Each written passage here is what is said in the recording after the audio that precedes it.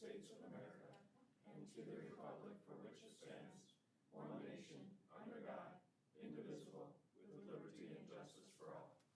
Would you all remain standing? I'm going to ask for a personal privilege that we offer a moment of silence for those 13 dead Marines that were killed in Afghanistan, if you would.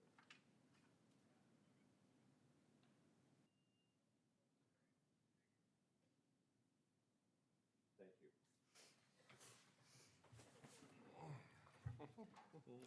Thank you. Go ahead and consider a motion to approve the agenda today. Madam Chair, I offer a motion to approve the agenda as printed. Thank you. Is there a second? Second. Thank you. And please call the roll. Commissioner Aaron's, Yes. Commissioner Gibbon, Yes. Commissioner Schmidt, Yes. Commissioner Poppins. Yes. Commissioner Landy. Yes. We'll move on to our consent agenda. Consider a motion to approve. So moved, Madam Chair. Thank you. Is there a second? I'll second. Thank you. I have a second from Commissioner Poppins. May I call the roll, please? Commissioner Aaron's, Yes. Commissioner Gibbon, Yes. Commissioner Schmidt, Yes. Commissioner Poppins. Yes. Commissioner Landy. Yes. We have our opportunity for public comment. If there's anybody in the audience that would like to come up and speak, come on up and just state your name and address, please. Betty Otten, 46787 273rd Street in T. I sent you all a forwarded email. I sent an email to Terry with some questions, and I forwarded that all to you this morning. One of them was when the turn lanes and the overhead traffic lights were added to Highway 106 and Cliff Avenue. That's at Tebbins Corner. What the cost was for that project, and then the updated crash statistics for that intersection each year since the turn lanes and traffic lights were added. And then I added one more about in the master plan for November 18th, 2019, page 76, under the heading of roadways identified for potential jurisdictional transfer to Harrisburg, were both of those proposed roundabouts, if I'm reading that correctly, are on that master plan. Thank you. Thank you. Anyone else? If not, we'll move on to the commissioner reports. Madam Chair? Yes. Yes, I just wanted to report that on August 31st, I attended the open house by the Civil Air Patrol at the Marvin Ski Airport.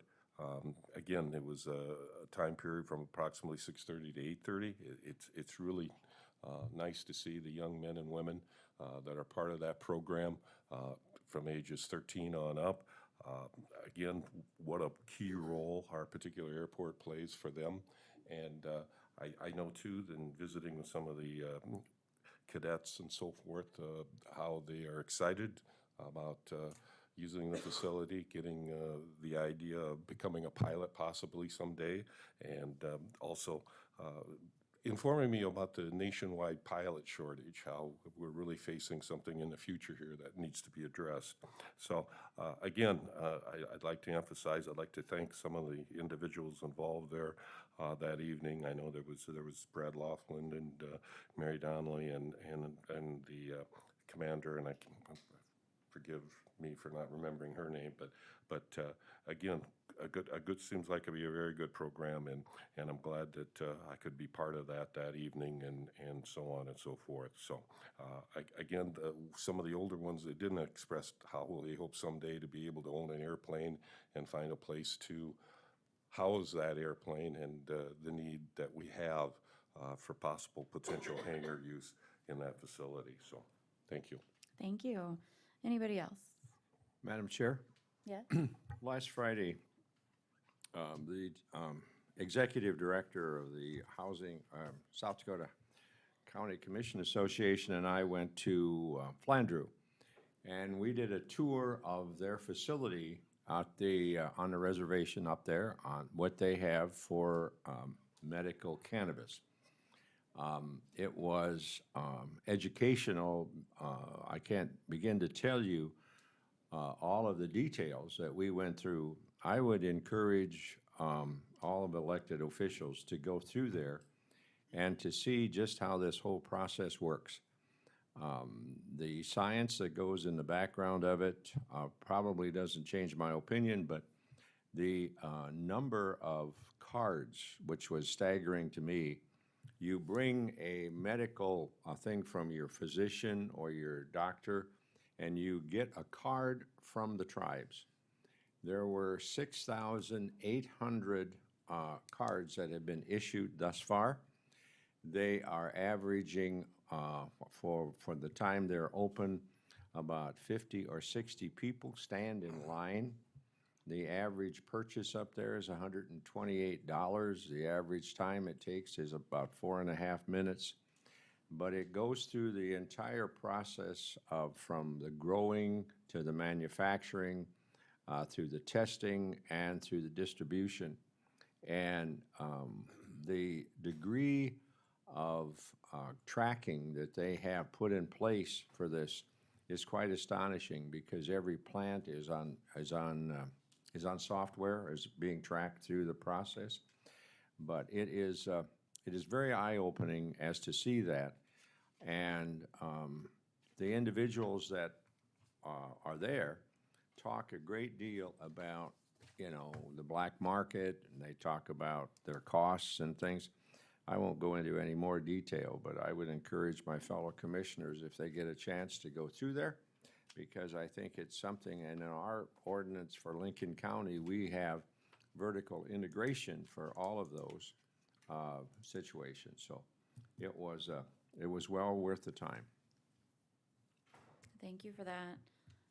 Anybody else want to speak? Madam Chair. Yeah, go ahead. On September 1st at 11:30 at the Harrisburg School, I had the opportunity to attend the Harrisburg Community Economic Development Association. Harrisburg, the Chamber of Commerce is holding a number of listening sessions where they're listening to the community to determine what their priorities should be for the future, and in order to create a master plan for the community and businesses moving forward. And so we heard some presentations from Superintendent Graff from the Harrisburg High School or Harrisburg School System, as well as from the Harrisburg Chamber President. There were several business owners in attendance as well, including, and then we also had our Lincoln County Economic Development Director, Jesse Fonkert, there as well. So, and there were a number of presentations given on important economic development opportunities in Harrisburg, as well as some challenges that they're facing. And one of the things we're learning is Harrisburg is the fastest growing school district in the state, and had a record number of children enter kindergarten this year. And so growth is definitely on the rise there. And we're trying to figure out how to keep up with growth through the improvement of different, public improvements, roads, intersections, as well as different business opportunities there. So there's certainly a lot going on in Harrisburg, and it was a great meeting for the public to be able to talk about what they believe their, what their expectations are. Thank you. All right, we'll go ahead and move on to our regular business.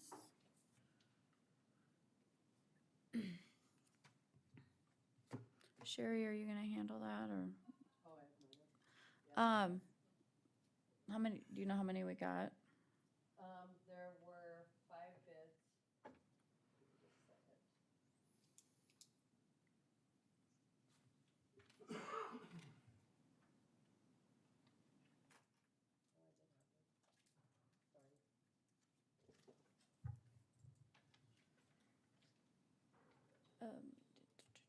Look, Bids with the highest one being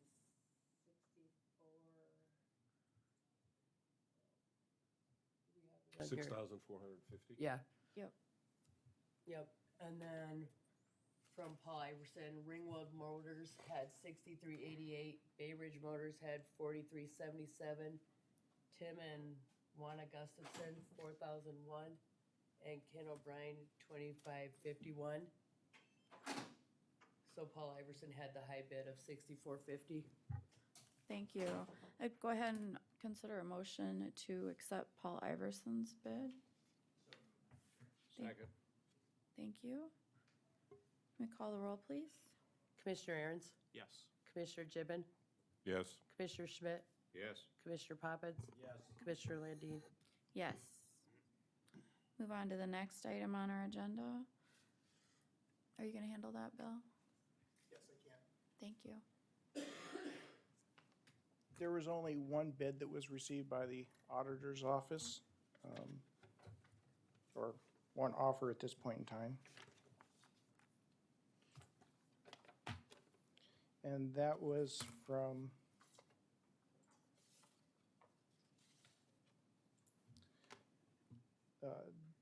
Darcy Johnson and his corporations, wanting to engage in negotiations over whether or not we can lease courthouse space from them.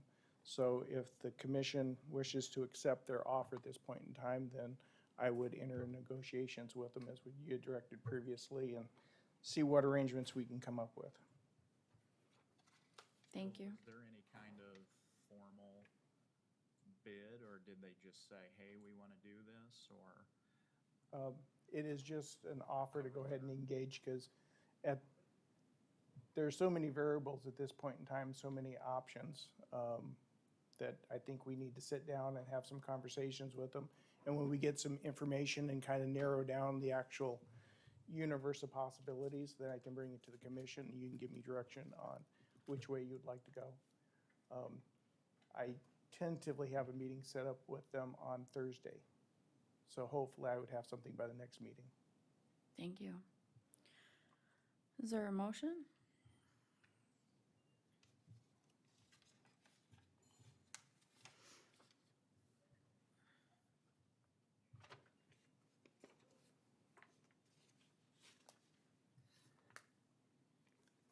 So we're not going to start negotiations? Well, I don't know that, has the conditions changed in our courtrooms? I mean, we're renting space from Minnehaha County for a pretty healthy sum.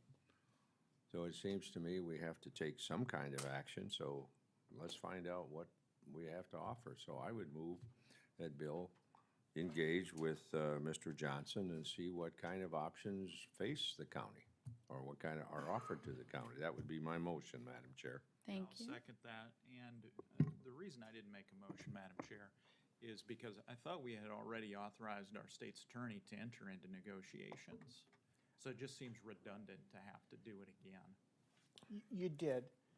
However, we put this out on bid so that if there's anyone else out there who had an interest in doing the same thing, they could come forward and express that interest.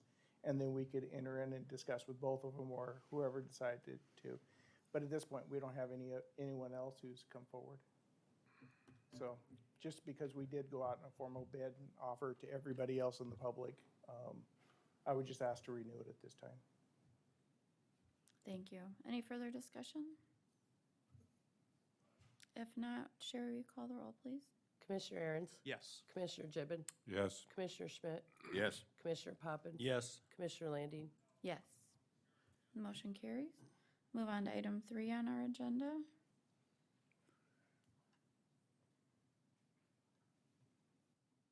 Morning, Debbie.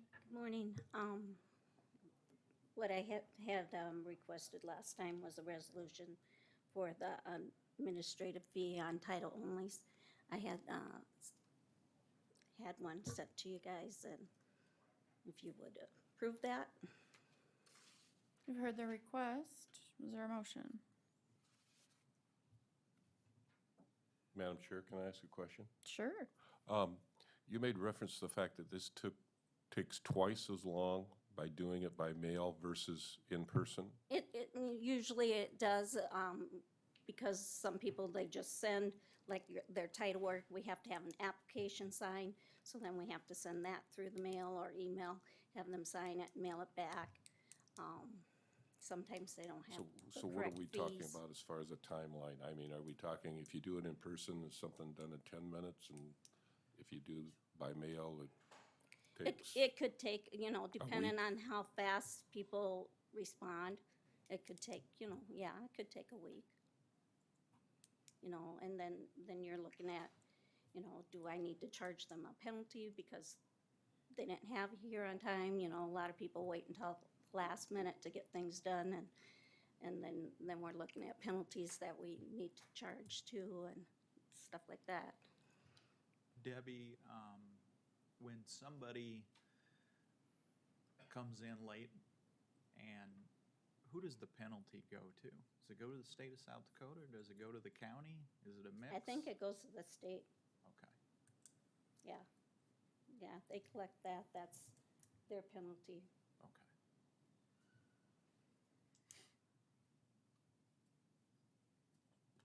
Is there a motion?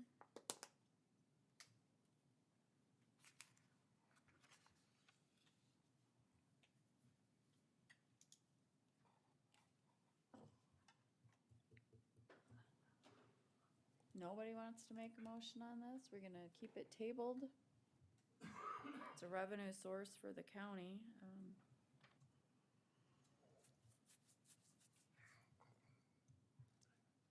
Debbie, what would this change? And no one wants to. So what do we, run that by us again? Okay, we get a lot of mail, Yeah.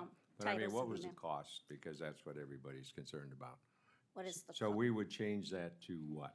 We would charge a $25 administrative fee to do any title work that's strictly done through the And mail. what do we charge now? Nothing. No fees at all. What does our neighboring counties do? Minnehaha just started it in April, and they've already, since I talked to her last time before the meeting, and they've made like $18,000. And they charge $25 as well, correct? Mhm. Have we checked any other counties like? I had put an email out, and I had 13 counties respond. 11 of them do it, and 2 of them did not. Okay. Do they all charge $25? Yes.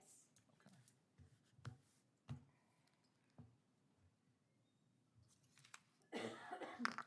Can I consider a motion on the Madam- request? Madam Chair, you know, I sit here and I'm waiting for fellow commissioners to come up and respond to this, because one, as you know, we're facing a severe budget shortfall. And this seems to me that our neighboring county to the north certainly didn't hesitate to do that. It's, I don't think, an undue burden on anybody. If you look at our registration fee and you look at our license fee that we have in South Dakota, is probably the lowest of any state around. So consequently, since it goes to help fund our many responsibilities, I would move that we adopt that resolution from our treasurer to raise this fee to $25. Thank you. Is there a second?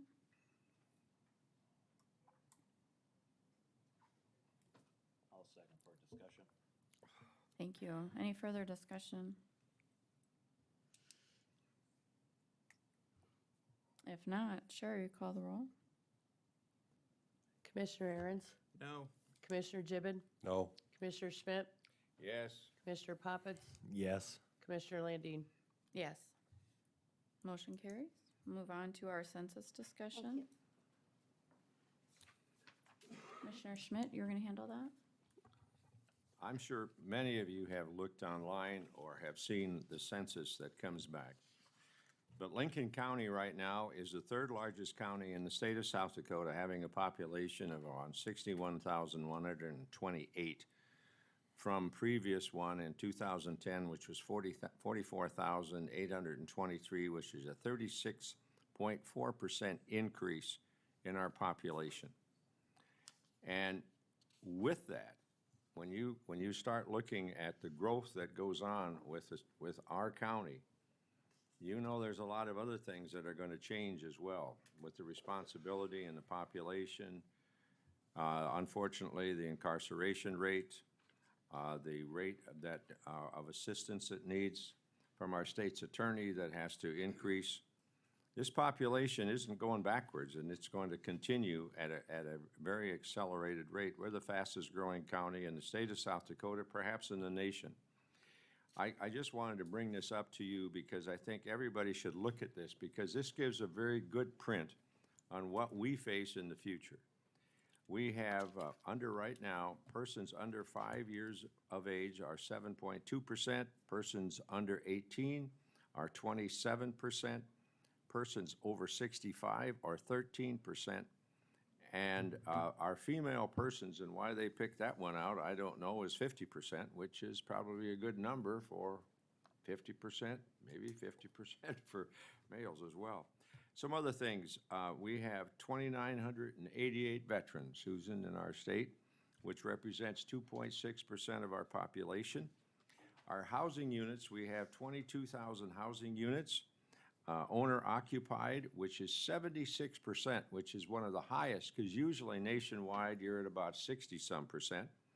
Our average median household unit cost is $228,000. That's kind of on the average. Our average monthly rent, medium rent for us in 2019 was $963, with the low being $583, and then you can work up from there. You know, our income is what's staggering for us here. Our average income, but now you got to take into consideration, you got some big plantation houses up north, which is $82,000, which seems rather high. But the average now, not the median income, because that's the high and low, the average income is around $60,000. The high school population, people with high school education, is 95%. People with bachelor's degrees are 37.6%. And I offer this all to you just for the sake that we can put this on our website, that people can read that. Our total retail sales was here in Lincoln County were $490,576. So the total retail sales per capita was $10,108. And as I told you, our median household income was $82,000, and which was there. Persons in poverty, we have 3.8% people in poverty. We have very low unemployment rates, which is about less than 3%. I won't belabor that, but I'm going to have this put on our website so all of you can review that and look at it. And all I can tell you is that we are on a growth spurt, and with growth comes responsibility, and with growth and responsibility comes expenses and revenue. So I just want to draw that to your attention. But we are, you know, when you think about this, projections have us, best projections on this thing, that if the growth continues, in 10 years, this county could be almost 100,000 people. And you can imagine, 100,000 people. And in 2020, we were at 24,000 people. So you figure that one out. Thank you, Madam Chair. Thank you, Commissioner. We'll go ahead and, anybody have any other comments they'd like to make about? Yeah, Commissioner Schmidt, where's that data from again, please? It's from the census. All you gotta look up is the census. Go up to, put on the internet and look for US Census, the new one, 2020, and look under Lincoln County. It'll give you the state, it'll give you the state of South Dakota, but this comes directly from the Census Bureau. And you made reference that we are 61,128,000 people according to our census, is that Yep. correct? And we have, what, 35 or 36 legislative districts in the state? We have 35. 35. It's the 35. maximum allowed by the Constitution. And you need approximately 70,000 people to be a legislative district right now? Yeah. Okay, thank you. That's why, Jim, I think that's why Lincoln County wanted one, pretty much for Lincoln County, but also they had to go into Union County and parts of Turner. I think Mr. Boland told us that last week, or 2 weeks ago. We have a resolution to that effect, too. We do. You want to move on to item 5 then? Yes. I would move that we adopt this resolution on redistricting for Lincoln County and do you want to read that, Sherry, or do you want me to read it? If you would read it, that'd be great. Okay. Whereas Lincoln County is the third largest county in South Dakota in terms of population, and whereas prior to 2011, for 20 years, Lincoln County has had a legislative district entirely within the boundaries of the county, and whereas in 2011, the legislature did create a legislative district entirely within the boundaries of Lincoln County, and whereas we believe that effective legislative representation is enhanced by legislative districts or districts entirely within the boundaries of our county. Therefore, be it resolved that we, as the Board of County Commissioners for Lincoln County, do hereby ask the current House and Senate committees of the legislature entrusted with the duty of recommending new legislative boundaries to establish at least one district entirely within the boundaries of Lincoln County. Madam Chair, I would move for that approval of that resolution. Second. Thank you. I have a motion and a second. Any further discussion? If not, Sherry, will you call the roll? I think somebody's standing up there. Oh. Madam Chair. Hi. Larry Nelson, I think the number for legislative districts is going to be somewhere between 25 and 26,000 people per legislative district. I'm just simply throwing out, rather than asking for one, why don't you ask for two? Thank you. Any further discussion? If not, Sherry, will you call the roll? Commissioner Aaron's, Yes. Commissioner Gibbon, No. Commissioner Schmidt, Yes. Commissioner Poppins, Yes. Commissioner Landine. Yes. Motion carries. We'll move on to our drainage board.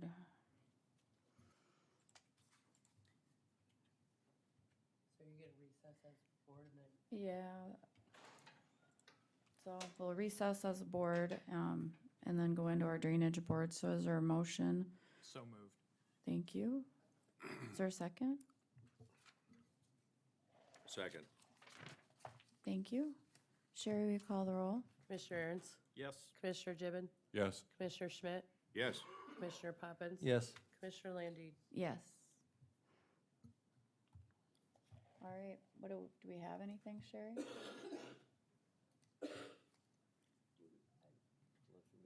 Public comment. Yep. Public comment. Does anybody want to come up?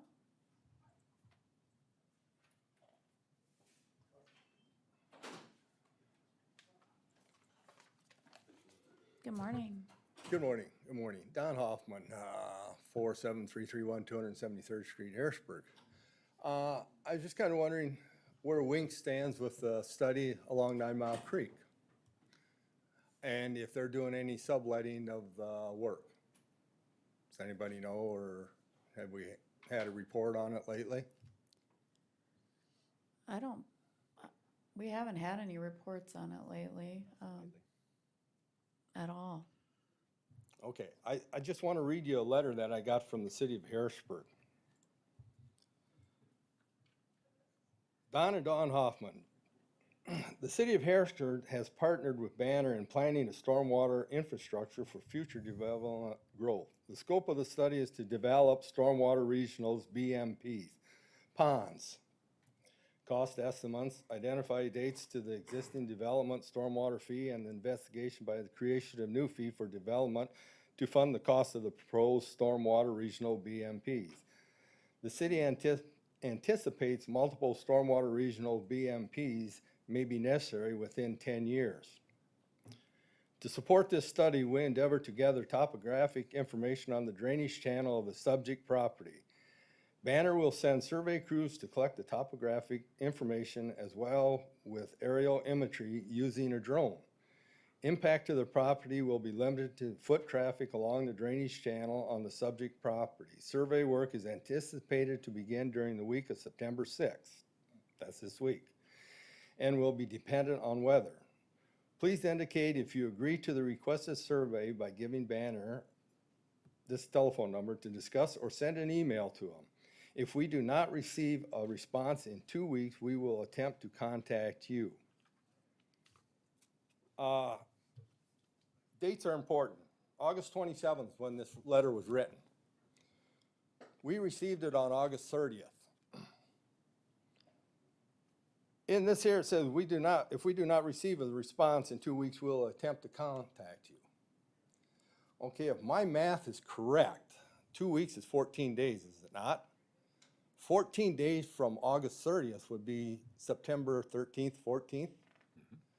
They're gonna start surveying September 6th, this week. Don't we have this kind of ass backwards? You know, and the wink, when we were talking, I've attended a lot of those drainage meetings for 9 Mile Creek, and we were gonna get the stakeholders, which was T and Harrisburg in this.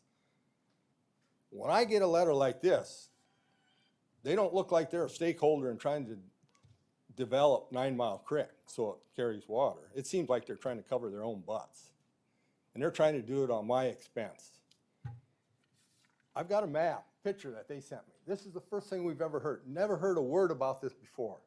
Wife opens this letter, and here's the map that they're going to take part of our property. According to this map, I would say their pond is probably 15 to 20 acres. And it takes out a gravel pit, kind of a sediment pond for my cattle yards. And basically, there's a gravel streak that runs through this property. It's some of the higher property in that section. Now, why in the hell would you put a retention pond, dig out the highest ground? You've got 9 Mile Creek, which has got wetlands along the side of it. This makes no sense. Well, to make matters worse, I've got approximately $1.5 million worth of cattle standing out there right now in yards. And these people tell me they're just gonna come out and start surveying my property. To that, I say, hell no. If I catch a drone, or if I catch somebody walking on my property within any reasonable distance of those cattle, I will take appropriate action to stop it. I'm putting this on notice. I hope it goes in the minutes. I will do what I have to protect my property. If people cannot do more than send me a letter 2 days, 3 days after they're going to plan on start working. In the property next door, they'll be talking about that. My cattle yards go right up to them. So if I see a drone, or if I see somebody walking anywhere near those cattle, like I said, I will take appropriate action to stop. Mr. I'm Hoffman. sick and tired of it. Mr. Hoffman, and that's enough. Okay? Good. Don, Because I hope have somebody you- gets the message. Don, I got a question for you. Have you talked to Mayor Wink about this? No. Okay. Or to Andrew Petrus, their city administrator? No. Okay. And the letter you said is from the city of Harrisburg? That's right. Okay. So I'm just a citizen of Lincoln County. I have no jurisdiction in the city of Harrisburg, where the county has connections with the city. So I would hope this message would get relayed. If you give me a copy of that, I'll be happy to talk to him about it. I'll be glad to give you a copy of that. Don, could you put that on that screen, that map that they sent you? I'd be curious.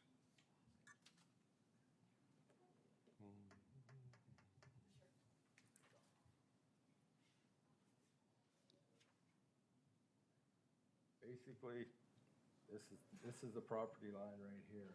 Yeah. These are my cattle yards with Yeah. a sediment pond right in this area. Okay. This is an old gravel pit here. Basically, this area running back through here, there's a gravel streak. Okay. So if you dig into that, you're gonna end up into a gravel surface water area. How much of your property, Don, do they want to confiscate? Oh, I would say there's at least 6 to 7 acres there. That would be on my property. Wow. Be this black line right here. So that's all yours? Yeah, that's mine. This is the first word I've heard about this. Nobody's ever. Talk to you about negotiations, No. about compensation, about No. anything? No. So if you think I'm upset, that's the reason why. Wow. That's the reason why. Understandably. So that's why I want to know if Wink, are they hiring these guys to do these other studies? Because this definitely is gonna affect 9 Mile Creek, what happens out there. I don't know who they've hired or I don't know. So I don't know if any of us would have the answer to that. Commissioner, Don, who signed your letter? Who's it from? The signature at the bottom? Lance Weatherly, Banner Associates, out of Sioux Falls. All right, thank you. You know, I would hope that, we don't need this. I'm 70 years old. Are they gonna be there in 10 years? The neighbors and I, we do not plan on developing any of our land, and I know there's at least 3/4 west of me that do not plan on developing any of their land. So why are we putting a drainage holding pond on our property? Why not put that drainage pond up by the golf course where it belongs? Why run the water down the creek, 3 miles down the creek before you retain it? Because it's gonna ruin that creek. Don, do you know that land for sale that Brett Merkel is representing on the corner there, across from the RV dealer? Do you know what the plan is there, Where at? on the corner? Oh, right east of me? Yeah, I have no idea what that is. okay. But they've surveyed that. That water does not come our way. Oh, That okay, goes east off of that quarter okay. and hits 9 Mile Creek. That won't come through our property there. Commissioner Aaron's, is that part of Harrisburg's growth area where Don sits? I think they have, that's a good question, whether they have subdivision authority there or not. You know, they're 3 mile out. Yeah. The most recent meeting I was at, there was no discussion of any of this, Don. There was also no discussion of wanting to develop your land. The discussion is all really focused on developing the land, and this is straight from the city council and the city administrator and as well as from Tim Graff. The real focus and drive is to want to develop the land immediately adjacent to the new school out there, you know, by Baker Crossing, and they want to push north. And one of the problems that they're having, and this goes to a discussion with the city of Sioux Falls, is, you know, the city of Sioux Falls has a real problem with regard to expanding sewer capacity, and gravity works against them because of the terrain and the topography out there. That's why you kind of have like this kind of de facto no growth area around 106. Sioux Falls can't move around that. And one of the things the city of Sioux Falls wants to do is they want to be able to capture all the growth and development that will be postured or built on Highway 100. But the problem they're gonna have is getting the sewer capacity out there to do it. And the city of Harrisburg is willing to capture it because they have they can use a gravity-fed system that will capture that. Well, city of Sioux Falls paid for Highway 100, so they want to capture the growth from it, and they don't want Harrisburg to.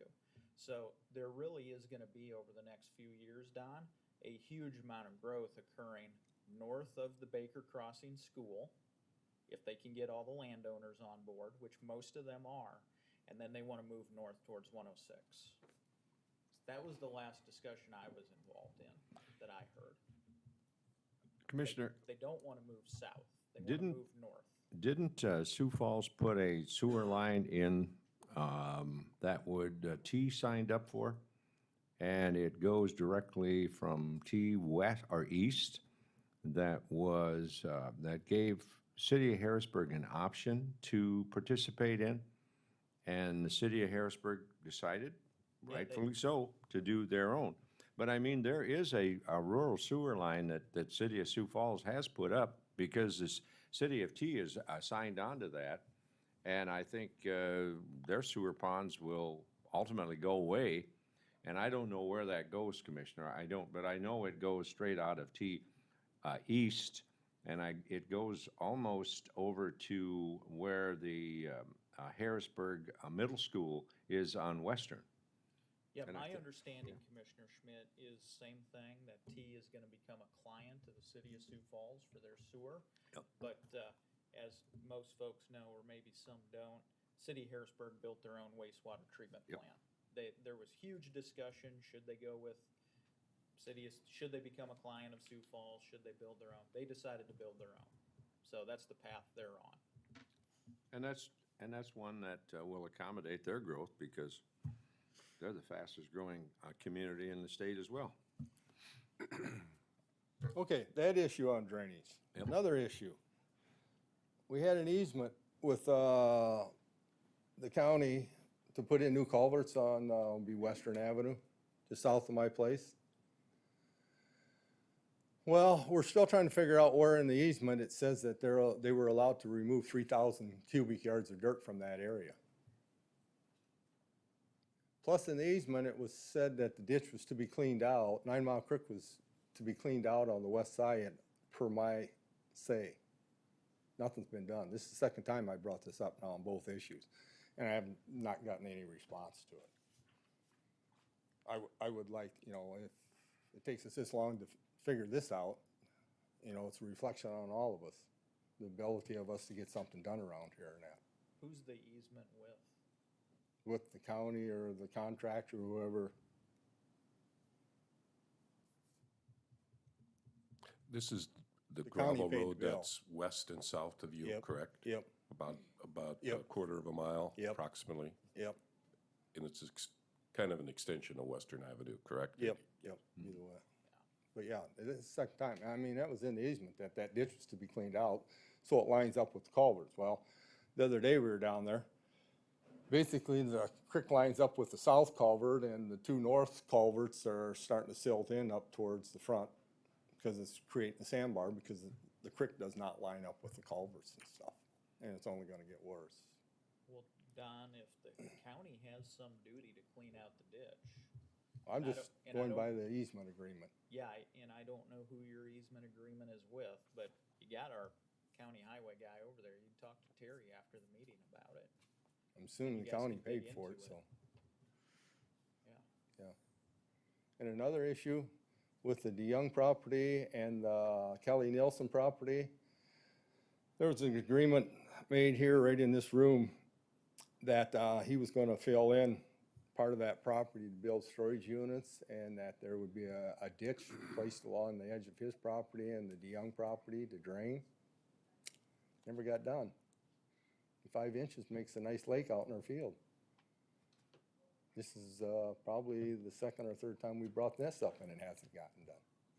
And the dirt keeps coming in and the property keeps getting raised up. So I guess at that, what time do we need to get a lawyer or get this done? Because I was promised that we're taking care of it, Don. That's all I have to say. Thank you. Is there anybody else?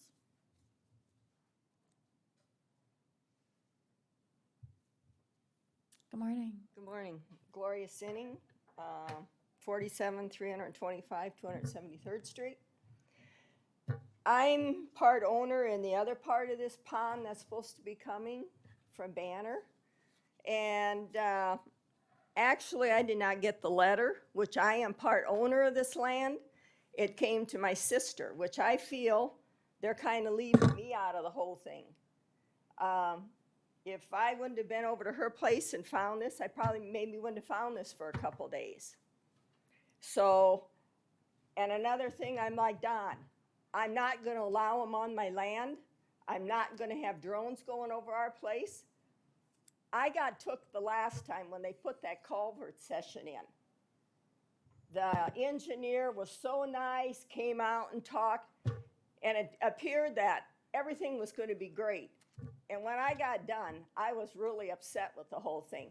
They took dirt out of our place, took it over to Frankman and them. Did we get any pay for it? I had places that dirt could have been put in. And I just don't understand these ponds, why they should be on our land. Why aren't they sent to Mr. Poppins' land where he's gonna have the jail, he thinks? Put in a big pond over there for tea. We don't need all that water. And all these developers, let them take some of the land that they're getting big bucks for, put in ponds around where their places are. And I think the planning and zoning has done a rotten job in this county. All the apartment houses in Harrisburg, That should have never happened that fast. But Mr. Lloyd, a developer, he's got bucks, so he comes to you guys and you suck right up to him. And I think it's a shame. And everybody else up by the school, we only live a mile from that school. You knew what was going to happen up there too with all the housing. And the guy that's developing that, let him put a pond in up there to hold the water. It don't have to all come down toward us. And I want to know more information on this pond deal. Who's going to keep it up? And you've even got part of the corner where our farm is. You got us cut off. I can't even get to it because the pond will be there and the creek is there too. I mean, you guys have to use your heads when you start looking at stuff like this. And I know some of you think it's real funny, but I don't. This farm has been in our family for hundreds of years, and I'm not about to just lay over and let everybody take it over. That's where I'm getting my income right now from. So. Have you spoken with the city, Gloria? No, I haven't. I've been so disgusted with this whole thing that my blood pressure's gone up. Gloria, which, do you have that letter with you right now? Right. Can Same you- one Don had. Can you put that, look up, see that? Put that piece of paper underneath there. Where's Mine would be on the other side over there where it says Jan Sisson. Yeah, That's actually me and my sisters. That whole area there. And over in the corner over here, I can't even get to that land because you got the pond there and you got the water and you got Donnie's. Now, does it make sense to you? Madam Chair. Go ahead. Just clarification, what role do you think the county has in what you're looking at that has been sent to you or Mr. Huffman? Well, I think that something could be done with this. Who else do we go to? As far as I know, this has nothing to do with the county as far as instigating what you're specifically talking to. We're gladly to speak to the representatives from the city of Harrisburg and try to do that. Commissioner Aaron's has indicated he'd be willing to do that. But as far as what they're asking of you, it's nothing that we've instigated or support in any way as far as what they're trying to do. So this is the first time I've heard of it completely. And yes, I have actually tried to make efforts to have a regional facility that would retain farther north than this property. The taxpayers have in essence said no to that, and we're going to liquidate what was going to be a retentional area for that. So I'm very proud that I tried effort, and it has failed, unfortunately, because it could have been a wonderful scenario. So thank you to that. Gloria, I want to back all the way up to when you first started talking. I didn't catch your last name. Sinning. Sinny? Yes. Sinning. Okay. I mean, I think I hear what you're saying. I mean, see, here's the deal in South Dakota is, under South Dakota law, cities get to make decisions about what's going to happen outside of their corporate boundaries, but those people don't represent you. You don't get to vote for the city council. You can't recall them. They have no political accountability to you. So I think what I'm hearing from you is you're saying, you're talking to us right now, we're politically accountable to you. You want us to go talk to these folks. I would say And, yes. yeah, and I'm more than willing to do that, to go talk to City of Harrisburg and see what's going on here. I'll be honest with you, this is the first time I've heard of this, okay? And it sounds like it's the first time you all have heard of this too. And just so you know, I've never talked to Craig Lloyd. I don't think I've ever met the guy before. Well, you're lucky. He doesn't impress me at all, so just so you know. That's all I have. Thank you, Gloria. Would anybody else like to come up?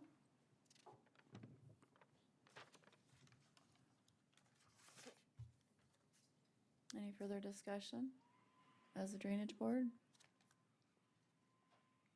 With none, I'd offer a motion to come out of Drainage Board and go back into our regular meeting. Second? Thank you.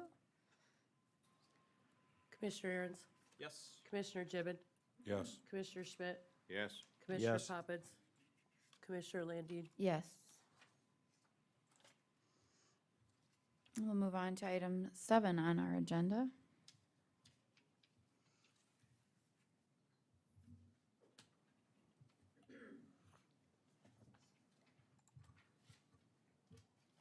Do you have the purchase agreement? They're printed off in the back. Okay. So there is an offer for the property that's being sold. There are some issues with the offer. It's conditioned. And so those different issues I would rather discuss since they're contract in nature in executive session. But the asking price for the land was met. But there are some details. There's two? Oh, there's two now. Okay. So, With that, I move to go into executive session under contract negotiation. Second. Thank you. Sherry, will you call the roll, please? Commissioner Aaron's, Yes. Commissioner Gibbon, Yes. Commissioner Schmidt, Yes. Commissioner Poppins. Yes? Commissioner Landine. Yes. You'll go over them in there.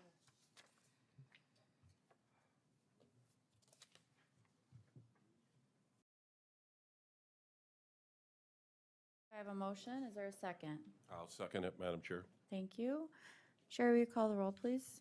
Commissioner Aaron's, Yes. Commissioner Gibbon, Yes. Commissioner Schmidt, Yes. Commissioner Poppins. Yes. Commissioner Landine. Yes.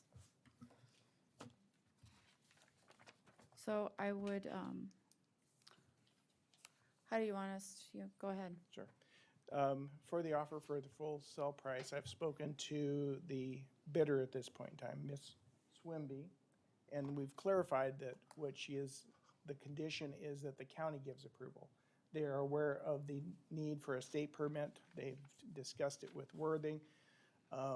So they believe that they have all the other things lined up. So the condition that they have is strictly for county approval. It is not, or doesn't include any of those other entities.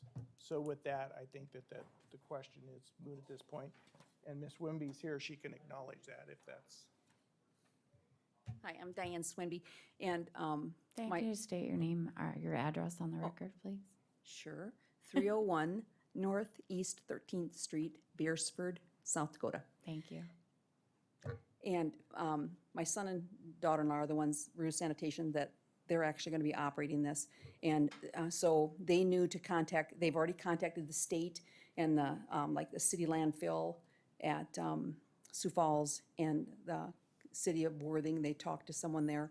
And so those are all taken care of. And then the last thing was they just wanted to make sure that it was gonna, that you were gonna approve that they could open the transfer station back up again. And if you didn't, then, you know, they weren't quite sure if they wanted to proceed with the offer. So that, it's just hinging on whether you guys will allow them to do that again. They think there's a need, and I think most people in the area would agree with that as well, that there's a need to have it opened again. But anyway, any other questions or? Well, just so you you understand we don't have any control over that state permitting No, process. Right. Okay. Right. They completely understood that, but they've already talked to the state, and the state, you know, sounds like they're on board with, they are on board with it, and the landfill as well, at the city landfill at Sioux Falls. So they've said that they would agree to, you know, take the trash or whatever from there, All whatever right. got transferred. Okay? Well, with that then, I would ask for a motion to approve or award, accept the contract. I would so move, Madam Chair. Second. Got a motion and a second? And Madam Chair, would like to just have a brief discussion. Sure. Just so the public knows, this is the highest offer, $450,000. There was another offer, it was lower. But I think also this is important for the public to see that we can move what was traditionally public services, i.e. a transfer station, and we can move this to private industry. And I think it's just happenstance that private industry now is just so happens to do the same exact thing. So this is proof that government can get out of doing public services and private industry can get into the business of doing those things. So it's kind of ironic. So, yep. All right. Wish them well. Yes. Thank you. Got a motion and a second. Commissioner Aaron's, Yes. Commissioner Gibbon, Yes. Commissioner Schmidt, Yes. Commissioner Poppins. Yes. Commissioner Landine. Yes. Congratulations. Thank you. We're going to move on to our public hearing for the 2022 provisional budget.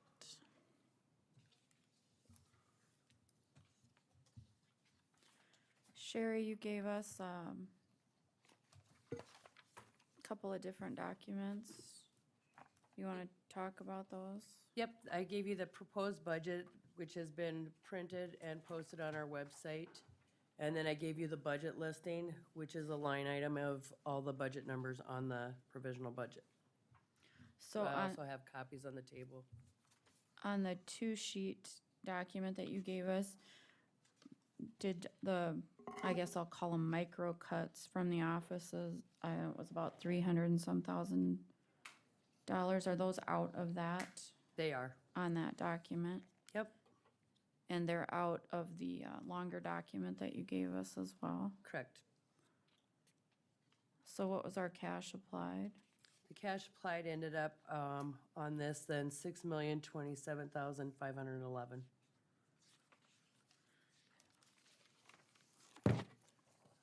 And so where are we at with needing to make cuts to balance? How much are we looking at needing? Well, what do you want for cash applied? What was our cash applied last year? 5.1?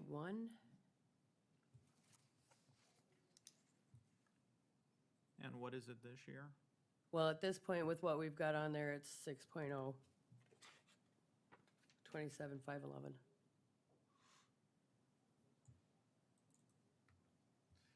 How much cash total do we have on hand at the county? At this very moment? Sure. Okay. Give me just a second, I'll pull it up.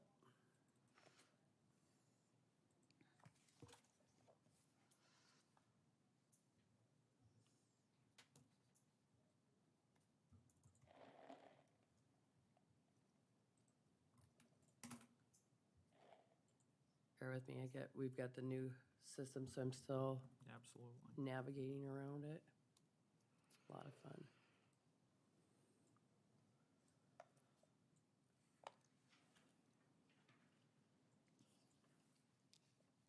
So currently, the cash that we have in the bank is 9,303,572.91, and that's through the end of August.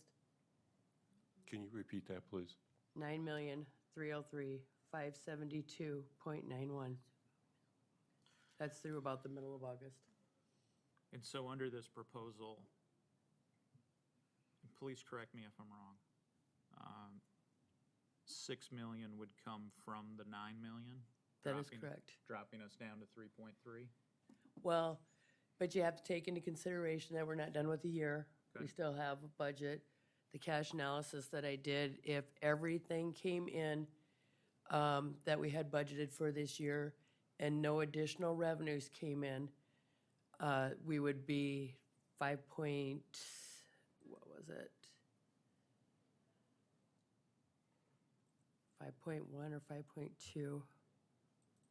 No, I get that. That makes sense. Okay. Yeah. But it would, when we say that, we have to remember that historically, and I've showed you this, the bar graph, we have always over budgeted our expenditures and always under budgeted our revenues. So, yeah, although it's budgeted numbers, which are a guideline, that's not necessarily always what the truth is.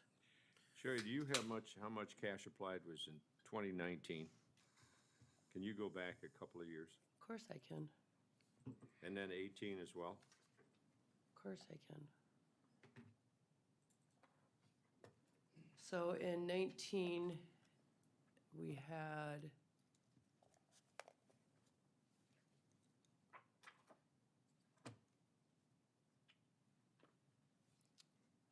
$5,092,140.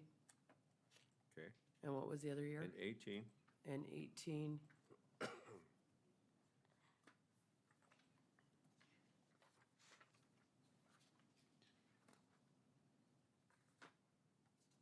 We had 5,167,914. So for 18, 19, and 20, it was at that $5 million mark, right? Yep. Okay. And you're projecting us having 5.2 million at the end of this year? Yeah, I'll find the exact number.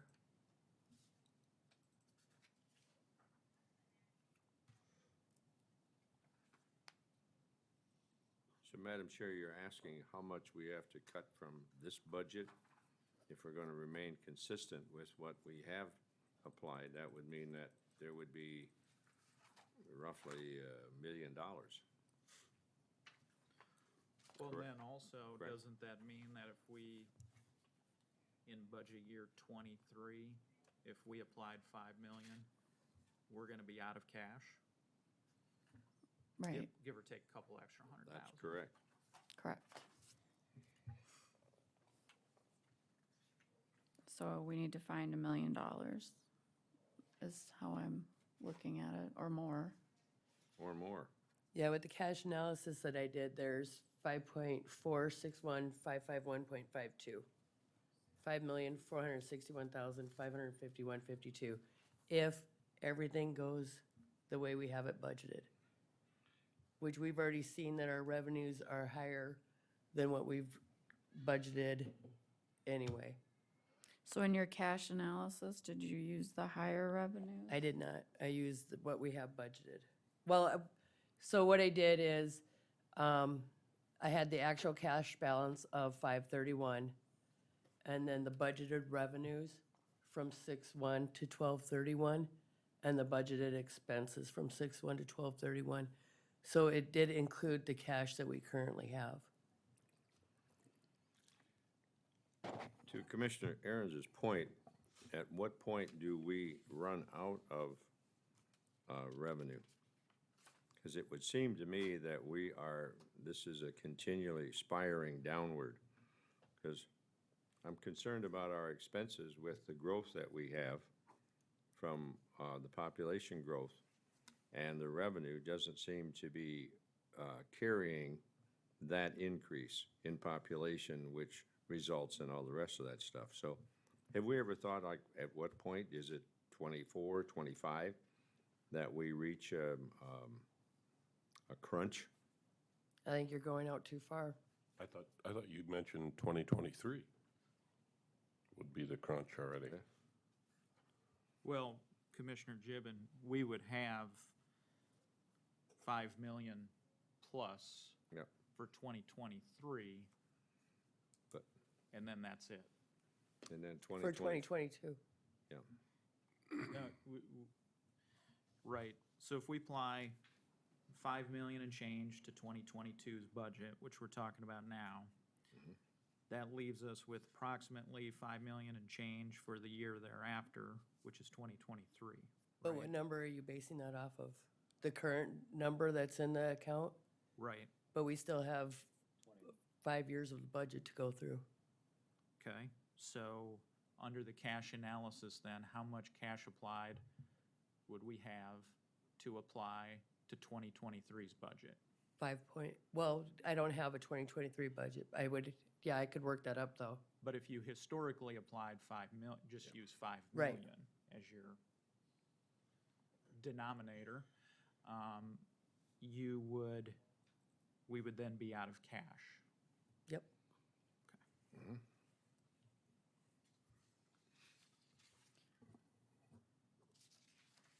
And that doesn't account for any of the courtrooms that we're looking at building, and where that money's gonna come from if we enter into a, land lease during building or, what have you, if we get that worked out. So, I see most of the department heads are here. And we've gotta find places to cut, so. Madam Chair, I have a question for our sheriff.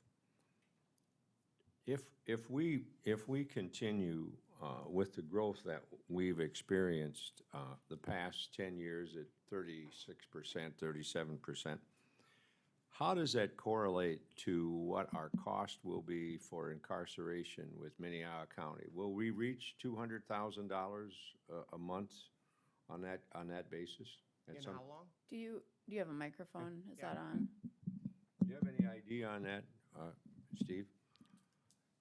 I would say by mid-2022, we'll be at 200,000 a month.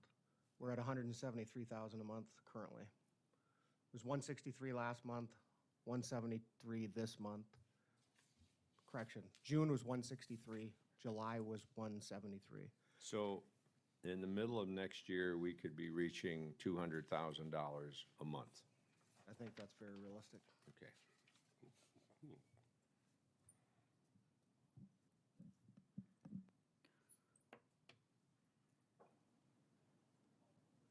So I guess one way we can do this is have a department head come up and give us some options on their budget, things that we would not be able to do, services we might not be able to provide.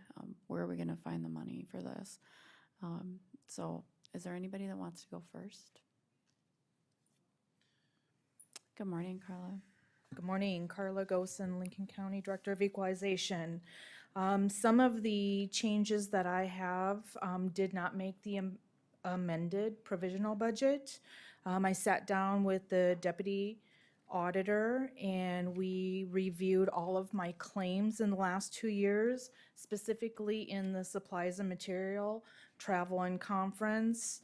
We looked at 2-year averages. I also took into consideration what needs to be done with the reappraisal, such as the materials that we've been budgeting for each year, and some additional changes that I think the Director of Equalization Office could do is very minimal, but with much thought and working with the auditor's office.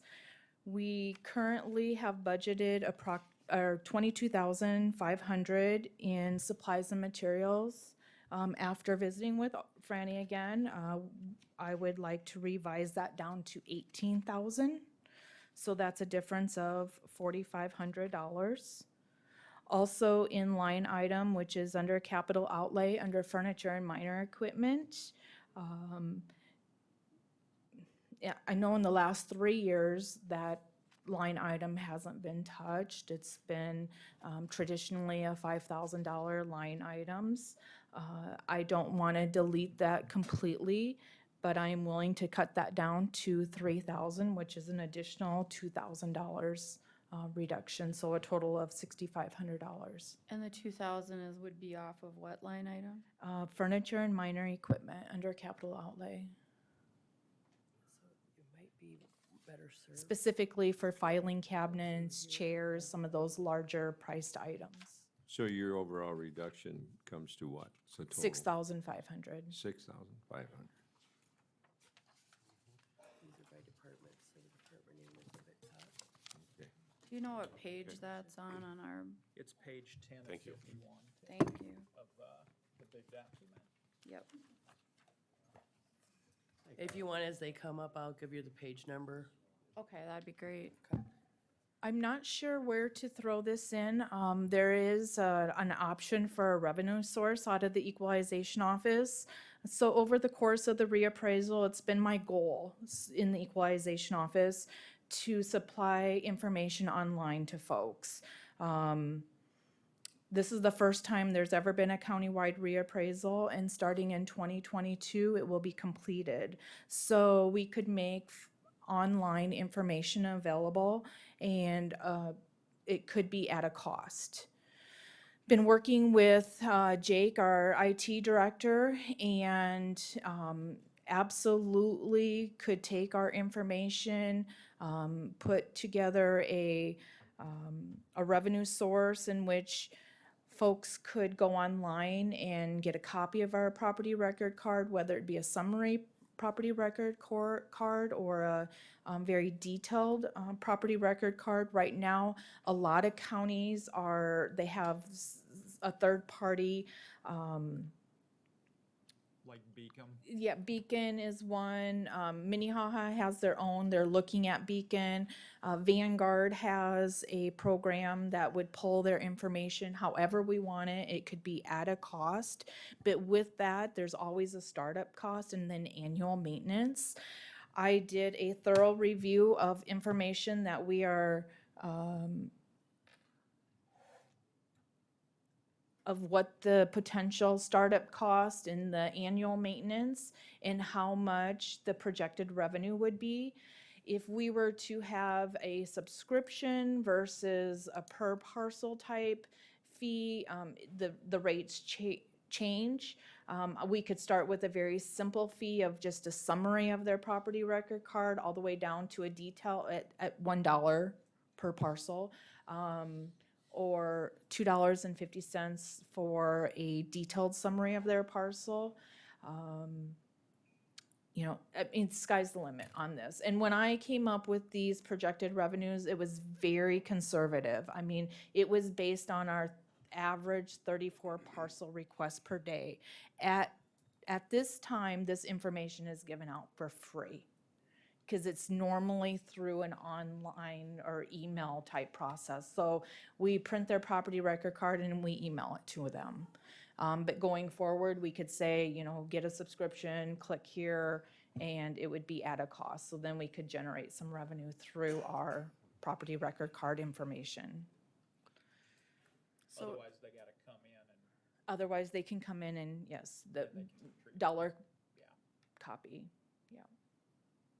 So Carla, what they're doing is if they, online, or if they request this, you have to take a staff member away from their job to complete the request that they have. Yes, currently I have 2 staff members that maintain our assessor email, which these type of requests come in along with questions and answering type thing. So yes, it does pull staff away. If we have a larger request, it goes through the auditor's office, and it's through public request.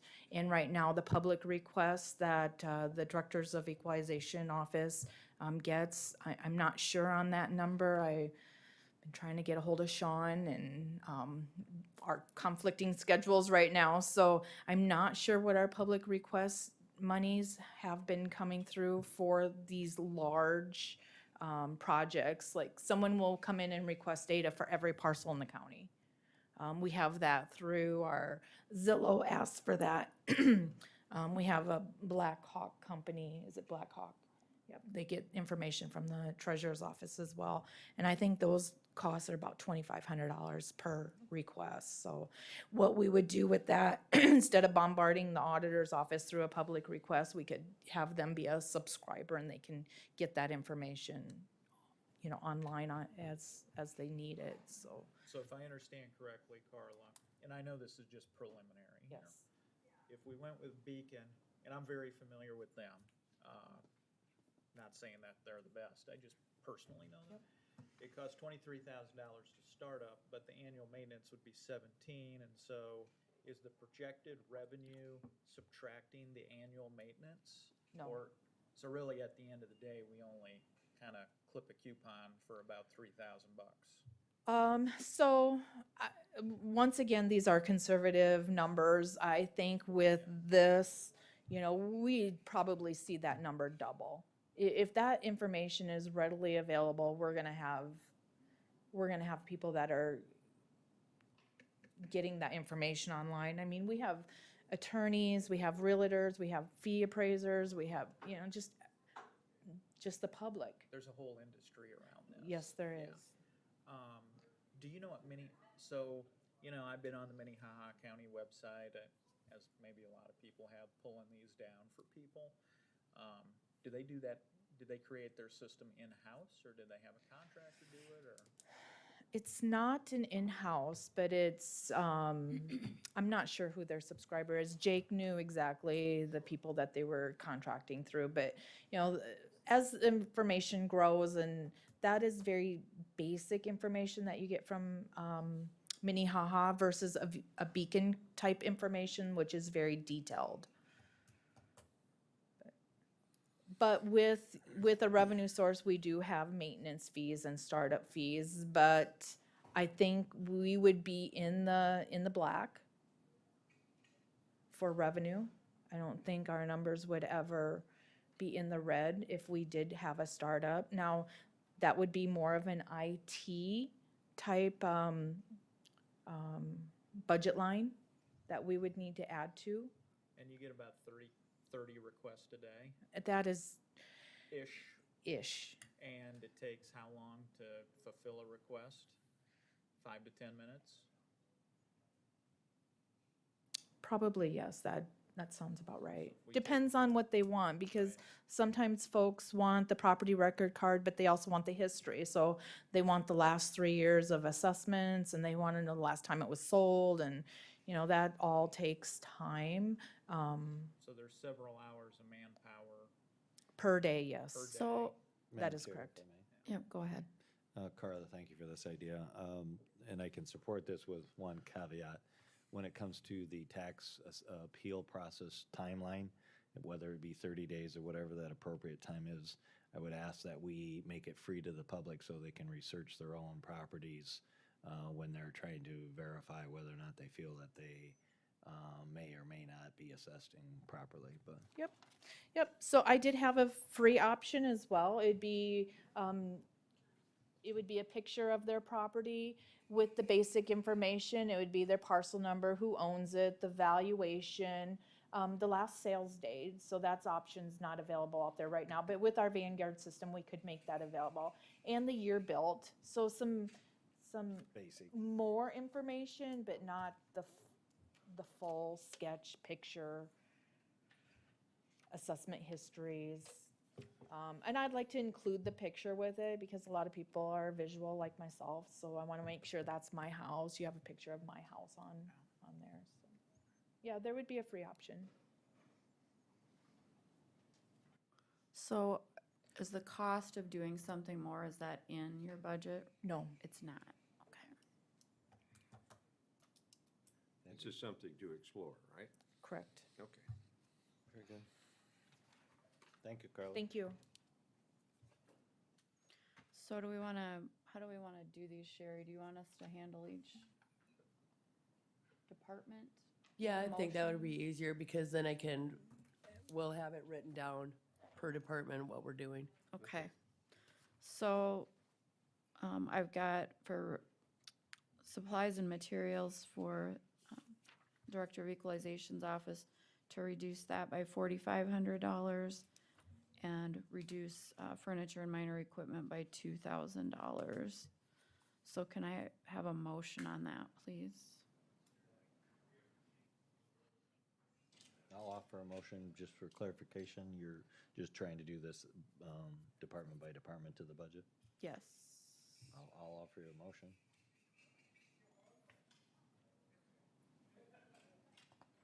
Thank you. Is there a second? So it's 4,500 deducted from supplies and materials, and was it 2,500 deducted from furniture? 2,000. 2,000, excuse me.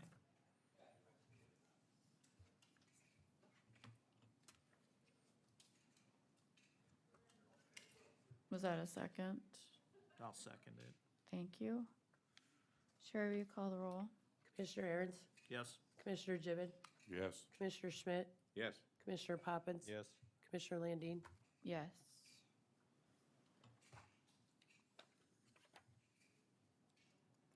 All right, I'm just gonna start picking on people here. John, you wanna come up on yours? Well, I had John Peters in mind, but come on up, you're standing there, so. Should have asked the question first. What, do we know what page that's on, Sherry? So I have two different things. Of course, I have general government buildings and I Nine. also, Okay, just a second, which page? Page 9. 9? All right, so I'm on page 9 of the longer document that you have with the specific line items. You've got the general government building. Go ahead, John. so my first top part of my categories, I've pretty much whittled it down to a 3-year average, and I really don't think I have much wiggle room left in that upper area, which brings us to 432, which is buildings and structures. We've already pulled the old, demolishing the old jail. The updated mechanical engineering plans, which was $6,000. I'm more than willing to pull the $6,000, but I want you to know that And where we're at. what line item is that? That is, it's with underneath of 10161, or 4161-4332. Three So- from the bottom, third from the bottom. Okay. So, where we're at with the mechanical engineering plans is we've made lots of different remodels prior to me being here and since we're being here, or since my being here. And so now our plans as they are, if we need to go make an addition or we have electrical issue, it takes us a little bit of time because our plans are not accurate anymore. There's things have been added and things have been changed. So as long as I'm using the same electrician and I myself in there, it's not too bad because we know what has been done. But assuming that either one of us two are different in the mix, it's going to be a little bit of a hassle. So that's why I put that in there to try to get an updated plans of what the building looks like right now. But as I said, I don't have any problem pulling that $6,000 out. I just know that it'll have to get done at some point. Did I lose my speak? No. Do you have any other services or anything you were gonna add that we can hold off on? Or are these all pretty cut and dry expenses? These are pretty much cut and dry. I just, I'm just giving you where I'm at. So it's, the other thing that so far we've approved through the budget process was the $15,000 to paint the stairwells. In my opinion, that's probably the biggest eyesore, and because we've had a lot of water damage prior to caulking, and we've got a lot of paint that's peeled.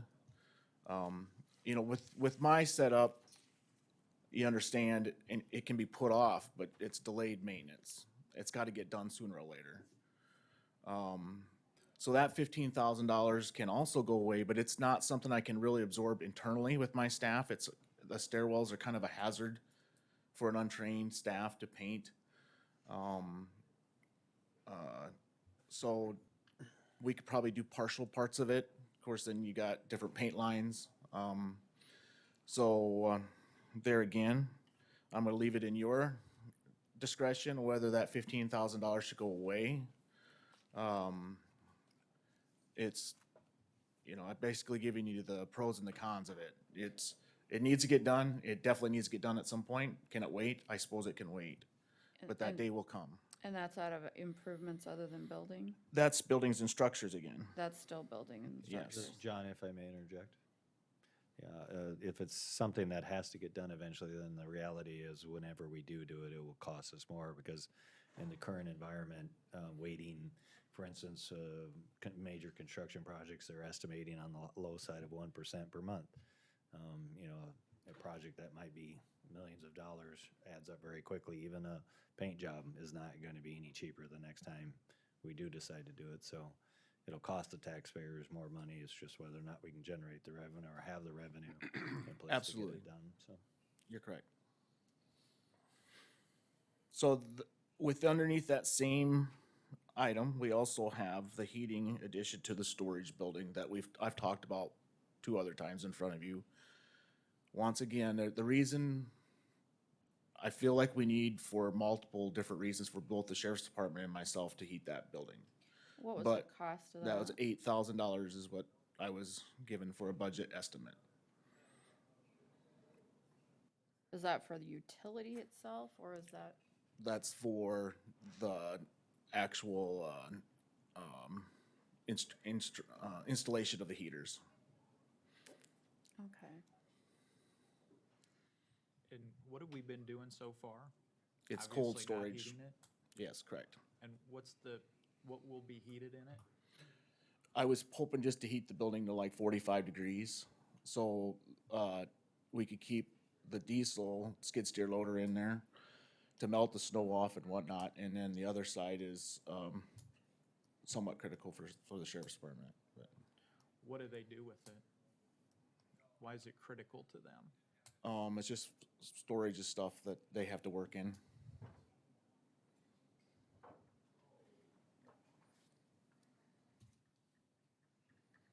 Is it like vehicles or equipment or?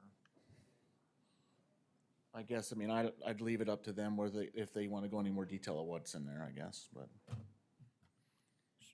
So John, this $8,000, is that additional one you're looking at? Correct. Okay. So if we took and I understand Commissioner Poppins, but if we took the $6,000 and the 15, we got 21, a reduction with an increase of 8,000. Would that be about right? No, the increase is, the 8,000 is already in it. Oh, it's already It's in in there. Okay. Yeah, this is stuff that I'm putting it in front of you as Okay. for you to make the decision whether it should go away. Okay. So we've got 6,000, 15,000, and 8,000. Yeah. So those are options that are being presented to us. So what do we want to cut? Commissioner Aaron's, what are your thoughts? My thought is it's gonna take us a long time to get to $1 million at this rate. Yep. And I think it's better if the departments take a deeper, harder look at their budgets if they want to have more control over them as opposed to the commission doing it.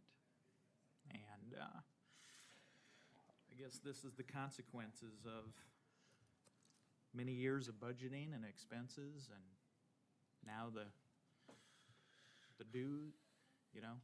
chickens have come home to roost. Well, I think it's our job to make these cuts, and so I think they have put a lot of work into bringing us these options. I think we're the ones that have to make this decision. That's what we're elected to do. So, so that's what we need to do. I agree. So I think we need to start digging deeper. So you want to take the 6,000, the 15,000, and the 8,000 out of the budget? Well, when I hear statements like it's critical to provide heat, but then there's no explanation, I guess, I mean, it hasn't been heated thus far, has it? Correct. And so Then there must I- have been an event or something changed that requires it to be heated now? There has, in my opinion, there's always been a need. Then what we added to the need was when we took back over snow removal, I added equipment, which is now needs to be stored in close proximity, not out at the highway shop, because it would be very cumbersome to move it from Yeah, here. you can't move on. So that is the additional, and honestly, that, I felt like that was the tipping point to adding heat to the building. Could we function without that additional money? Yes. We can keep going on, and we'll find a way to make it work. So if you want to remove it, I have no problem removing it. Well, I just want your measured opinion. In my opinion, we reached that, I would not have put it in the budget, other than we reached that tipping point where I felt like it was a good move for the county to heat it. Sure. Again, I could live without it, and I will, most definitely can do that. Sheriff, is there a need for that to be heated? I can live without heat. You're okay with it?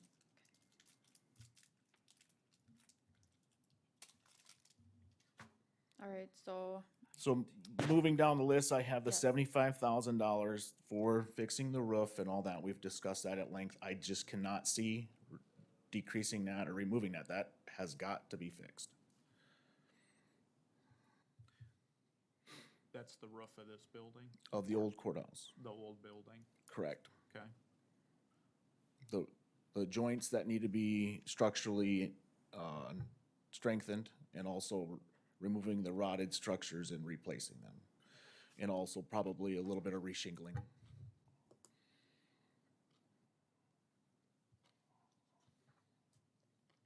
That was how much for that building? How much, John? For that roof? That expenditure, for the roof? That's, 75,000? I was, 75,000. based off of the analysis that we did during the building structural analysis, that was a dollar amount given to me that would be required to make that repair. That's where I'm coming up with the $75,000. And that's contained within the buildings and structures line item? Also, yes. Okay. So if you remove those other items, I would go from $104,000 and remain at $75,000. Leaving the roof project. Correct. And that's critical to get that done. In my opinion, yes. John, under the next line item, improvements other than building, 31,000. What's all contained in that? So the $25,000 is for the Veterans Memorial, which would be offset by the monies that would be donated to it. So it's just in the budget to be in the budget, but it's not coming out of the bottom line. The revenue is accounted for in the general fund under contributions and donations. We would have to do an outlay out of your budget of 25K, and then whatever the contributions are would come in on the backside. We wouldn't even move forward with the project unless the contributions were there. Am I correct? Right. That's the way I looked at it, is if the veterans groups or whoever come forward with that money to do the project and it comes within bid of that dollar amount, we would move forward to do the project. Otherwise, we would not do the project. So 25K of the 31,000 may just sit there stagnant until we hit a trigger point. The 25,000 is that case. The $6,000 is for crack sealing the existing parking lot behind Sturtevant's. Okay. Once again, it's another one of those items. It's in need. It's a desperate need of getting done. Could it be put off, delayed maintenance? I suppose it could be. Just costs us more later too. Just like, like Commissioner Popman said, it'll be more money the next time, 1, 2, 3 years, and maybe a lot more money because the parking lot asphalt could fail. I don't know. The cracks have gotten very wide. Under furniture and minor equipment at 45,000. So that is, we'll go back to the pickup for my staff. And where I'm at with that is we have 3 of us that are doing snow removal and routine maintenance, and we're at multiple facilities. So my current fleet, if you call it that, is the pickup I got, I think, in 2019, which has about 20,000 miles on it. Then I inherited the transfer station pickup, which has about 200,000 miles on it, and I've put a lot of money into it to keep it running this summer. Then the third pickup is a pickup I inherited from the highway department this year, which has about 150,000 miles on it, and I'm also putting maintenance money into it. So, as far as doing snow removal, could I park the red pickup over there as a backup? Maybe.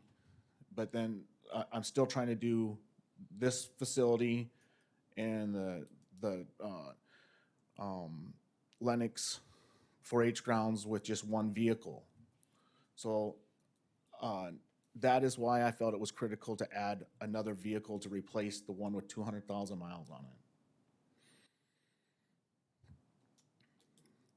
So that item includes $35,000 for the vehicle itself and $5,000 for the snowplow. You also, when it comes to snow removal, what happens if I break down? I've got to have some sort of redundancy to get out and get it done. And that's why I felt I needed to have another vehicle I could fall back on to do that.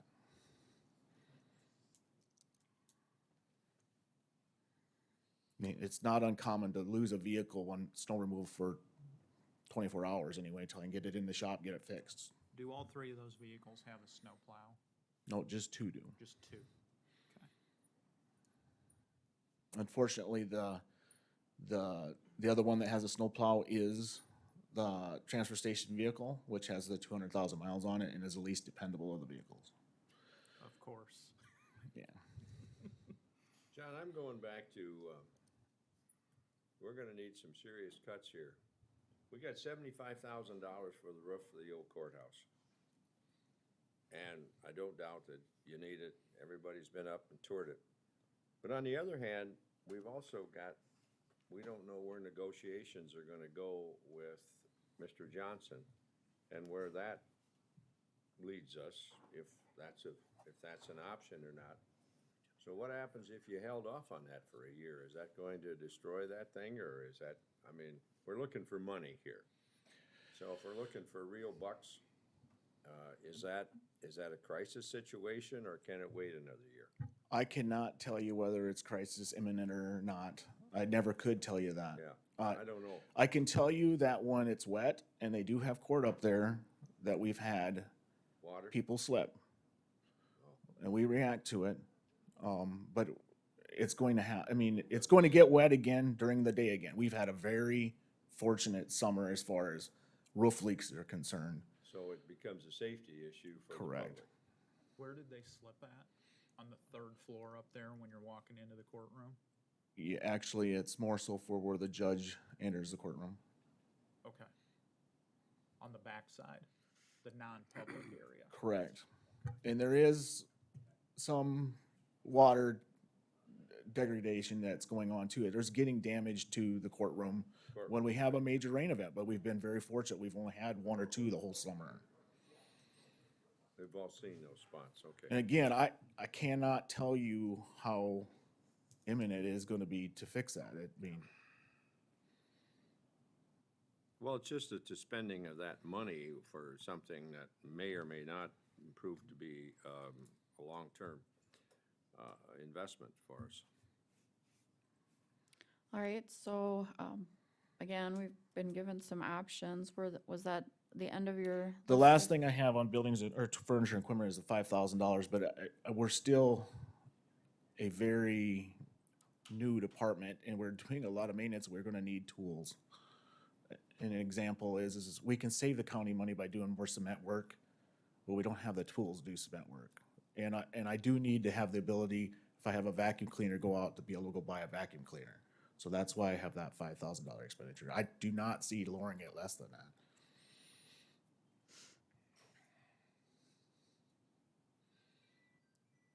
Well, so far, John, I have 6,000 and 15,000 and 8,000, which is $29,000.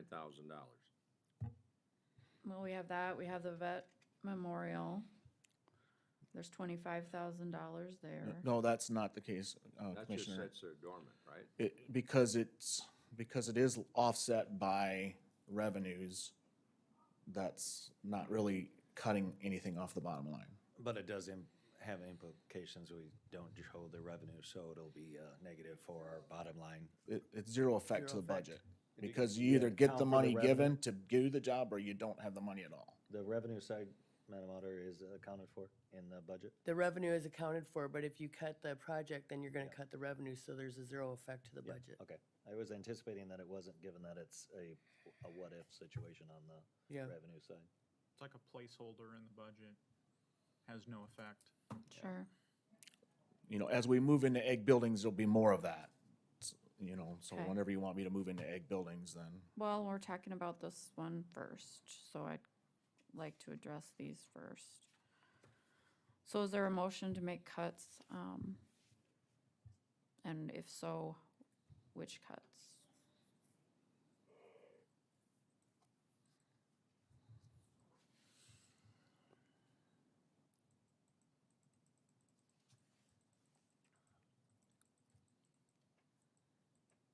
I have no cuts.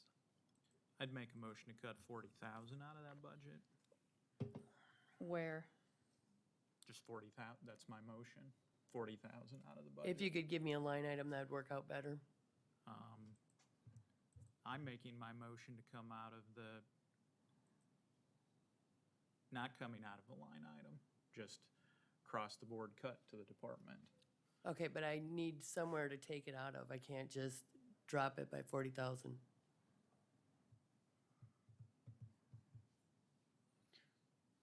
So, Spread it out over buildings and structures, improvements other than building, and furniture and minor equipment. So you want 10,000 out of each one? Well, that's only 30. You're gonna need, The most you can take out of $43.25 is the $6,000 for the crack ceiling in the parking lot.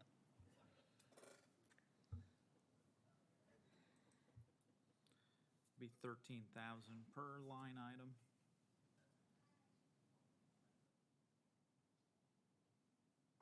But if we spread them out over 2 line items, it'd be 26 in each.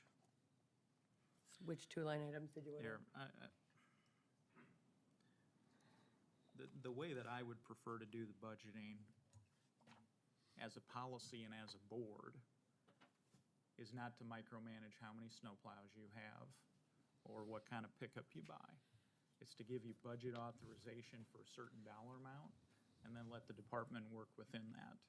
I mean, for example, I go to these school board meetings, and oftentimes what school boards will tell departments is, we need you to cut 10%.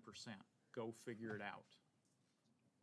And then they come back with the cut. I think that, I went to one of the Harrisburg school board meetings where they said, look, we're not going to tinker, micromanage within your budget. We're going to talk about budget authority. Here's a 10% cut. Come back to us with what you got. So that's how I look at this. I don't look at this as, managing snowplow and a truck and all that. I'm just talking about budget authority here. And from my point of view, and probably won't get a lot of support for it, but I would look at cutting at least the 29,000 and then adding, another 11,000 to that to get to 40,000. I mean, maybe that means there's no snowplow. Maybe that means there's a different kind of pickup. I don't know. Maybe there is no kind of pickup you can get for that. Maybe it means different kind of chip sealing. I don't know. It's just, we've got to make some cuts, and that's where I'm starting the conversation at.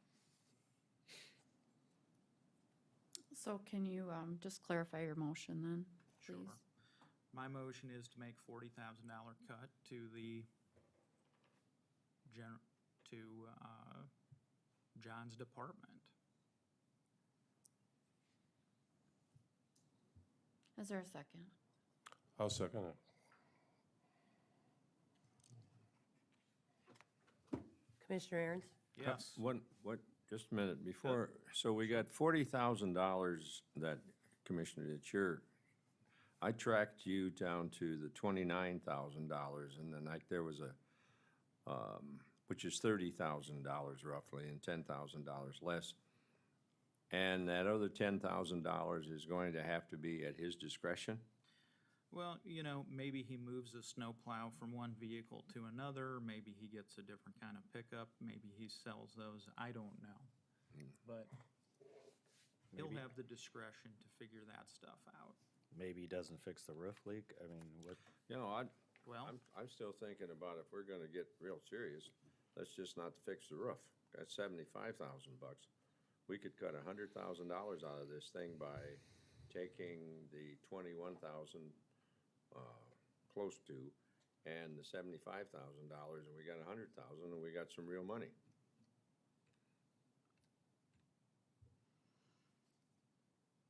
yeah, I understand where you're coming from, Commissioner Schmidt. I'm just, I think to me, personally. I don't disagree with Yeah. you on that on your budget analysis. I don't disagree with you at all on that. To me, my priority would be not to pick up. There's some maintenance that can be deferred. There's some maintenance that can't be deferred. Just as a homeowner, as a person who sees this, when I hear stories about water coming in through roofs, that's the kind of stuff that's got to be fixed. But whether I go out and buy a new snow blower or I shovel it with a scoop, I know it's not the best analogy, John, but those are the kind of things where I've got wiggle room. Where I don't have wiggle room is with fixing a roof and deferred maintenance. That's where I'm coming at it from, Commissioner Schmidt. I understand. I want to, we should either vote your motion up or down, because I want to go back to your analysis on budget. I like that, because we're going to be here for a month. All right, there's been a motion and a second. Commissioner Aaron's? Yes. Commissioner Gibbon? Yes. Commissioner Schmidt? Yes. Commissioner Poppins? No. Commissioner Landine? No. Motion carries. Sherry, do you want me to stay up and move on to ag buildings then, or do you want me to sit down until we get to that point? Well, Yep, we're bouncing, so page 30 is ag buildings. thank you.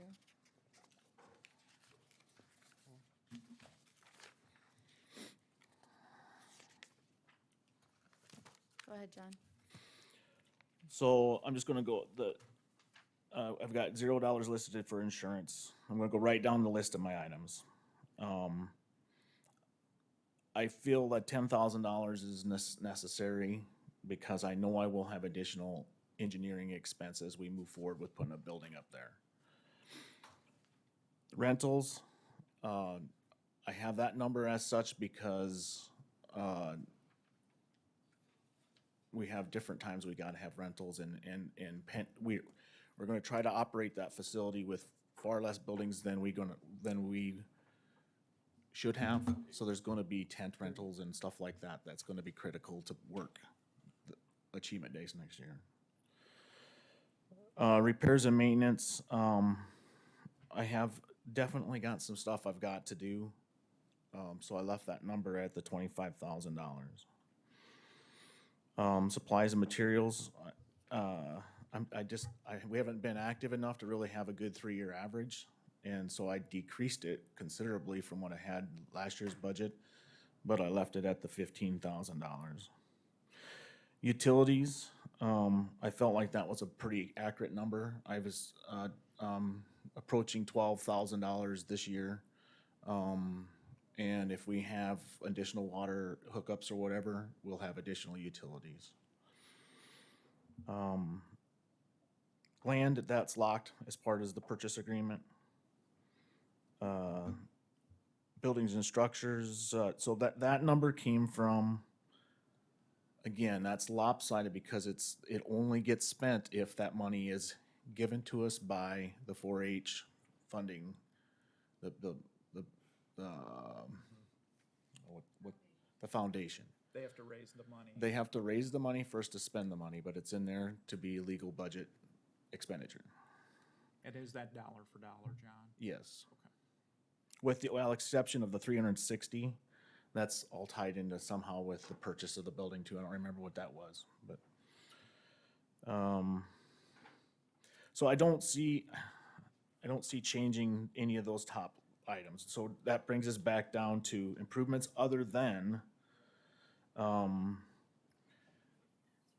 I have the $80,000 listed for the utilities and of the building.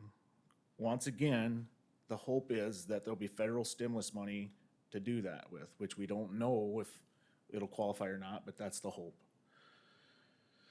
So if it doesn't happen, it's gonna be very difficult earnestly to function as a facility out there, but I guess we'll have to fight that fight when we get to that point. The horse arena, the $20,000 I have listed on there is also another one of those items that is going to be funded by contributions. So that $100,000 really is a 0 for 0. I mean, it's matched by other funding. So that brings us down to the furniture and minor equipment. I had put in that I would like to get a commercial grade mower for $12,000. And then again, $5,000 for miscellaneous tools for over there and equipment. So in my opinion, the only place we really have a lot of wiggle room is on those bottom two items, the commercial mower and miscellaneous tools. My guess is you probably can't use the mower you mow for the front yard here. You'll be, We do currently use the mower, but so the two mowers I have are, the mower I originally bought when I got here was for mowing the old 4-H grounds, and it's a lightweight commercial mower. It's not really designed to mow the acreages that we're mowing. And then I inherited the other zero-turn mower from the transfer station, which is even a smaller grade, private or a residential mower. It's they're just gonna wear out. I mean, they're operational right now, but they will wear out because we're putting a lot of mowing onto them. You're gonna mow how many acres here, John? You're gonna have what? I've really never pinned out the acres, but I would guess, I would imagine we're mowing 10 to 12 acres 10 right to now. 12, aren't you? Right. Thank you, John. So are there cuts that anybody wants to make a motion on this budget? Can you rent that out, hay it? The 10 acre, 10 to 12 acres? No, not easily. Okay.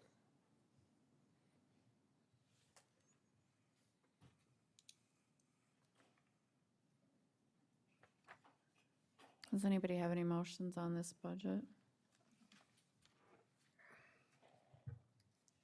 Doesn't look like it. Okay. All right, thanks, John. Thank you, John. Thank you.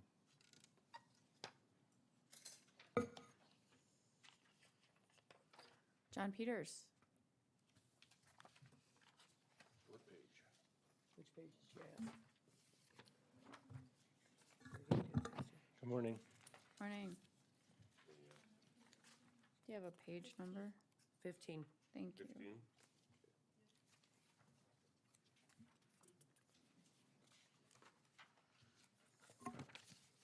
15 is the GIS. GIS budget. So what options did you bring for us, John? I did make some adjustments in the amended budget. Those cuts were to line item 425, repairs and maintenance. I took that out. Mainly that's our printer. I'll do that maintenance at the end of this year. It'll get me by for another year. So on the budget that we're looking at, is Budget that already out? That's already out. Okay, so I'm looking for additional. You want additional? Well, that's what we're looking for, yes. I don't have additional in the GIS budget. I'm operational. I made my adjustments at the amendment, provisional amendment. I know we had talked about, is there an employee that was added? The planning department and the floodplain or GIS department have requested an additional staff split 50-50 between the two. And so are those salaries and wages in this budget? I believe they are. And I'm looking at sharing, so they are. I did look at that this morning, and that was the adjustment. And what was the cost to Yeah, what your was the cost? office for that person? I believe 45,000 is what the difference is between last year and this year. So the wages, John, are split between you and planning and zoning, so that's 45,000 for your department and 45,000 for planning and zoning? Approximately, yes. I don't have the exact figure Okay. since it is split.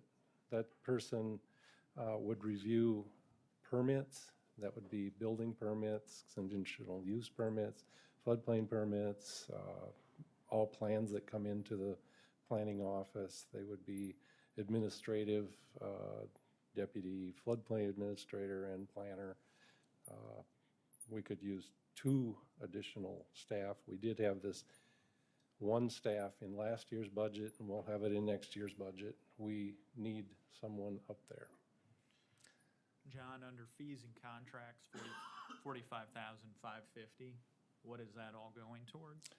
Fees and contracts, that is going to the pictometry, aerial photography. We did do, the last one was in 2020. We, because of flooding, had a 3-year schedule, so we had it 2017 before that. The contract was for every 2 years, but it isn't specific to years, it's specific to flights. So the delay put us on a 3-year cycle. Getting back on a 2-year cycle would be having that done next year. We did, yeah. Sorry. We did have some changes in technology and coverage and better photography It's used by the assessor's office, highway office, planning office, GIS office extensively. You can push that out another year, but maybe you need to talk to the other departments about that. They're the ones that use it.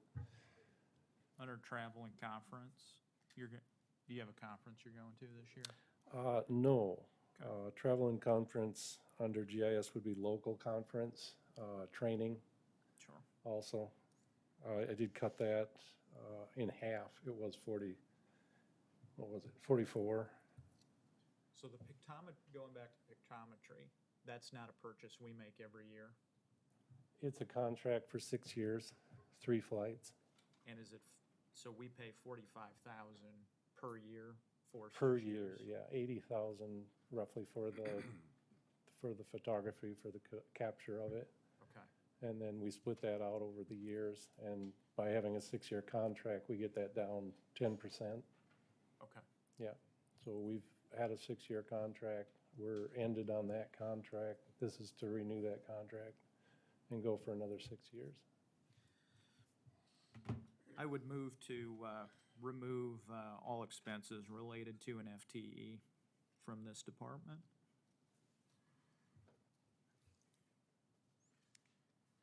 So I need a number 45,000, out of personal services. correct. And my assumption is it's blended into each of the subcategories, which I have no idea. Do you want me just to back out the new hire? Yes, So then we're going to make the same same motion for planning and zoning? correct. Okay. Correct, I can go with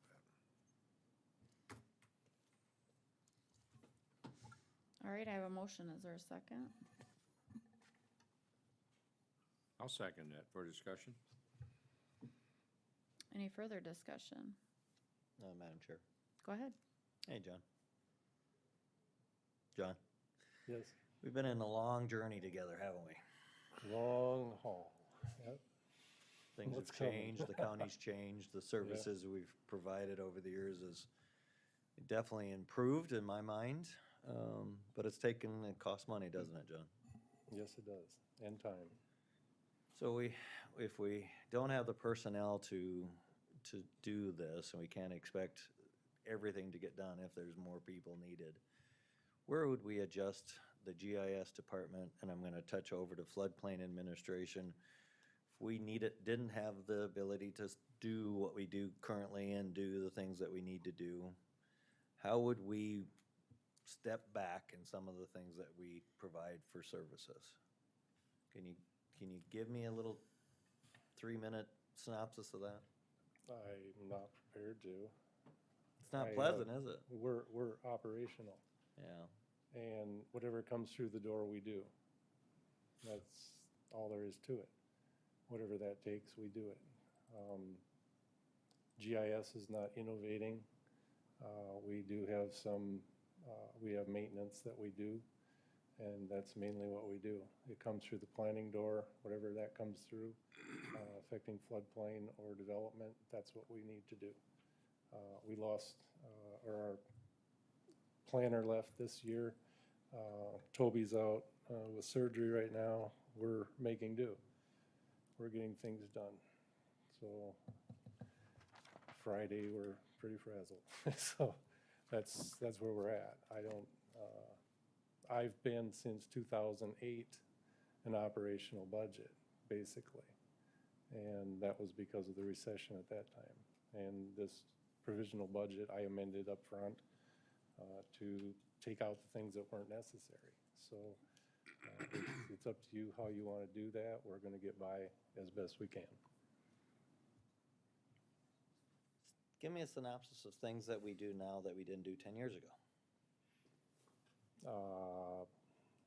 Elevation certificates. FEMA required us to do them. So let's touch base with that. FEMA required us. Yes. What's the penalty if we don't do? What are the guidelines? Walk us through so the public can understand how important or not important this is. So a building has to be built at a certain elevation so it doesn't flood. And that's the bottom line.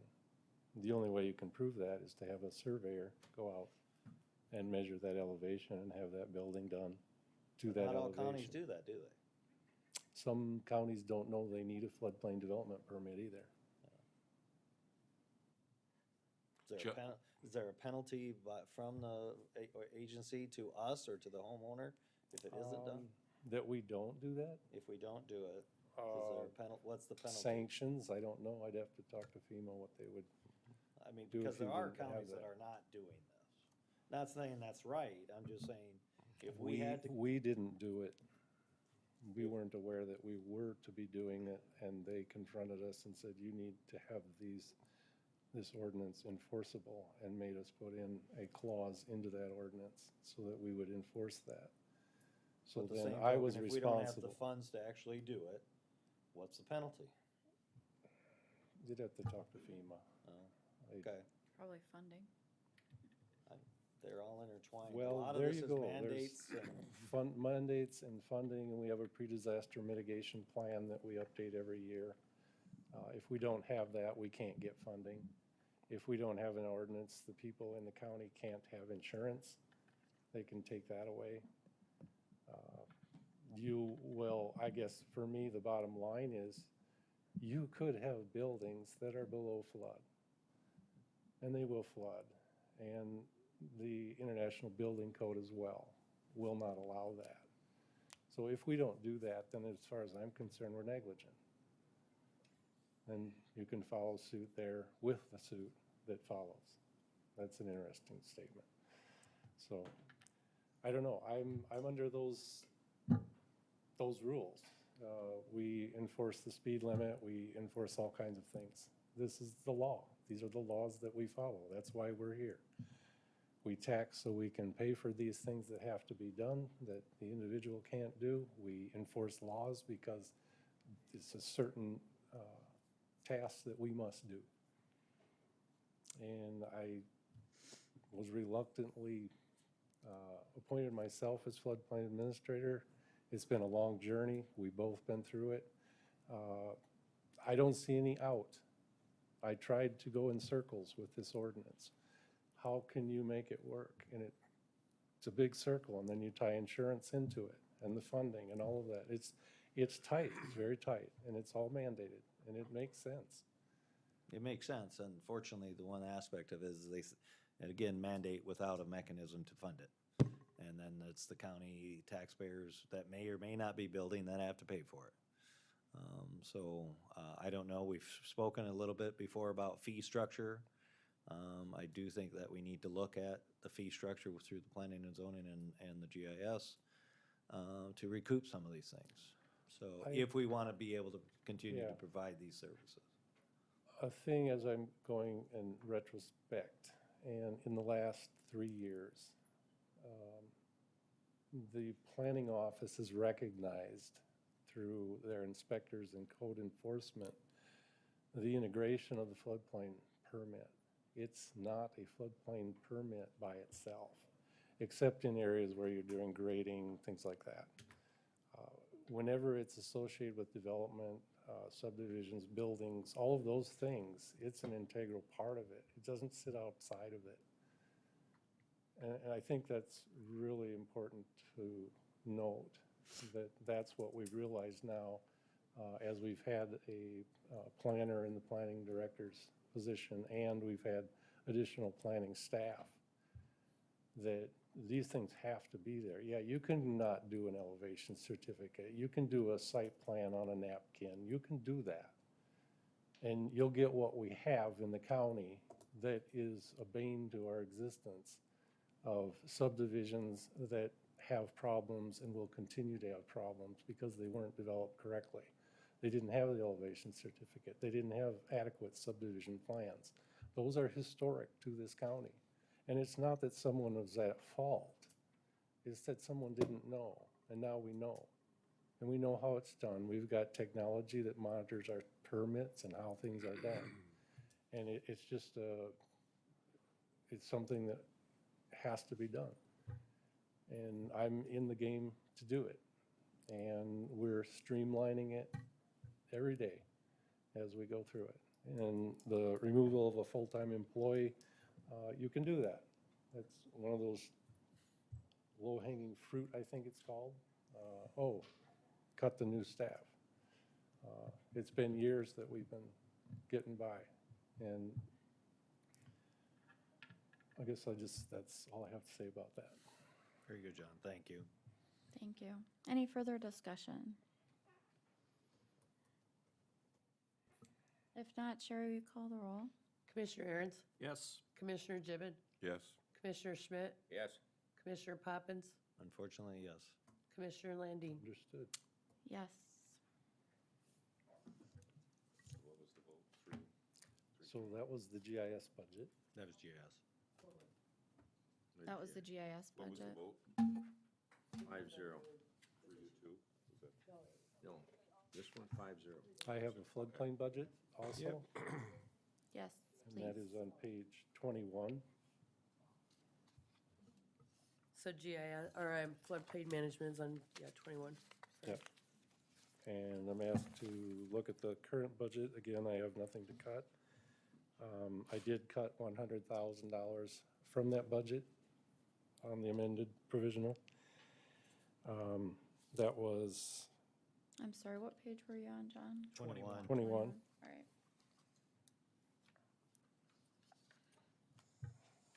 John, you have $4,200 for travel and conferences. What does that entail? Training and certification, that would be going to Emmitsburg, Virginia. Again, the mandate it's not mandated that you train and certify your floodplain managers, but in order to understand the floodplain mapping and all the ordinances and the insurance, it's provided by FEMA. They reimburse us for the flight, and they provide the training fee free with a fee for meals for $100. And so that would be times 3, planning director, planner, and then the full-time employee that was just cut. So where do you go from here? We will be replacing, or planning will be replacing the staff that has left, that's been advertised, and that person should be trained and certified in floodplain management, so they can do that. So that can be modified to reflect one person. The other person was the director of planning who wanted to go through that same process so that we have redundancy in the office, that when one of us is gone, the other one can make those final decisions on floodplain permits and recommend them to review or approval or denial. Can any of these be done online or anything like that? The certification may be going online. I've heard that on the line, that it may become virtual. The training itself, I was trained at the state at Pier. When I was certified, they brought that here, but we haven't had that for 10 years here.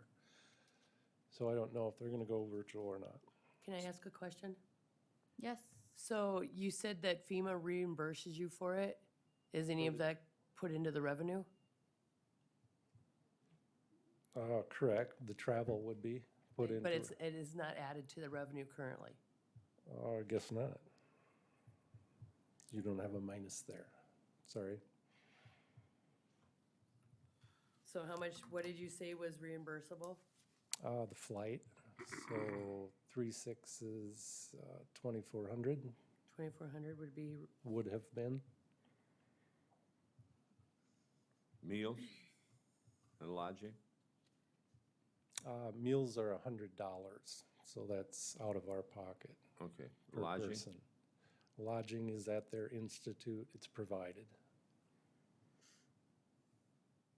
so of the 4,200, 2,400 of it is reimbursable. And the Correct. lodging and the meals are provided, so then shouldn't we only have 2,400 budgeted there? And then you got to divide by 3 because you budgeted for 3 people, right? Right. So I give my number wrong? Well, So if we sent one, Send the- one person. one person would be, But if you're, $800 if you're counting for the mills that are reimbursed, because if I remember right, you guys send in the reimbursements to FEMA yourself. So we don't have to account for the mills, and you're saying that the lodging is paid for through FEMA. Right. So the only thing we should be accounting for would be the airline, which would be $600 per person. Correct, Okay, if that's what it is. So I may have budgeted more for that, budgeted for four. depending on what the actual costs might be. Depending on what the airlines charge. What, I know, So- but don't you do the reimbursement to FEMA for the food, because that doesn't come through the county at all? You submit your receipts to them? For the airline, No, for the No. food. for the The only food. thing No, that- it's a $100 meal ticket, and they provide the meals, Right, but the only thing that we should be budgeting for is the airlines. Everything else is covered. right, So it's $600 per person. right. Okay. And you're saying We're how only many? we're only gonna send 2, because we just got the full-time So then employees. it's So let's go to- $1,800 we should have in this budget. I think it'd only be 1,200. 1,200, yeah. That's for two. Is there a motion? There, My next question, John, for you is. there is a conference, the ASFPM conference, the national conference, which I think is $400. So there would be 3 of those in there also, that's 1,200, Okay. yes. It shows on here an expense of $1,800 for a floodplain development permit. Do I understand? Is that an That's expense or is that's a that revenue, Joe. Okay, okay. Yep, got it. Revenue category.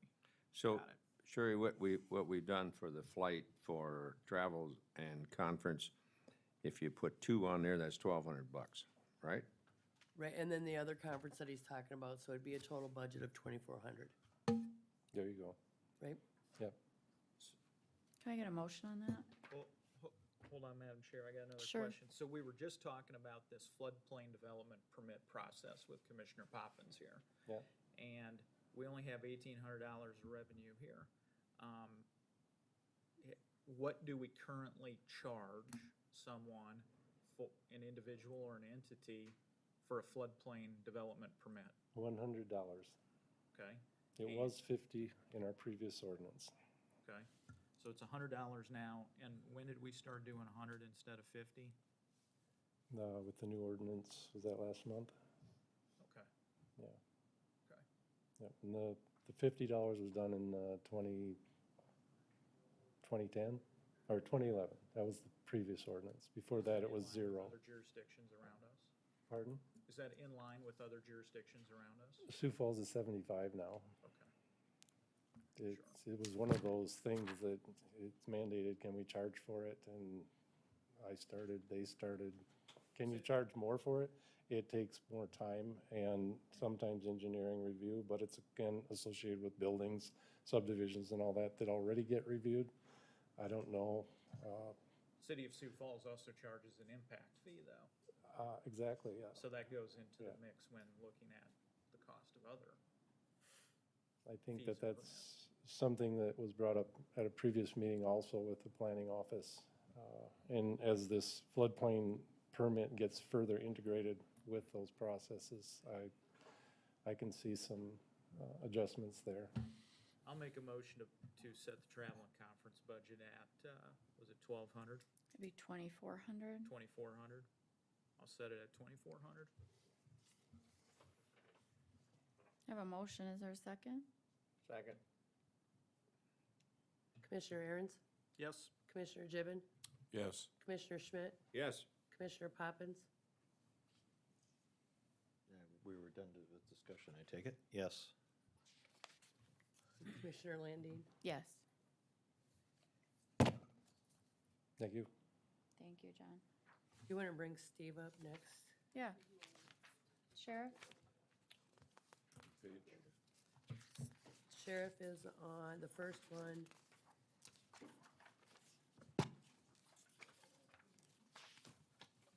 is page 18 for the sheriff's budget. 18, Yep.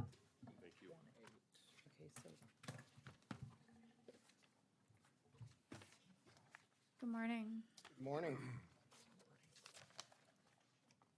All right, so a couple of the options I have here would be, the auditor and I were discussing the jail budget. A little bit concerned about where that's gonna land because it fluctuates. Last week, we had as many as 63 inmates. This week, we have 53, or today, it could be 59 tomorrow. It's been fluctuating, but I do think we can reduce that to, And which line is that, Steve? it is prisoner Prisoner care. care. Right now, you've got it at 2.5. Right. If we use the number 65, we would need 2.344920. If we use the number 60, I've written on just about every sheet here, we would need 2.131746. My recommendation is to use the number 63 as an average, which would reduce it to 2.238333. So 2,238,333. Steve, just to clarify on that, you're saying 63 average prisoners a day at 97.50, 9734. 97.34. Okay, thanks. And that equals what? 2 point? 2,238,333. So that'd be we could reduce it by $261,667. How much? How much can we reduce it, Sheriff? Well, we could reduce it by $2 million. It's because this number doesn't matter. It is what it's going to be. Yeah. I mean, so we can make it look as good as we want or be realistic and understand that that number is going to come no matter what we put it as a budget, period. So changing that number in the end of what we have for cash at the end of the year of 2022 is irrelevant. 2.5 minus 2.23, that's about 270,000, right? Do I have Correct. my math? Yeah. 267. I mean, if we wanted to be safe, as safe as possible, at least if we just took 100,000 out of it. I think I think the number I just gave you. I've got The it. two- The 2.238333 is Yeah. gonna be fairly safe. That's gonna take off 261,667 if we do that. But let the public know, this is not something there's discretion on. Correct. In the end, that one gets paid. Correct. And then I don't know what the cut of the CO position that is requested, what that dollar amount was equal to, 70,000 maybe? So a new position would be approximately 70 with equipment. If we back that person So out. 61 for salary. And 9,000 for equipment. And that's going to affect 24/7 and the sheriff's budget. No, it would just be the sheriff's budget. We had them budgeted in both. 90 and 10 split. Right? Okay. If you say so, Madam Auditor. Oh, you were taking 10% out of 24/7? Yeah. Okay, yeah, I get it. So we're reducing that by That's how fair. much for that personnel? 70? It'd be 61,000 for the sheriff's office, Okay. minus 10%. And the equipment the same then? And then 9,000 out of the, No, the equipment wasn't split. It was just the wages. Because we did that for the 3 COs that you had. So we'd just cut the 9,000 out of the, it would be supplies and materials.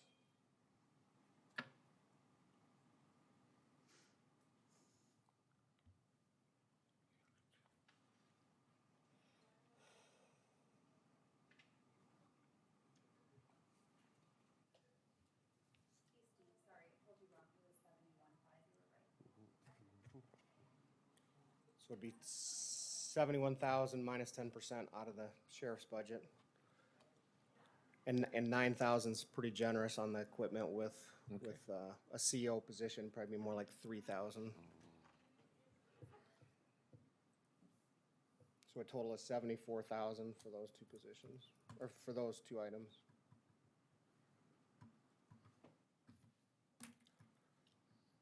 So Steve, you reduced your overall budget by, with the prison care and the additional staff by, what's the total?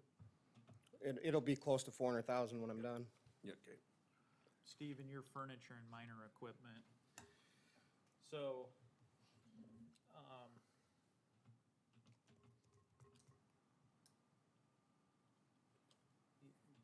I don't think it's a big secret, but you know, on the 15th, we're gonna have you come in and talk about what your plans are for if we have a courthouse, whether you'd be moving the sheriff's department over there or not. Correct. You wanna talk about that right now or not? My understanding is that there's asking for two options, whether the sheriff's office be part of that or not, in order to afford it. And I think we're content where we are. We're gonna have to have some space for courthouse security. Detention. Right, some holding cells for court, et cetera.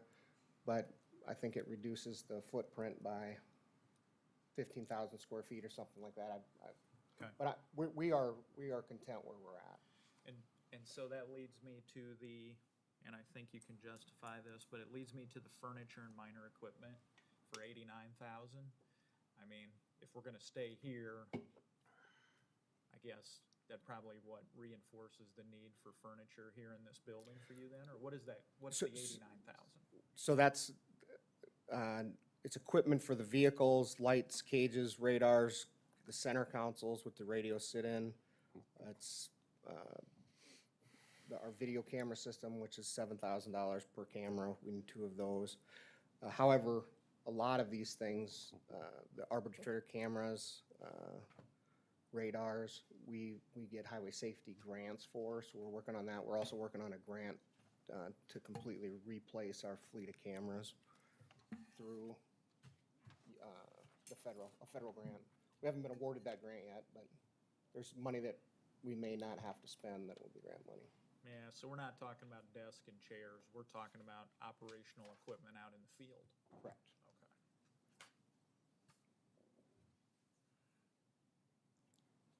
Your electronic monitoring fees, is that fee going up as a result of COVID, that there's more of that type of sentencing or behavior or whatever, or is that just kind of leveled off? And this would be the auditor could better answer this, but right now we've collected right at $75,000 for 2021 in electronic monitoring fees. I think we've paid out. So we're talking about the revenue? And Yeah, I don't the know what it- electronic monitoring fees is the revenue. The 106,000? Mm-hmm, that's Okay. the revenue. Okay. Yeah, And see, when, on these pages, it says expense, and then underneath it's revenue, because we've started categorizing the revenue by the department, so you can see their offsets. Okay, and then So your the electronic money. Your motor vehicles, you made reference to the fact that you wanted 6. Right, and You said then after that, you were caught up and you would only need 4 per year? that's our hope. Approximately, you're hoping? Right. I'm not gonna beat the dead horse. The county's growing, it's busier and busier, but the county's growing and it's busier and busier. So the first vehicles that I bought were in the year 19. Those vehicles, one has 97,000 and one has 80,000 miles on it. So they're 2 years old. So we're driving them about 50,000 a year. So that a vehicle is gonna last us about a year or 2.5 years if we use the $125,000 or 125,000 mile rule. So this would get us caught up with patrol. And then I think we would be able to cut it back to 4 vehicles a year, depending if we wreck one, anything like that happening. We're getting to the point where we're gonna have to probably replace at least one of the vans, and I think we could wait another year for that. They're at 88 and 89,000. So it may be, and will be an ask for next year, is to split the jail budget and the sheriff's budget, split them, so we can better track the jail expenses and the sheriff's budget. But it's, Sorry. Good. I didn't know you were gonna keep talking. Go ahead. nope, I just have the sheet of the miles that we have on these cars, and it boils down to what do we want our deputies run around the county in? Yeah, I mean, I've heard more grousing from the public about this 6 vehicles than anything else. And when you tell them, hey, look, that's the deputy's office. They work inside of, that's their job, to go up and down the road. Help me or tell the public here today how you get to that $125,000 rule, or mile rule. Well, the years I was with the highway patrol, that's the rule of thumb they use, and obviously they use some research. It's maintenance, cost of maintenance, and I didn't print the maintenance sheet, but we're spending roughly $40,000 to $50,000 a year on maintenance, and you can just see by the year of the car which ones, they're costing us several dollars a mile to drive in some cases, where the newer cars are costing us 20 cents a mile. But they've met their life cycle. These cars are driven hard. They're driven 24 hours a day. They're accelerating and braking. It's not the farmer that can put 200,000 miles on a truck because he is putzing around. These cars are driven hard. And on the backside of that, they've got to be safe. So we'll either sacrifice maintenance money because we'll maintain them, or we'll do it the right way and put them in cars that aren't junk. So I've got the 261, 667, and then it's 74,000 for your officer. The CO. Okay. I also, one of the things and I'm fine either way. I did request a deputy this year. I've got too many sheets printed off here. Our paper service is up significantly. And currently we're running one civil deputy. So we've served 2,129 sets of papers this year, 2,900 last year, 2,200 the year before. So it's going up. It's an area of this department that creates the most liability for me. So it doesn't give us a lot of wiggle room. We need another civil deputy. We're making do with the patrol deputies, serving when they can. But as the county grows, we're going to continue. So we either keep up or we go back to when I got here and play catch up. So I'd like to keep that position in there. Again, we could make do without it if we have to. Steve, do we currently charge $50 plus mileage for service of process? Or what does your department charge? Maybe I'm thinking that's Minnehaha. And it's all set by statute. I think it is 50, yep, Okay. and then mileage. Okay.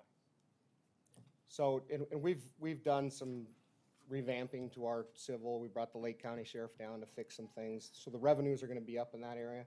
I also wanna add that the first year I was sheriff here, the Mental Health Board approached us to serve papers at the hospital.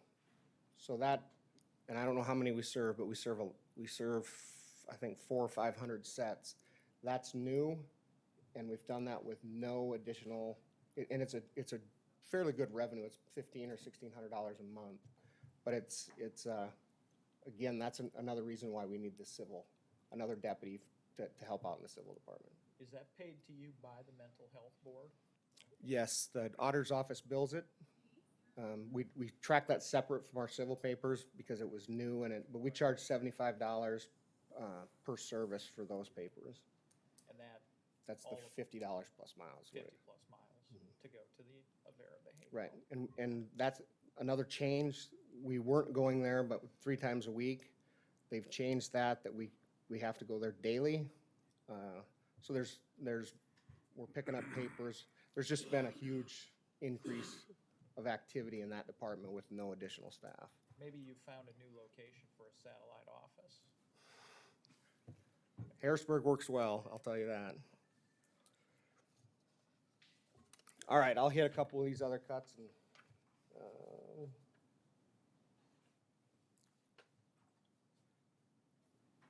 so some of this stuff is being tracked differently with the help of the auditor. So we've broken fuel and travel and conference and training all apart over the last 3 years. With a little better read on our fuel costs, I have that at 81,000. It's a safe number would reduce that by 2,000. Training at 20,000 reduced to 6,000 or 16,000. Can you repeat those, Steve? All right, fuel to 77,000 or 79,000. Training from 20 to 16, so -4. Fuel for prisoner transport from 10 to 7.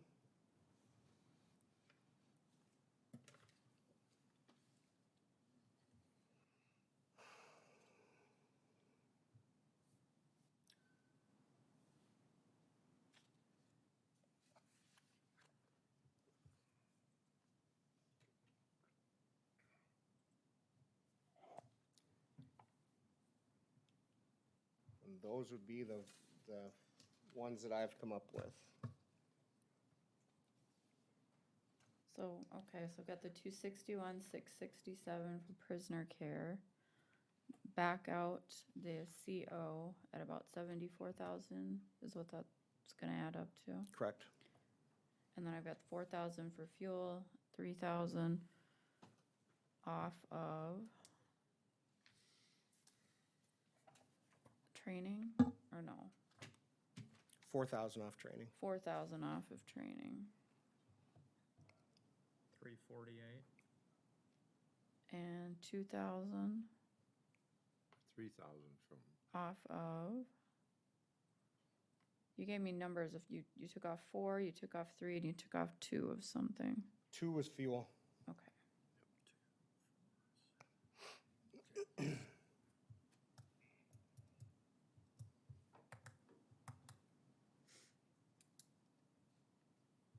which comes out to a total of what, Steve? I have absolutely no idea. 400?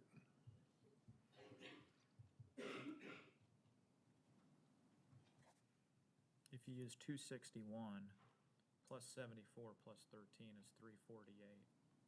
What did you get, Commissioner Ernst? 348.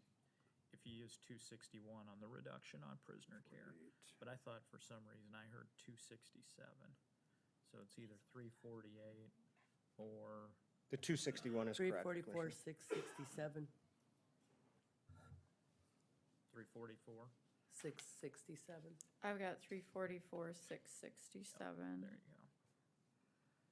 Okay, 13. 436. What do you guys want to do? Consider a motion.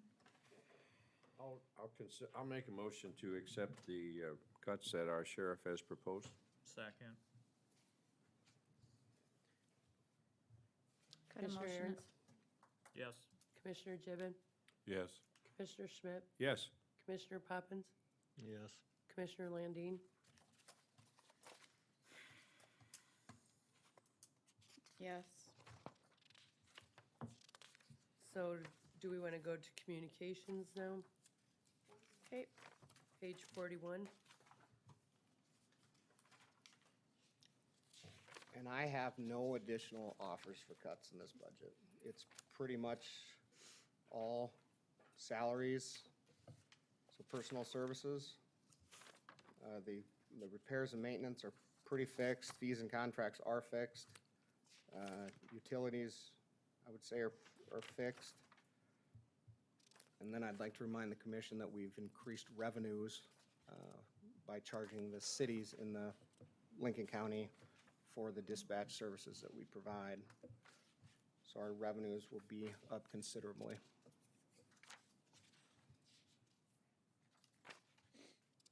Does anybody have any motions with regard to the communications budget?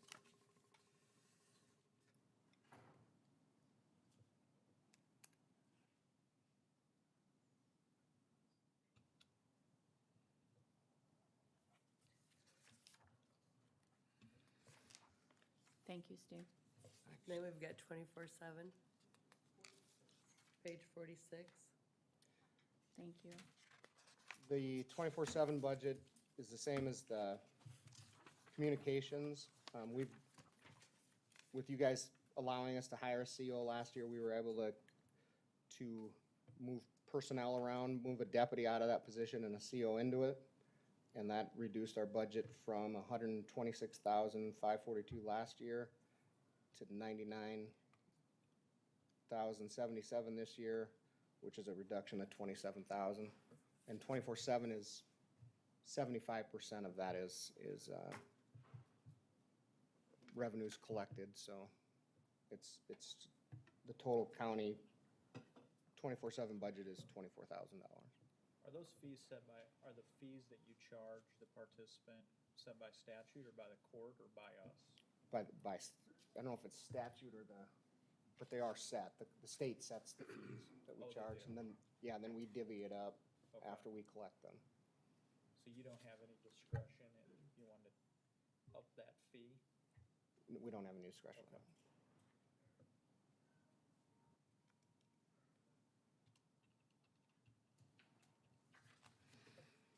Thank you. Thank you. Thank you, Steve.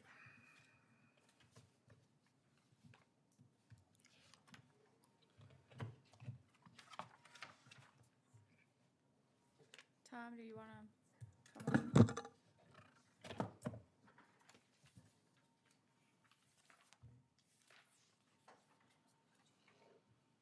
Page 8. Yes, page 8. And to your question, no.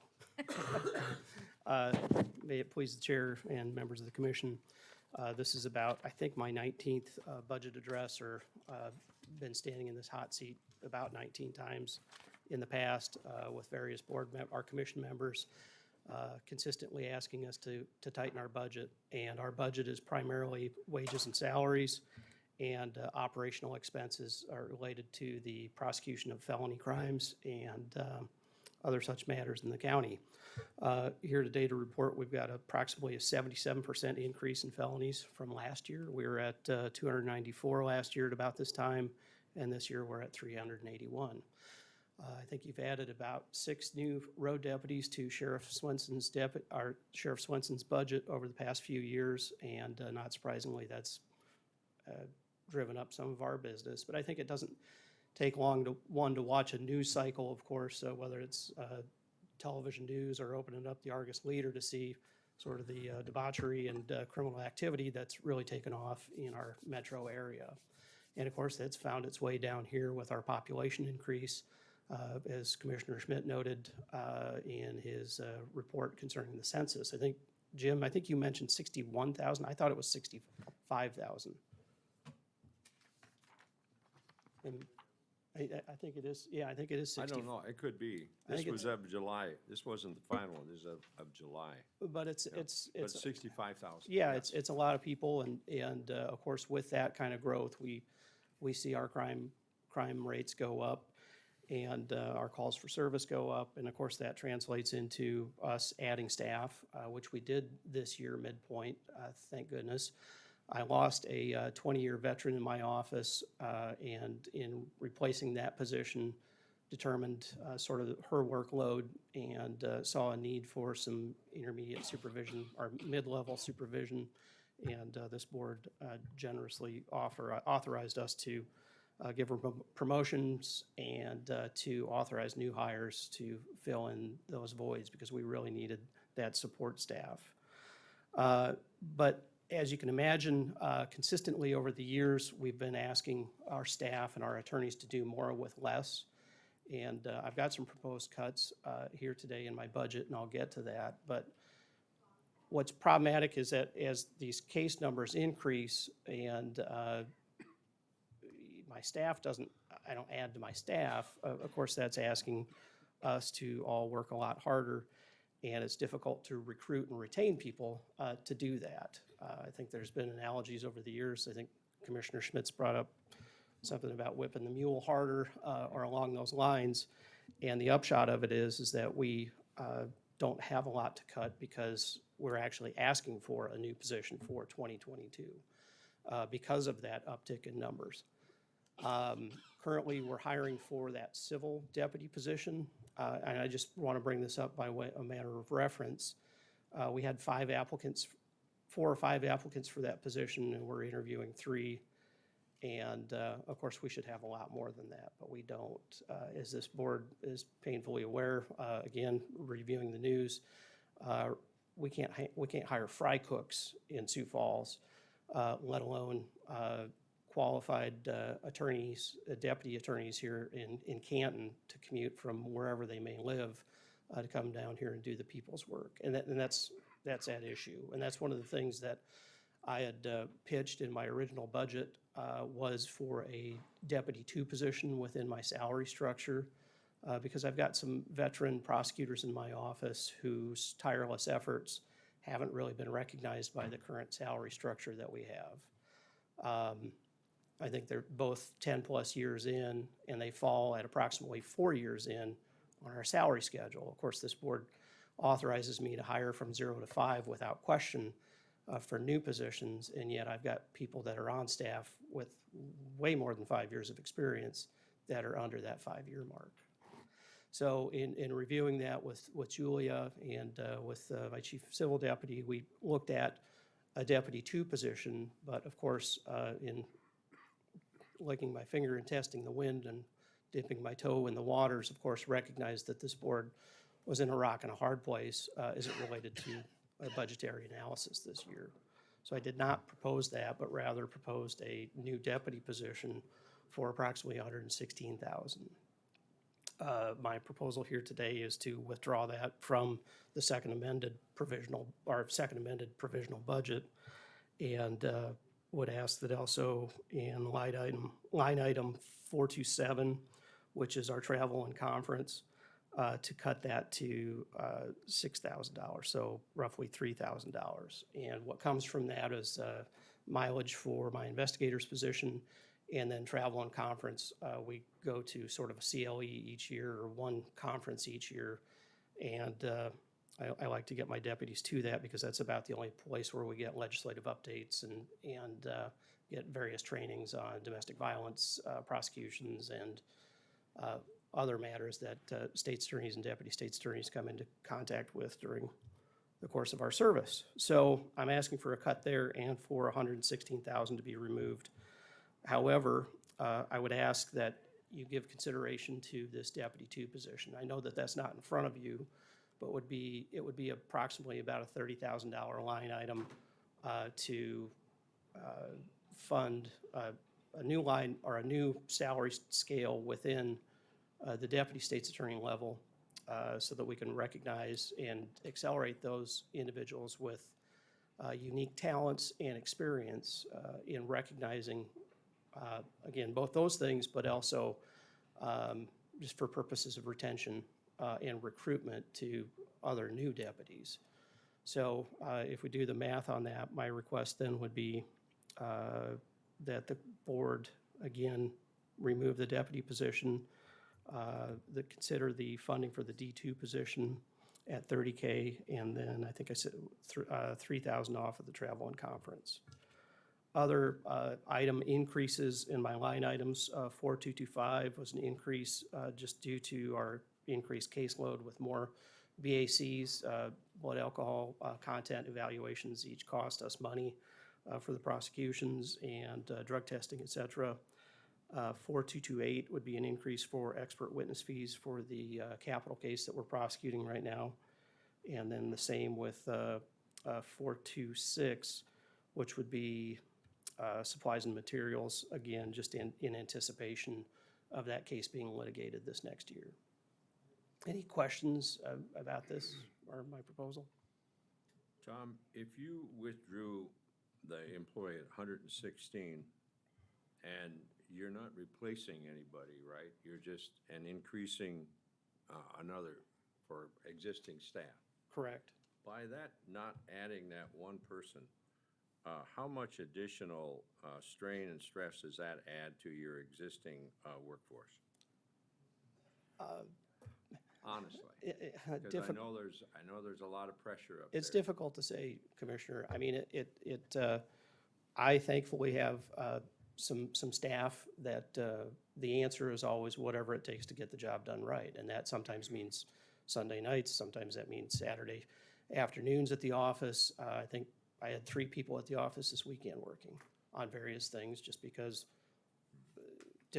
sometimes it's difficult to get things done during the day when the phone is ringing, but beyond that, their attitude and approach is, again, just whatever it takes to get the job done right. They're dedicated public servants, and I think to be able to recognize that would go a long way towards retention.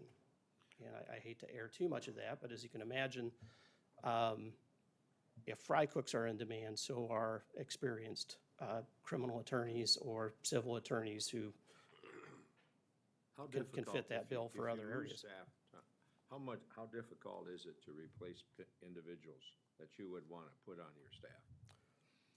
With the current salary structure, again, given the civil position that we have open now and the lack of interest in that, I can only attribute that to our geographic location and the salary. And I think it's tough all over, but I think it's particularly tough here because when you look at our salary structure and where we're recruiting from, primarily our employees come from Harrisburg, T, and Sioux Falls, one from Beersford, and we've got a couple from here in Canton. But when I average what it takes to commute from Sioux Falls to Canton, it's about $5,000 a year. So if you take that off the salary offering, anybody that puts pencil to paper is going to see that it's going to be wear and tear on their vehicle and gas and other associated costs to get to the job site. So it makes it difficult.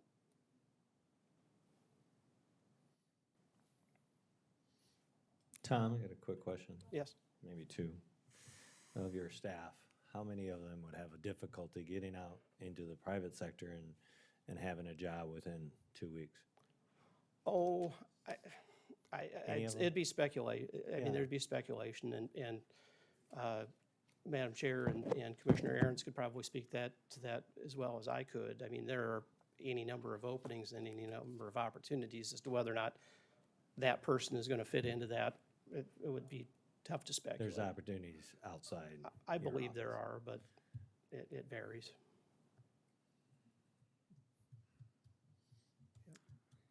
I'll leave it at So, that. commissioners, what do you want to do? So Tom, just to sum up, there's 119,000 in cuts, but then there would be a $30,000 increase. That would be my request. I'll move to that effect. Is there a second?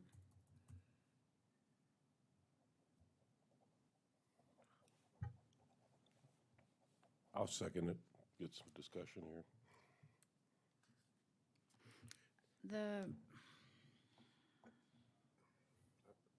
Well, having been in the role of running a prosecutor's office and having to do what it takes, and the employees that we have here, they're willing to do that, obviously.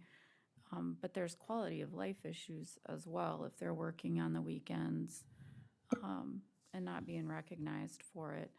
And initially, the civil deputy was added because our own chief civil deputies, burning the candle at both ends, trying to keep up with the requests that we make as a commission. the civil issues that come up with just running the county. And I know that he's had to assist, you know, in prosecuting cases as well. I know you're coming here with these cuts, but I don't know if they're really all that responsible in the long run. It's just my thought on it. You know, what I look at, Madam Chair, is your felonies are up 77%. And yet we're gonna cut back on the staff that's going to help prosecute them. I mean, I don't know, when the public would look at that and saying, how can you cut back on when your crime rate is increasing exponentially and your ability to prosecute, you're going to reduce by not adding adequate staff. I mean, dollars and cents and all of that, but how much does that delay? And the other part is well made on, if you have individuals who are that committed, that's wonderful, but that in itself can lead to early departure. It can add to a personnel situation. I mean, you can have an environment where, you know, it gets toxic after a while. So I don't know, Tom, that I totally support withdrawing this individual. I don't know. I'm not trying to add, but you look at law enforcement is what it is, and public safety is part of our responsibility.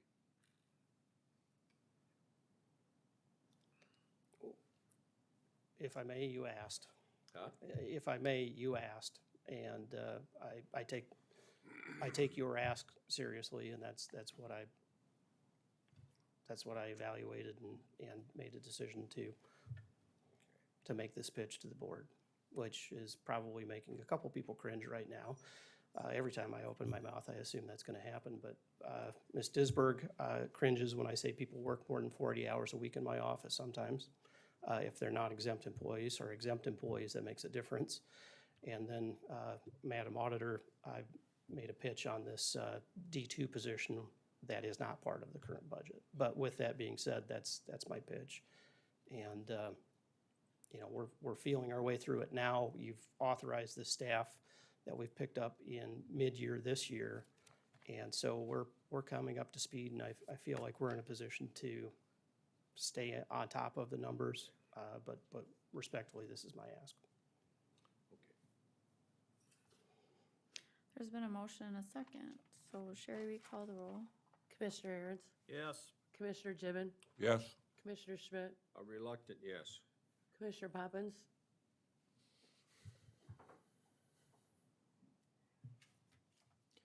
By his request, I'll honor that, but I'm disappointed because I know that this is going to somehow bite us in the backside. And I'm a no. no. Motion carries. Thank you for your consideration. Terry.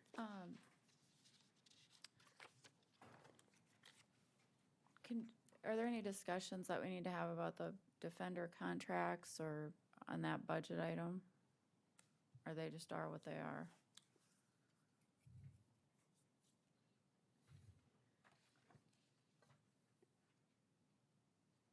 So we're in the first year of a 3-year contract, public defender's budget, it goes up by 3%.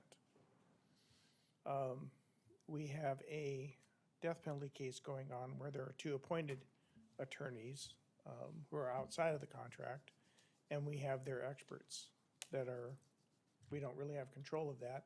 That'll be by the judicial system will control it.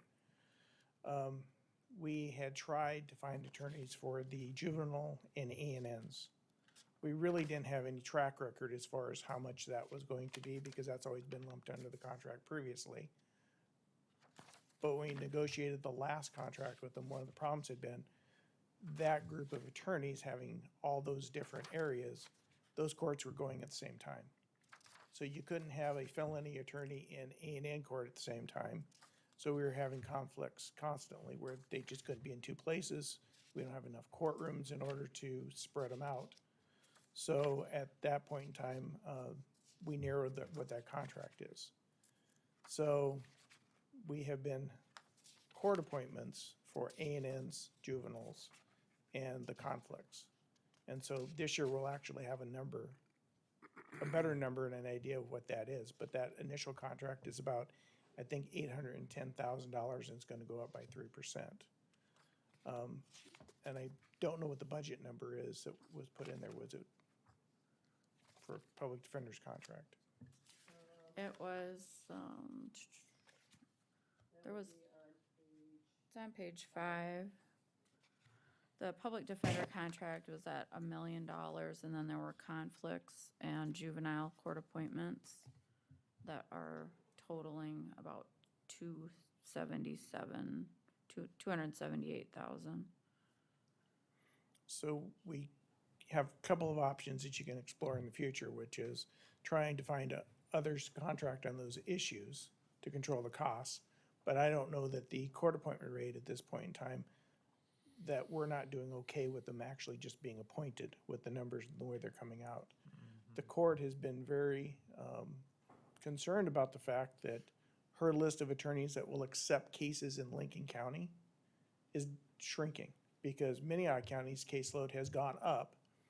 Most of the attorneys are in Minnehaha County, Sioux Falls, and it's easier for them to go downtown to Sioux Falls, work in Minnehaha County, have all their cases there, instead of driving down here for 2 or 3 when they can have 10 or 15 in Minnehaha County. So the pool of attorneys that will come down and work has shrunk. And so that's a concern with the court appointments. It may be working at the moment, but the numbers as they go up, we just don't have the attorneys to cover it.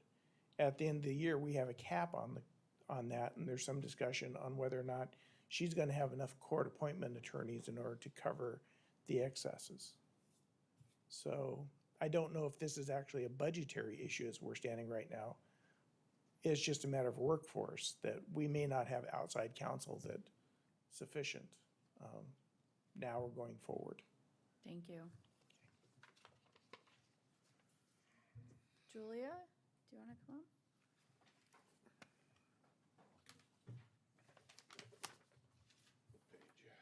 I think this is going to be quite short. I don't, unfortunately or fortunately, I don't know that I'm going to be much help. Furniture and minor equipment, I have a file cabinet for $450. The other items in my budget are strictly for employees. They're employee benefits. So respectfully, before we get to that point, I ask that other department heads go first to see if they can possibly make some cuts before we start taking benefits away from our current employees. Thank you. Is the salary and wages here calculated at a 2.5% COLA? I believe so. Yes, they are. Okay. Thank you.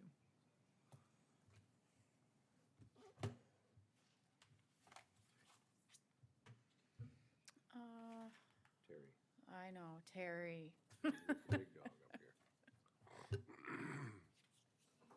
Where we at? Highway is 38. If my You calculations. make it sound like you're dreading me to come up here. If my calculations are correct, and Sherry, if you have these numbers, so far this morning, we've cut a little over $500,000. I've got 526,967, give or take. I've been trying to update the spreadsheet without verifying that I've got everything in here. We're down to a 5,431,000 cash applied. So Right yes. now, we are Yes. at 5.4. And that's unverified because I've been trying to go through as we go, so. Can I get the document cam up? Terry, what page number are you on for the big document? He's at 38. 38, thank you.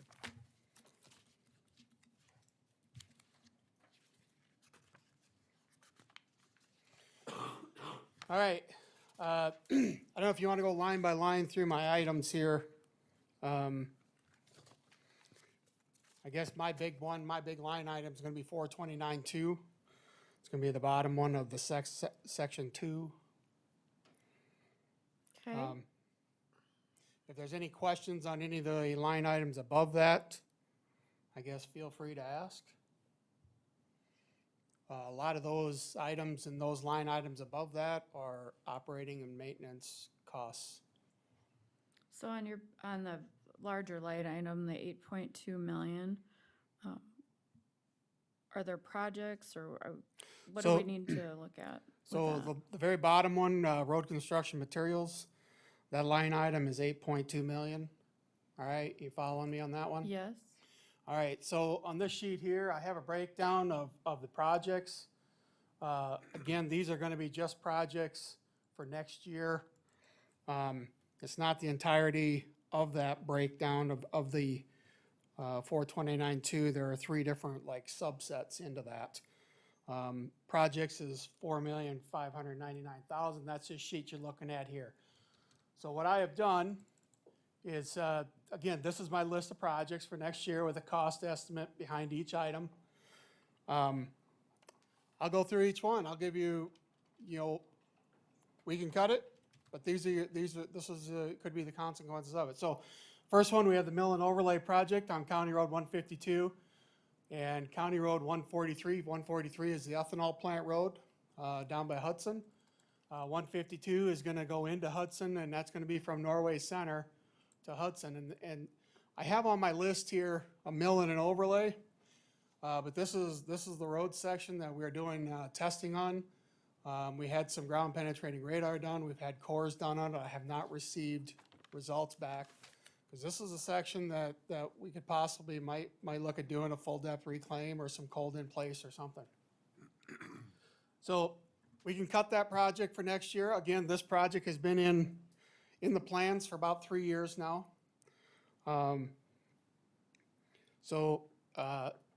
Another item to figure on this project is we've been in contact with the DOT about the rebuild of Highway 46 going east of Beersford, and they are contemplating using this road section as a detour. And that's in 23-4, I believe, is when their project is set. So I guess if we can get it done, great. If not, it is what it is. And if we got to cut part of it, maybe we only do part of it next year. What is the cost, Terry, on that? I have 1.986 is what I have on that. 1,986,000. No cost for the one above it? The one above it, that's the top item. So I'm looking at CR 152, Highway Yes. 11. Yeah, to that's all Hudson. one project. One project. That's all one Okay. project. Yep. Okay. So if we go down on the next item there, those are the bridges that we have in play for next year for replacement. 42-010-109, that is one we just signed a cost share agreement with the city of Lenox a couple weeks ago. And then there's another structure that is about a mile away from that. We're looking at replacing that one as well, hopefully doing both of them next year. This here, I would recommend that we don't cut these two, just because we do have a cost share agreement with the city of Lenox to get this project done. And we have a lot of engineering fees that we've already done in place on this, for these structures for next year. To cut it now, to me, would be kind of futile, so. Next item will be at DOT bridges. First one is 42-080-107, and this is the one that's currently under construction north of Worthing, 1.5 miles north of Worthing. This is the DOT structure. They are doing it. This is on the STIP program, so we have an 80-20 match. This is the last structure we have that's on the previous system prior to Senate Bill 1 being in place and then the big grant being coming about. They're building that right now. It's supposed to be completed in October, but my guess is I won't get any bills on this until next year, since it's completion in November. So that's why that is in there again. The next line item under that is the federal bridge grant.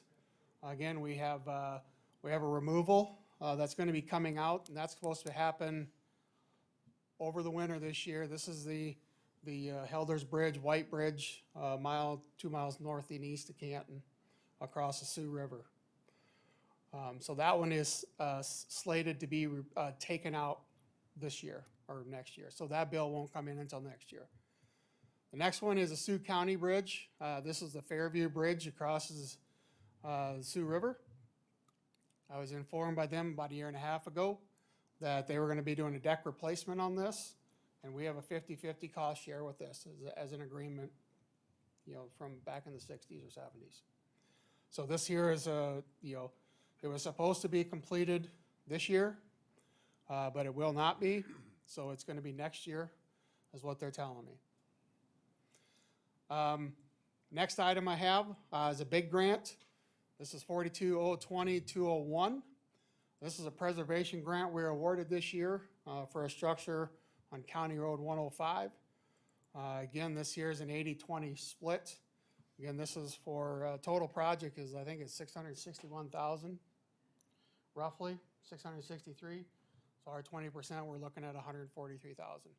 Again, these are monies and agreements that we've already signed off with on the state as far as funding this.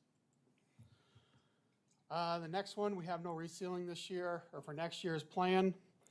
Base stabilization, I have 120,000 to do 3 miles of base stabilization on a gravel road. It can go, like I said. So, I mean, I guess worst case on that one, if it goes, you know, again, I'm hoping to cut costs by having this done. The next project I have on the list is the micro surfacing, 10 to 12 miles, that's 590,000. You know, this is about the only real preservation thing that we do on our roads as far as our asphalt roads to keep them up. If we cut it, we're gonna fall behind further on our preservation. Again, typically reseal is supposed to be 4 to 5 years, maybe 6 years in between. Again, this year is just another preservation type of project that we've been doing on our roads, and they've been turning out very well. Hoping to get a longer years out of it. So that one, we can cut it, it's 590,000. The next 2 items on there is the T Road agreement and the Harrisburg Road agreement, and those are non-negotiable. We have agreements in place. Any questions on those? Can you leave that up there for a Okay. second? Can somebody zoom in on that? It's probably me, but Carter, can you I zoom can't in on read it this? well. Thank you. Thank you.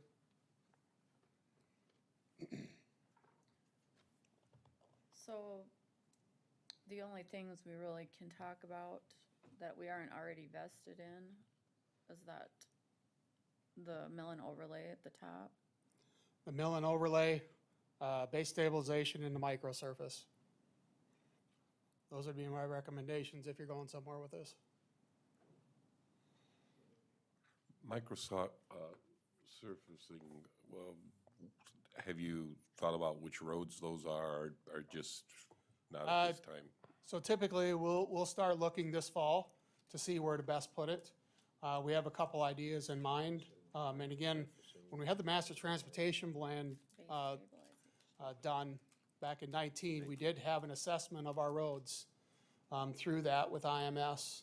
And in that assessment, they gave us a 5-year plan on which to, you know, and it told you what roads to do and what years and the treatments to put on them. You know, so basically I'd go back and look on that, I think we'll be starting year 4 next year to tell us where it would be best to have those treatments. You know, if I'm thinking right now, maybe 105, you know, that could probably use it. I know we've talked about 117, but 122, I mean, those are some options. Do you have any of the results on those borings? On I that have whole nothing tour? yet. I know that they were out, I was out a week and a half ago and they just completed them back then, so I'm assuming I will hear something soon, I would hope. I could reach out to them again this week. They took like, there was almost 40 bores that they did, core samples. So they got a lot of them to process. And what project is that attached to? That would be attached to the mill and overlay project. At the very top? Yes. For Highway 11? Okay. County Road 152, 143. Yes. And at this time, we haven't heard anything from the state as far as possible compensation in using Highway 152, correct? No, they're waiting on what I'm gonna find to see what type of project we're gonna be doing. And you and I both have heard from people involved with that ethanol plant, how important it is for them to get their vehicles there. Yes, this year I've had a lot of concerns about the surface on that road. It's just very rough.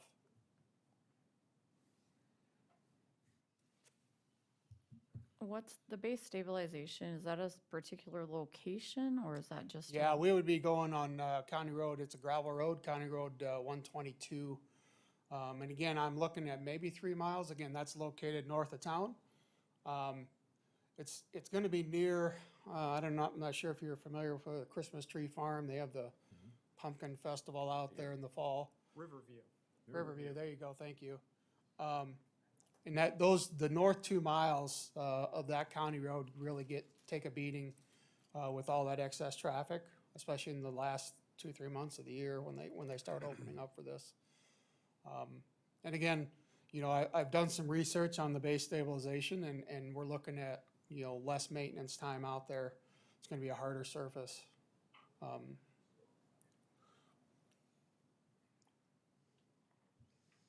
Like I said, I'm fine with that one. I really don't have a pros and cons. It just would be nice to do, but if it doesn't happen, I'm good. Terry, is there a way to logically break this up? Like, instead of just saying, nope, we're not gonna do it at all, could you phase it? Could you phase it in? Are you talking a particular project? Yeah. like Which for- one? For the mill and overlay at the top, could you create a phased approach? Yeah, we can do a phased approach, and again, so if it comes down to this, and I know this is something nobody wants to hear, but if it comes down to that we're gonna do a full depth reclaim on this, chances are we may not have the money to put a mat on it. Not saying it's gonna stay gravel, but what we could do is possibly do a double chip seal on it, at least be a hard surface, and then 2-3 years down the road, and then put a mat on it, Well, type maybe thing. Commissioner Landine was kind of nodding towards this, but in what I'm hearing from you is that it's kind of premature to make a decision on whether to do this until we get those boring samples back, or excuse me, not whether to do it, but what to do until we get the boring samples back. What's best case scenario, worst case scenario? I mean, there's still gonna be expense on that road, right? Best case scenario, I've done some cost projections for doing a full depth and then stabilizing the entire sections. Just the base stabilization, grinding it up, and the base stabilization on it, we're probably looking right around the $1.2 million area, 1 million, just for those road sections. Was that 12 miles, almost 13 miles? So 1.2 is best case and 1.986 is worst case? Well, so 1.9, that cost estimate is based on a 1-inch mill and a 2-inch overlay. That's what that cost estimate is based on right there. This cost estimate that's in the budget has nothing to do with what we're looking to do at the road now with the studies or the coring we're having done on it. Because I don't have a cost estimate. I don't know what that project is gonna look like. So I just left in my mill and overlay. All we know is full depth reclaim is more than 1.9. Well, if you want to put a mat on top of it again, yes. That will probably be more. That'll be in addition to the 1.9. How much more, I don't know. I would have to, again, I didn't put a pen to putting a mat back on top of it if we did the full depth. And we can't even talk about phasing the project in yet because we don't even know if it needs a full depth reclaim or not. That's correct. But I can have, I would feel confident that we could do a full depth with the base stabilization with this cost. But not a mat on it. So worst So case. that means it would stay gravel until we had money to put a mat on it. Right. Which is very highly traveled road. I think we have about 1,300 vehicles a day on the ethanol plant road, the 143. And I think we're at about 800 or 900 on 152. When does the state indicate that they'll be done with that project? That they're going to do, and where they're going to Oh, utilize? Highway 46? Yeah. I think they 23-4, right, Yes. Jim? They're looking at 2 phases. First phase would, well, they said they could swap them. One phase would be from Beersford to Highway 11. And then the next phase is next year would be Highway 11 to Iowa. So if we're looking at just 2 options of doing nothing, letting the road be in the condition it is until the end of that 24, or doing a chip grind and doing a chip seal to stabilize it, which is the better option in your mind?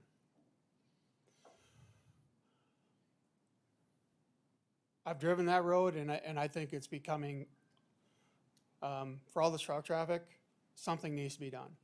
Well, it's not. I mean, my thing is if we want to leave this project in there, you want to do the mill and the overlay, we can do the mill and overlay. We can do it next year, but the problem is what's gonna happen with all that excess detour traffic coming on it, and then it's gonna tear the crap out of our new mat. You know, and again, as I told you before, probably a few months ago when we first went through this process on this budget, and I had these miles on there. About 5 or 6 years ago, we went out on some of those sections on 143 where it's just mushing out really bad in the wheel track. We went out, ground them out, paved it back in, put a mat over top. Well, now we're 6 years afterwards. It's starting to push out again. So there's something going on underneath that's allowing that with all the truck traffic.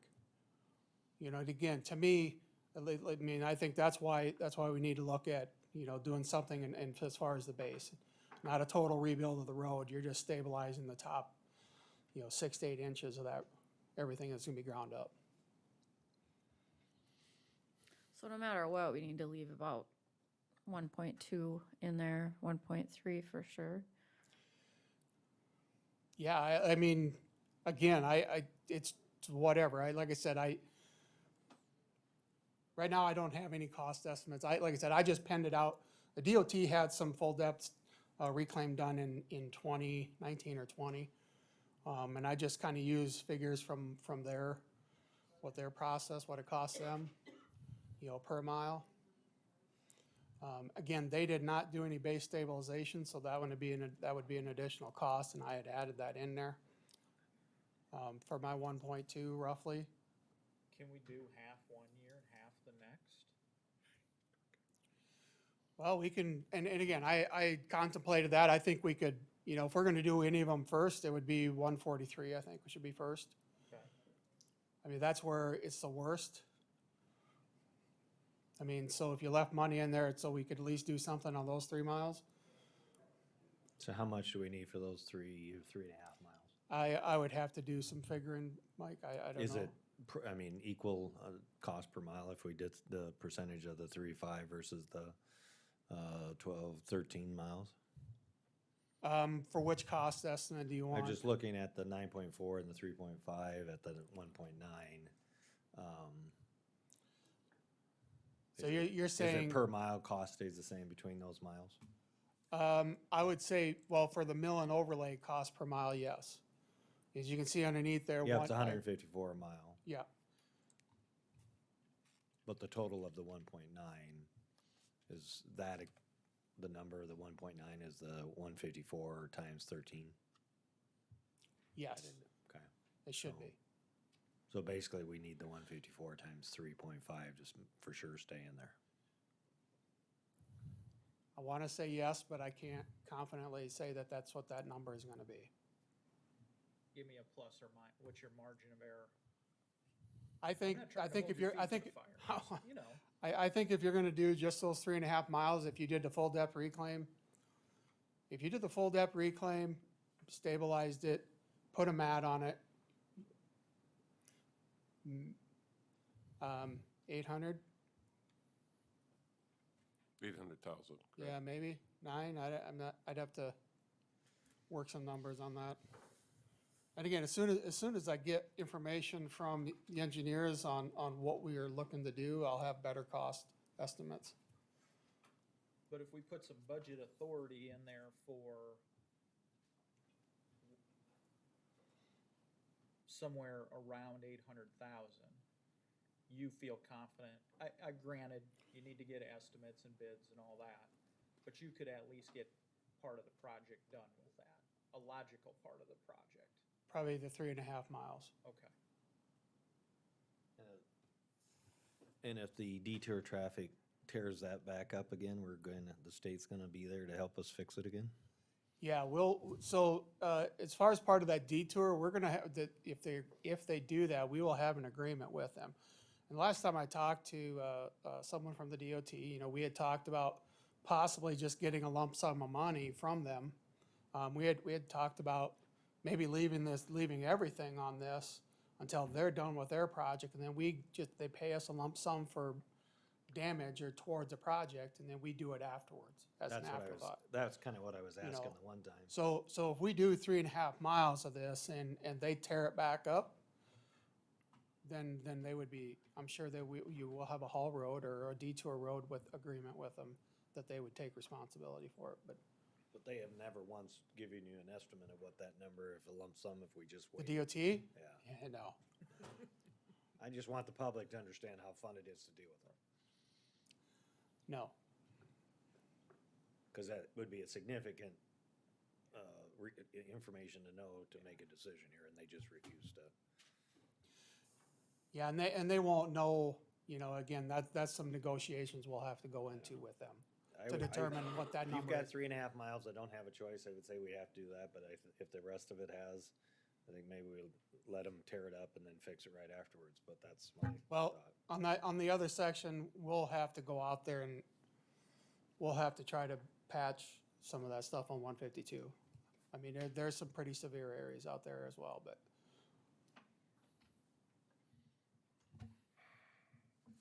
Any other questions on that?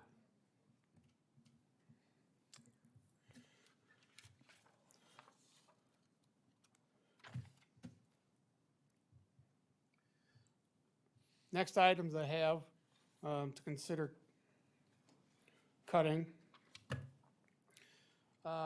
This will be in the line item for capital outlay. Machinery and equipment, I have $447,500. So I have planned for 2 trucks next year. You see the price up there. Box, plows, wings, sanders for those as well. I am open.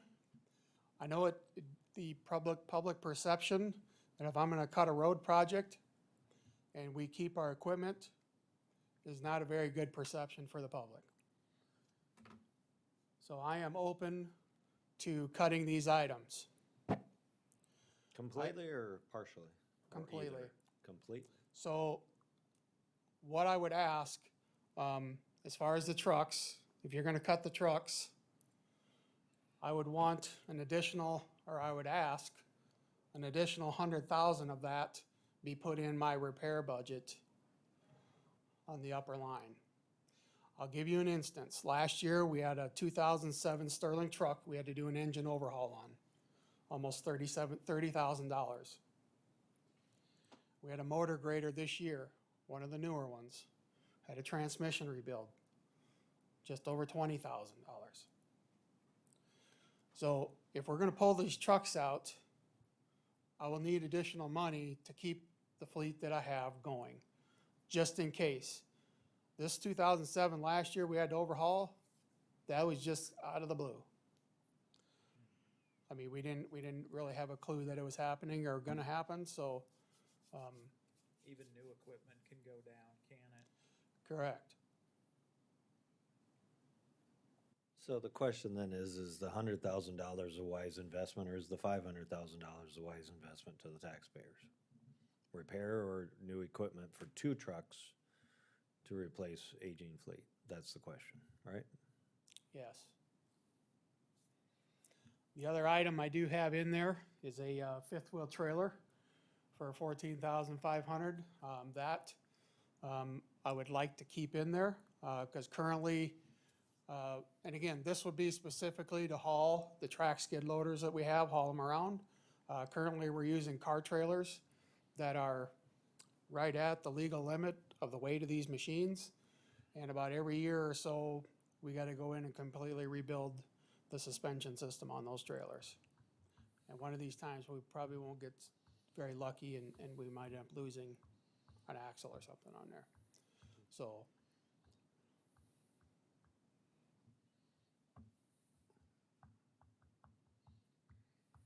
All right, what else you got, Terry? What year are your trucks you're talking about that you'd have to add this repair to?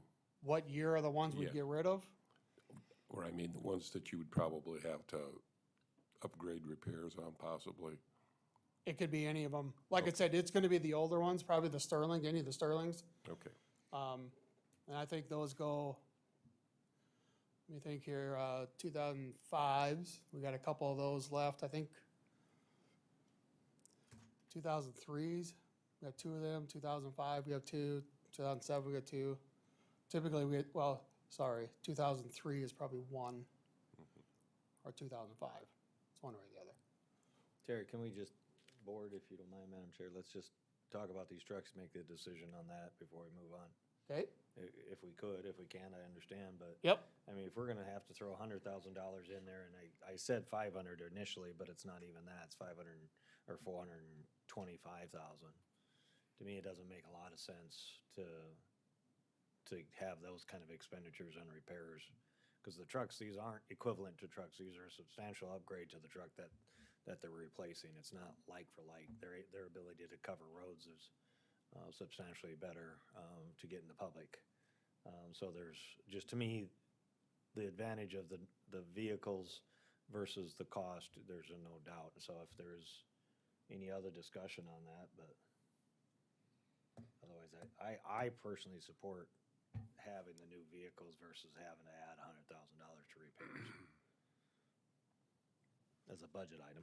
Well, if you do replace the old, you repair the old truck, you still have an old truck, You still have an old truck. you know. And once you start, it can be a money pit. And these are 2003 and 2005. Yeah, we still have 2007s.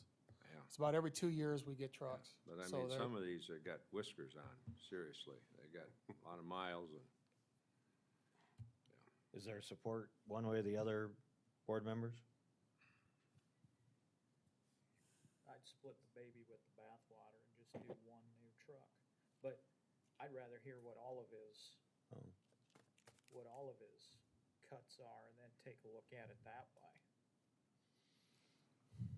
I am complete with them. I mean, if you want, Yeah, you're just bringing us these options. these are the options that I can cut. I mean, if Yeah, we I didn't start, know if you had more. well, if we start cutting some of the other items, and again, it's not that we can't, but these are operating and maintenance costs that we do just for general maintenance on roads and operating. So can you run through, if you start with the whole situation, did we reduce the project Norway Center, the 152, 143 from 1986 to 800,000? Was that the number? Or am I- We have not made any motions on. No, but I mean. Terry, was that would a we need to leave 100, 200,000 in there for some patchwork as needed for those remainder 9 miles of road? 9 miles, was it? No, so I do have, so this is my materials and tasks project. This is the monies that we spend in-house. And again, you'll see our paving here. I have 13,000 ton of asphalt that we'll lay down, that we'll have, so anything for, if we have to go do some patching on that other road, that'll come out of that. It's just, I mean, again, I'm not sure how long this revenue drought was gonna be. But if there's not gonna be money to do the other section, I guess then we would do more significant patching on it. but I hate to throw a bunch of money onto that road if we're gonna grind it up a year from now, or 2 years from now. But it is what it is.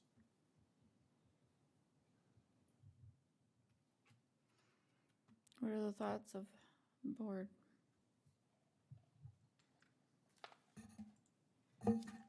Terry, on the microsurfacing for 550,000, that's for 10 to 12 miles. Is that standard or in line with what you've been doing every year? Or is that based upon a very specific analysis you've done? So we've been, the last 2 years, so 20 was our first year of having a micro project completed. It's the first time we've ever done it. It's a newer method to Lincoln County. Other counties, and it's been used, you know, across the country for years now. And then this year, the last year we had like 11 or 12 miles, I think, last year. So this year we had 14 miles this year, 14 and a half completed. So again, 10 to 12 miles, it just kind of depends on where we want to pick to do that. We try to find a road that's probably a little rougher, you know, since this type of wear course on it, it smooths everything out. So we try to find something that would probably be, you know, a little worse off that can take it. You know, but again, a lot of this goes back onto our pavement assessment, and like I said, it gives us the years projects need to be done. I mean, if we want to go back and read through that, they're saying $3.1 million in preservation and maintenance on asphalt roads every year. So are we doing that? We're close, you know, but, you know, here a couple of years ago, we ended up cutting our chip seal. And the only chip seals I do now are on new roads, on new mats. Kind of not the way things are supposed to be done. But again, if there's not money, then there's not money, you know. So this year, it would be determined probably this fall, the specific place for this. Here's what I would do. Here would be the outlines of my motion. Conceptually, I would turn the mill and overlay project up there at the very top into a 2-year project instead of a 1-year project. And then Terry, you can contract with them however you want, but it would send the message to those people who use that road down there, we're still committed to the project, we're just gonna phase it in, phase 1 and phase 2, just like they do road projects all over the place, right? And just, because of our budget constraint, we would do, you know, 850,000 of work this year, and then we'd do the remainder of the work the next year. And that is the deal I would cut with the public. But that would be my motion, to just split it into 2 logical halves, so we don't have to spend all the money this year. Instead, spread it out over 2 years. And then that way we can keep doing all the other maintenance level type stuff that we're working on here with the microsurfacing and all that. And then, you know, I mean, I wouldn't touch the trucks or the box plows or any of that then to replace it, because, you know, I think you've got the money in the budget then. I will second that motion unless there's more. No, that's my motion. Just thinking out loud, but that's the motion. So we want to drop the road construction materials down by 850,000, is that what we're saying? Drop it down to the 800,000. Yeah, 800 or 850,000. 850. 850. Over 2 years. Over 2 years. Over 2 years. Yeah. I don't. So it's 1.9. Are you trying to split that in 2? Because those numbers aren't making sense. Well, it would be a bigger project Next in year. the next budget year because there's more miles. Okay. When I say in 2, I just mean 2 logical parts or phases, Okay. not split down the middle, divided by 2. Gotcha. So it would be to reduce road construction materials by, 1.136 million.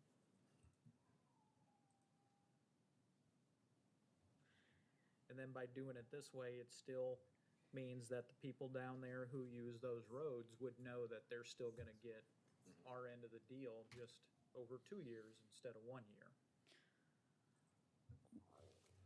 I'm thinking out loud here too. What would I mean, are there gonna be people that are willing to do that, to bid that? I mean, For a 3.5 mile project, right, yeah, you'll get bids. in 2 phases?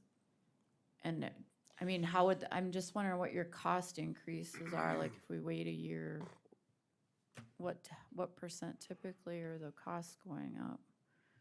So that's a good question. I would have to, I'd probably have to ask the engineers or get a hold of DOT, because I know they do multiple year projects and bid it as one project, but it's slated, Yep. you know, completion points in that project are slated for year 1 and year 2. I mean, I suppose it's all in the contracting of how it's worded. So if you get your borings back and they say that we have to do a reclaim, does the 850 cover that? I am hoping so. Plus, I would hope I would get a mat on it for that. I mean, a worst case scenario would be a double chip seal, at least so it wouldn't be a gravel road. So reclaim and a mat on those 3.5 miles, you think you could do for 850? I hope so. I hope so. Okay. I think we'd be doing a disservice if we didn't put something on top of that. For 1,300 vehicles a day, 800 of them trucks. And so your motion, Commissioner Aaron's, was to leave the trucks the way they've been proposed? Yeah, my motion was only, as Commissioner Poppins restated it, to drop down the materials to 850. And then that results in a cut of 1.136 million. But we're committing to doing the project over 2 years. So we're not leaving these people out there high and dry just to save money this year. Because I know South Dakota DOT has got multi-year contracts where they do this.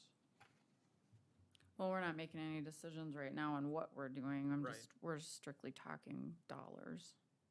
Yep. So your motion is the 850 to reduce it Correct. on that line item. So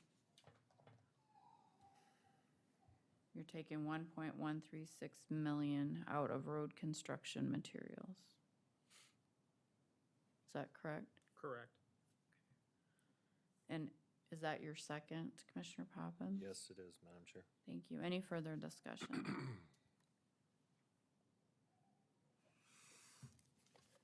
If not, Sherry, will you call the roll? Commissioner Aaron's, Yes. Commissioner Gibbon, Yes. Commissioner Schmidt, Commissioner Poppins, Yes. Commissioner Landine. No. Motion carries.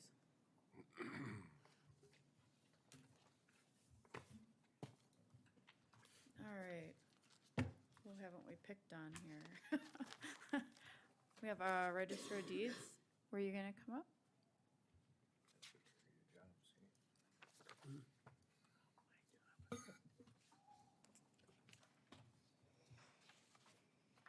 Registered deeds is on 11, page 11. We agree on. Page 11. Huh? Page 11. No, what did we agree on for a reduction for Terry? 1.136. 1.136, thank you. And then what page did you say, Sherry? 11. Thank you. 11, come on, 7, 11. Okay, Ready? ready to roll 'em. Oh, so unfortunately, I don't have much coming out of the general budget other than my personnel services. Other than my staff, the only thing I can cut is my supplies and there's not much. Once we had the discussion of the budgets, I went through with a fine-tooth comb. Unfortunately, a lot of these numbers are from last year, which we had a really big year last year. A lot of these numbers that I have to come off of are how busy we are, how many documents we record. And unfortunately, this year we've been busier than last year as of right now. So I was hoping to cut around, the best I could probably do would be $500 out of my supplies and materials. But I'm probably gonna be, depending of how we are next year, I'm probably gonna be coming up with different ways of getting my office supplies, because that's really the only things that I can cut that aren't off of how many documents we record. You would already cut those, correct? And that's in here? Is that right, Sherry? Yes. Okay. So nothing additional that you feel that you can cut out of your budget, if I'm understanding you correctly? No, other than my staff, which I Sure. don't want to, that would reduce our, well, we're a small staff, so just having people in the office and helping people with their requests and getting documents recorded and indexed in a timely manner. I'm looking at the part-time wages here. Can you explain some of that to me? We have one part-time person. How many hours a week do they work? I believe it's around 24 hours. What do they do? Usually her main job is indexing our documents into the books. My girls do everything on the computer side, and she indexes everything into the books. And then if she runs out of that, then she does requests and other things we need around the office. Is she on a just work as needed, or she's a guaranteed 24, 25 hours a week? Right now, she's guaranteed. Okay. She may switch it up the days depending on if we're not very busy and she feels like tomorrow will be busier or something for her to do, then she'll switch her days within the week. But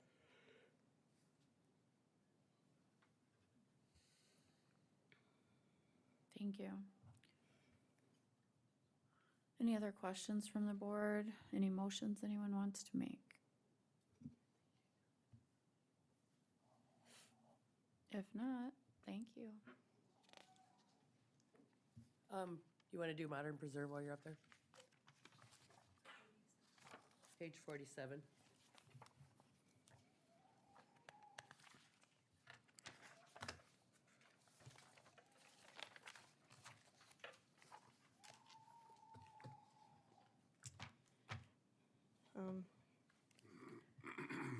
I guess for this, I guess it's not necessarily anything coming out of the general budget. Mainly, this is helping my office with the general budget. Any projects we're doing is out of here. Our office in the rotation is up for new computers. Usually that would be coming, I believe, this year out of the IT budget. We take that cost out of our fund. I believe Jake estimated that at $10,000. How come there's a duplication of travel and conference in both departments, as opposed to just putting it all in one department? I believe that is for Sedasis, which is through Tyler Technologies, which is the software that we bought through our fund. So then we go to that conference through the M&P fund rather than the travel and conference through our general fund, which is more of us going to Pier and Rapid City to be certified. Under book restoration, what does that mean for 7,500? What does that cover? That covers any of our index books, any things that need to be needed. If we need new books that we index in or replace in, any new pages, any materials that we need to fix our index books is for that. And then services and fees at the top under 12.5. What is covered with that? I believe that is.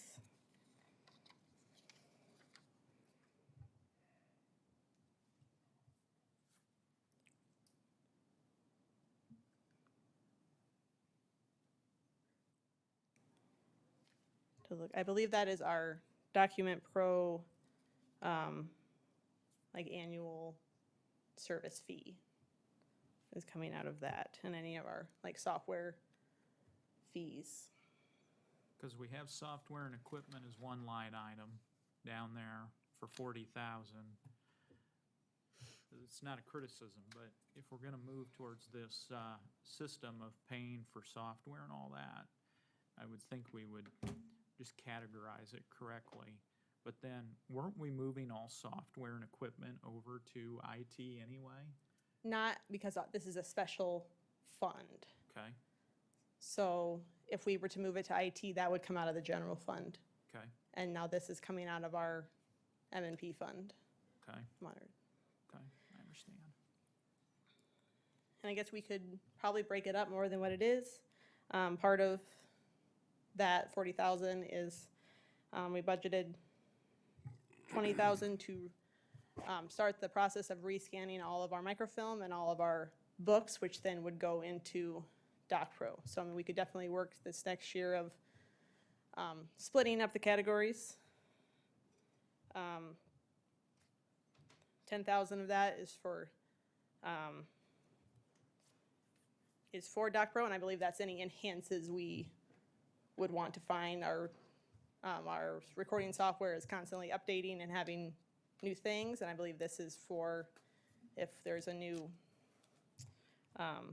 system that we can do, then we will add it, and we have the money in the budget for that.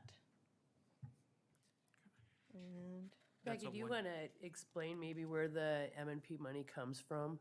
Because right now, the M&P fund has $117,000 sitting in their cash fund. It is not part of the general fund. I have every document we record that has a fee. $5 comes out of it and goes into a special fund. $3 stays here in our county. $2 gets sent to the state, and then every year that is split up evenly between all of the counties in South Dakota. Is the preservation of the microfiche, is that what you said it was? Or of scanned materials? Or what was it again? The 20,000 The for 20,000? coming out of the M&P fund?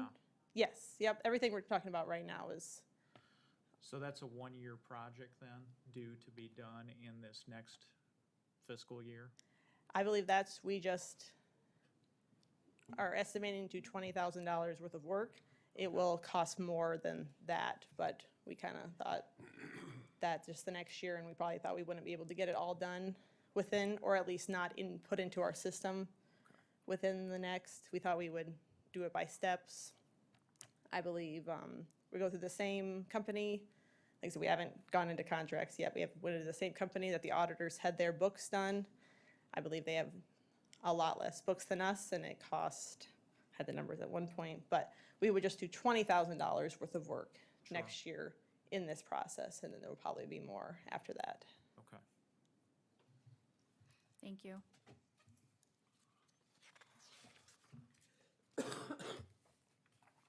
Harold?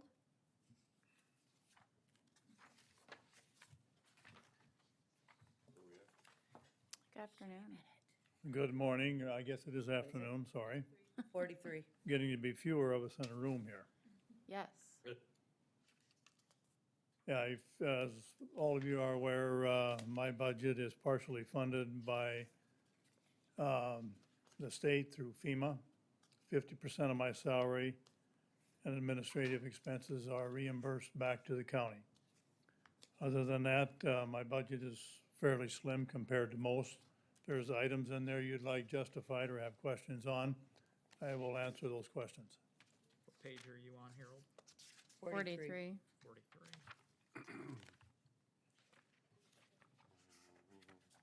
anybody have any questions for Harold? His budget is pretty bare bones as it is. We haven't changed it. If the salaries change, that'll be a change. Other than that, I can live without a raise if that leaves too, but I'm probably the only one that can, so that's probably not an option on the table. Most of your repairs and maintenance, what does that come from, or what does it involve? It involves maintenance on our generators on the courthouse here. That's been in my budget since we put them there, because I used to be able to reclaim that as an expense through the state. They've now thrown that out, so whether it's in my budget or John's, doesn't make a lot of difference, you know, for So the as long as you county. were claiming it under yours, you could get recovery through FEMA or the federal, but if you Right. had just done it through his, we wouldn't have been able to. Right. Now, they have discontinued that option as they have some other things too, so we're not getting as much from the state or through FEMA as we used to. But still, it helps when it covers my salary and administrative expenses. Some of the travel and conferences, isn't that mandatory stuff you have to attend each year? Some of it is, yes. We have About what percent? Our conference is next week, just like yours is. So this year, we happen to be in Watertown. They moved that throughout the state. So where it's gonna be next year, I don't remember. I'm not on that board anymore, so I don't have to worry about that. You're a one-man office. Yes, I see in your general question, whether it's for Sherry or you, I see you have utilities of like 15,000, and then I see other one-man offices like human resources for $400 or whatever. How does that work? I mean, I know you got the electric bill and the internet. What is that? What is utilities there for you? well, Sherry can, like you said, Sherry could better answer that. I'll find It's- it. Yeah.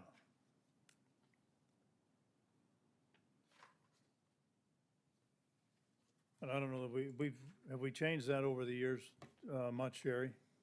No, It pretty much has stayed the same. It's like me being billed for using the postage machine, which I never use. Right. It's something that just gets passed on per office. So, yeah, so like this year to date, we've got, this isn't right. How do we have?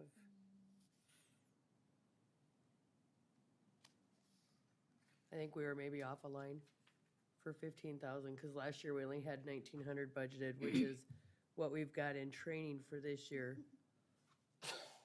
So, can I do a, you're looking at that 4293 line item? yeah. No, I'm looking at 4.2. 427,100 and Yeah, but 42800. what I've got pulled up here is the 8,000. And last year we had budgeted 1,900. So I'm wondering if we don't have a typo. We had, get his budget out of No, I that. would think so, but Yeah, if we went from 1,900 to 15,000, yeah, no, that I would doesn't say make we have sense. a typo Well, on I'm that one. wondering if you're Bitcoin mining down there, Harold, and your computer's using a Well, lot maybe of not. electricity So or what should it something. be? Hold on just a second.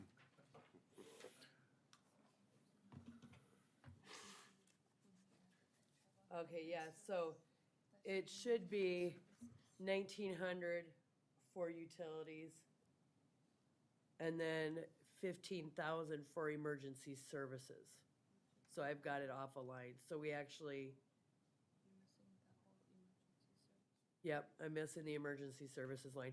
However, it totals the same, it's just in the wrong categories. Yeah, Right?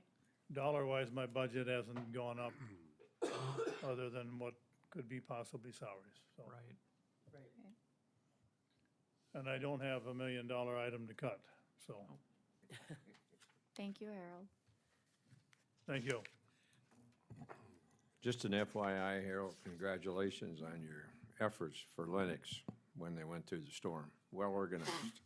Lots It of went good fairly well. compliments. We immediately transitioned that into a unified command system between the city administrator, myself, and the fire chief, and we were able to get stuff lined up fairly quick. We ended up with 3 dump sites for trees, which was a godsend, because otherwise we'd have been jammed up, and We had people 5 deep on 17 now, the way it was to get into the south one. We did use the fairgrounds for a portion of it because it rained and it got so muddy, everybody was getting stuck at the ones we had, so we used that for a bit. So we'll have a little mess to clean up there, but hopefully it works well. Good job. Thank you, Harold. Thank you. Who's next? Julia, you haven't went. Deb? We got Deb. We got Deb, Wendy. We got Deb and Wendy. Draw straws. Whoever's last has to pick up the rest of the cuts. 7? Yep, 7. 7, Okay. come 11. Commissioners are last. That's a trick. All right. Well, I really don't have a whole lot I can cut because I did make quite a few. Yep, you've already Cuts. made, I know you've already made cuts. Yes. Is But there, on that note, yep, go ahead. So, you know, the only other thing, you know, I could cut my utilities. We can shut off our lights, use half lights during the day and unplug our computers and calculators at night because they use electricity. If that would help, I would gladly start doing that. You know, I guess what I think we need to do is implement other areas to get more revenue, like Carla had the suggestion of bringing more revenue into her office, and you passed my office, getting more revenue in there, and I appreciate that, because I think that's gonna help a lot.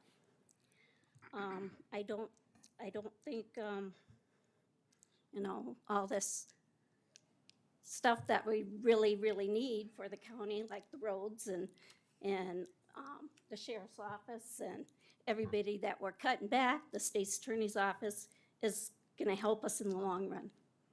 That's my opinion. I just think it's, you know, it's gonna cost us more later on, like that was already said. And unfortunately, I think we need to raise taxes.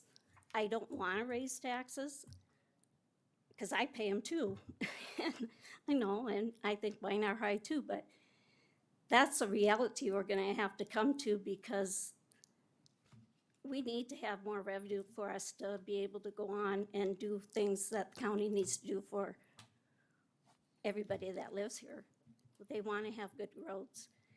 The county gets the least amount of money out of the taxes. If people would just look at their tax notice, it's broken down as to who gets the most money. Schools get the most, then cities and districts and townships. County gets the least amount. So that's why we're having this problem, trying to run the county and not have enough money. So that's Thank you for that. my Deb. say. Thank you. Do you have any new FTEs in your budget? Any new what? Any new FTEs? I don't. Employees, Full-time employees. You- Oh, and new employees, no, I have one that is being a replacement. I could really use more employees, because we could use one just for phones.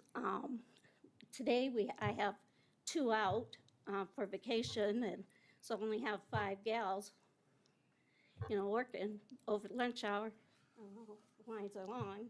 How many total people work in your office? I have 9 right now. And how Well- many are you authorized for? Is there a vacancy? Is there a vacancy right now? Yeah, you I got g- 9 yeah, people working there, you right. got 1 vacancy, you're authorized 10 people? 10 people. Well, yeah, I'm filling that one right now. I'm just in the process of getting things completed with that. But yeah, I could probably use more for phones and, you know, helping out. You know, usually I try to only have 2 gone at one time, but sometimes you have somebody call in sick, so then you're 3 short.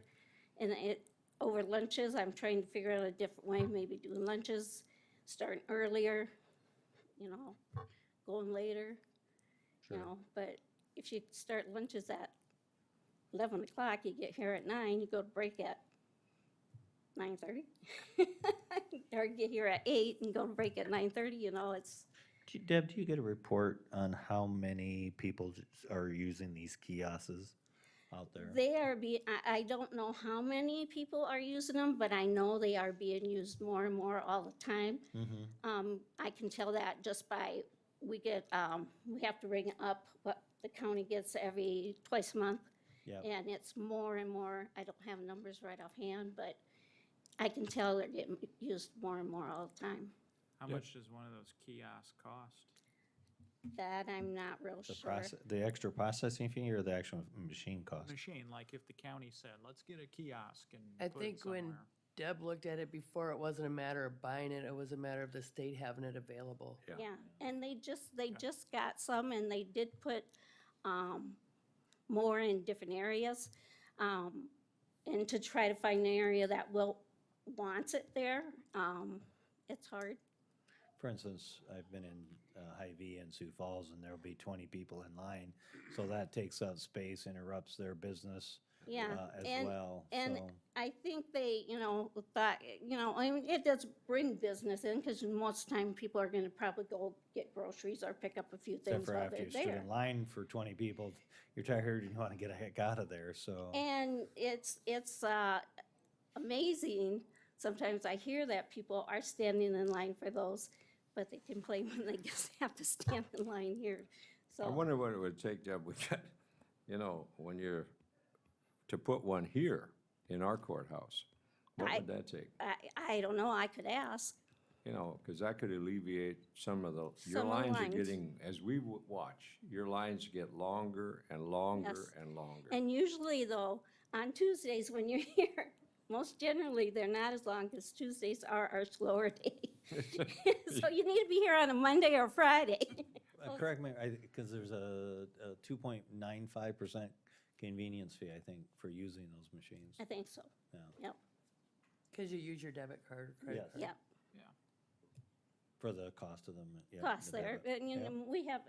we have a credit card machine, Fee, we yep. use here too, and more people are using those too. It's just for the convenience, and they don't seem to mind paying that convenience fee. I think it's, because you have to use a credit card or a debit card, you don't have the ability to use cash or anything at those machines. Not cash. I think you can use an e-check. I'm not positive on that. I And I know they are also starting, I don't know if it started yet, but they want to start doing driver's license renewals at those machines too, so. Oh. I think if you're current and everything like that, wouldn't be a new move-in or anything. And you're not Jim Schmidt, you're okay to use those? So Debbie, on your budget, you did make an error where we needed to add 20,000 back into supplies, Oh, correct? yeah, on that one, I did cut, my supplies and materials. It was 23,000, and I wrote 3,000. I should have written 20,000. Okay.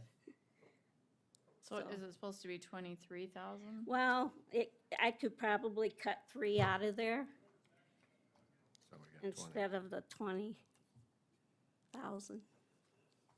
So Are you it's- able to do that with any other line item? Well, the motor vehicle supplies, that money is, we get 25% of our motor vehicles sales or whatever we do from the state. So that's money from them for us to use for motor vehicle supplies. So I use that a lot for paper and, other things that we need for the office, because we go through a lot of paper, printing out applications and detail reports. All right, so I I just have really that one can't Okay with leaving correction. it at 20, though?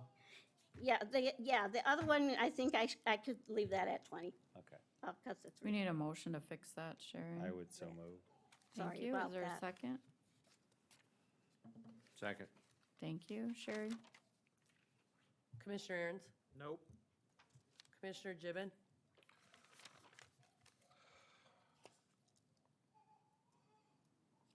Yes. Commissioner Schmidt, Yes. Commissioner Poppins. Yes. Commissioner Landine. Yes. Thank you. Thank you. Any other motions on that budget? If not, Wendy, Wendy. what page? It's in the back, isn't it? Which one? 31.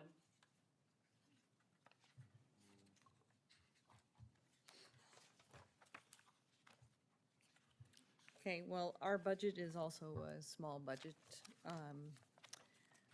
I think we could take our $500 in insurance off unless Sherry says it needs to stay. You don't have any vehicles, and I think that's what that line is for. Then there you go. In the travel and conference, we have $3,280. That could be reduced to $2,000. We go to a spring and a fall conference. This year, our spring conference was virtual, but this year's fall conference will be in person. So I would assume next year's conferences would be in person. It could be reduced further, probably down to 1,000, but I would like to keep it at 2,000 because there's a National 4-H Advisor Conference, and in 2022, that will be in Wisconsin. And so that would be I would drive there probably with some Minnesota people to share the cost.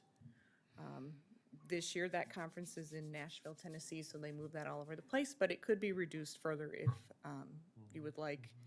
And our furniture and minor equipment could probably be reduced to, I don't know, $300. I haven't used it yet, so I don't know. I don't have plans for anything in that section. So the only other part would be in the personal services, I guess. I don't know if, Sherry, if you have the total of what we had down for the overnight watch people. I did not. When I did the budget, I didn't even think about, or when I did the wages, I didn't even think about those. Because I don't know, is that included in that part or not? It should be, yeah. Okay, well, this year we paid them, or will pay them, about $480, so, and that's because we did 2 nights over here and paid for 2 people. So that was a total of 40 hours that we paid somebody. So Wendy, your furniture and minor equipment, you wanted that reduced to what? 300. 300? So the wages for the night watch people are gonna be different now? Because you're not gonna have them over there, or? Well, we probably would not this next year. We have them over here when we have animals staying overnight, but I'm going to guess that it'll be more like a come and go scenario for this next year. So you're saying I don't have to have the wages in there? I would say so. Perfect. Then I did it correct. All right. They're currently not in there? No, they're not in there. So the Well, only then there you change is go. reduce insurance, to zero that out 'cause she has no vehicles, change the travel conference to 2,000, and take the minor furniture down to 300. I'll move. $2,480. $2,480. $2,480. I would so move. Thank Second. you. Thank you. Commissioner Aaron's? Yes. Commissioner Gibbon? Yes. Commissioner Schmidt? Yes. Commissioner Poppins? Yes. Commissioner Landine? Yes. And Toby is available by phone if you guys wanted to discuss with him. Anybody else left here? Julia is. Yeah. I thought we did yours. She wanted to be Depends on last. who we- Oh, that's right. But I don't know if she has anything else to say. I think she might have said what she wanted to say already. What page? Hold on, I gotta figure out if they're doing, That's don't- good, Toby. You want to do Toby? What's, okay.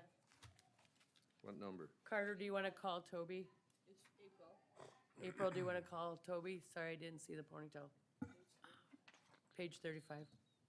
Sherry, I'm at about 1.6 and a half. Without the changes that I just did, or without the Wendy's changes, which is great, but I am at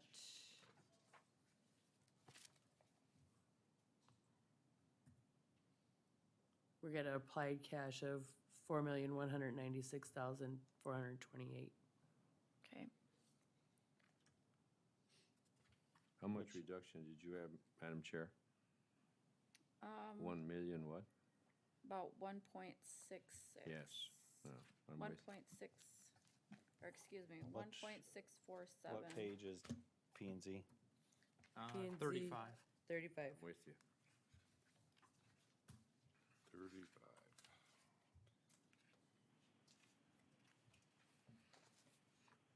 Hello? Hello. How you Hello. feeling, Toby? Not too bad. I'm getting better. Good. Good. Did you bring us some cut options to consider? Well, I didn't wake up this morning thinking that, but I've sat here and put down some pencil to some things. So I guess the first thing was that we did cut, or you did cut the halftime FTE that we requested between Jess and myself. The first cut would be under, if you're looking at my page, would be under fees and contracts. I propose to cut that $10,000. And the basis for that would be, I budgeted a portion of that for drainage ordinance permit and development, but I think we can push that off a year. So we cut that by 10,000? Yep. And then I don't know, when we made our other motion, we were voting on that other budget, so the other half of the FTE is in here and we talked about it. That's the 45,000? We're taking 45 out of that. Yep. 45's coming out of that. Yep, so that's been cut. Toby, under publishing where it says 6,000, do we recover all of that? Yes, and typically I budget 4,000 for that, but I did increase that by 2,000 in this budget. The addition of the Argus Leader is added to the cost, as well as with 5 legal newspapers, we've been having issues with getting everything published timely. And so while the one that misses it, they allow us to, they don't charge us on the second publication. I have to pay for all of the 4 publications. But if I wanted to make that status quo, I would just cut 2,000 off of that. So, And I hope that you guys would consider maybe looking at legal newspapers when you consider that. yeah, so there's been at least, what, 4 occasions now where we've had to republish? Is it 3 or I've 4? had 3. I think the auditor's office has had 4. Yep. So for a total of 7? Yeah. And it's all because of the one entity? No, Yeah.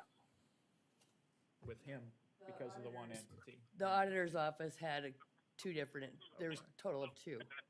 And the majority of them are because of the one entity? Yes, Okay, super majority? yes.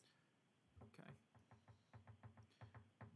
Toby, do we need to look at an impact fee for developers in order to cover our cost?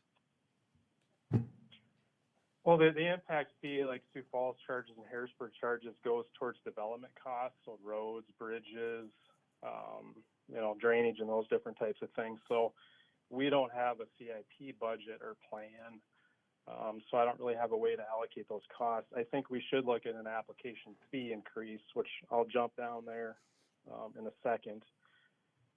The other cut that I have is under travel and conference. I can cut 2,000 out of that budget.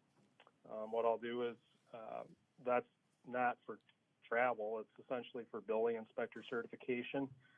But I can do one every other year with our staff on that one. It's not preferable, and it leaves us in a pinch if somebody leaves or something like that. But I do realize we need to make as many cuts as we can. So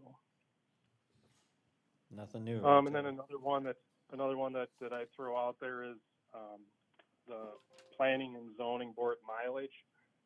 We do offer, or we do pay them $65 per meeting, and then in addition to that, we do pay mileage for their travel.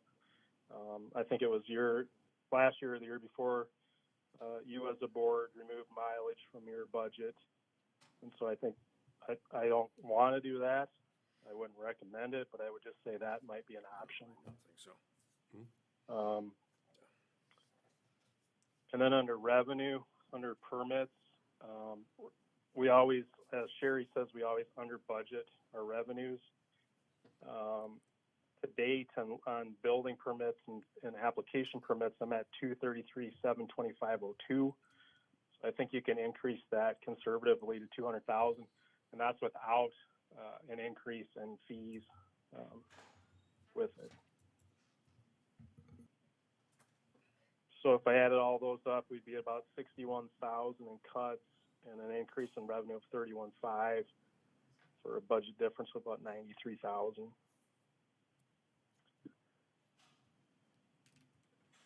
And those are, again, I cut the comp plan out of the previous cut, so that was my non-wage increase. And as well as I cut furniture and equipment completely. So I had it's a pretty operational budget right now with just staffing and really our costs. But I'm hoping that next year that we have less rezonings. And then we also need to really look at, I budgeted some money there for that fees and contracts with engineering, and I budgeted some money there to do studies for, different requests we've had over the years, the Tom Stangrams, Ernie Stratmeyer, and some of those, but we can't do those if we don't have the money. What do we charge for building permits right now? It's a variable fee, so it's based on the square footage of the building, and it's also a commercial we do the estimated cost of construction. Is that set in statute, or do we have discretion over that? Oh, well, not state statute, but it's set by the board, by you. So we've had these discussions about impact fees and increasing these other fees. Do you have any thoughts or ideas about that? I mean, I understand we don't have a CIP right now, but we do have a 5-year road and bridge master or plan that the highway department has to do. I mean, granted, your office is not linked with his, but there is an impact fee that comes along with development. Yeah, I think, there's probably the rezone applications and the platting fee, or the plat applications, and then our subdivision applications. Those are the ones that need to be increased. That's where we lose, I would say, more what I, not necessarily lose, but that's where the application fees don't cover the services that we provide. And you said that was platting fees and what else? Yep. So the rezoning application fee, the platting fee application, and then the subdivision applications.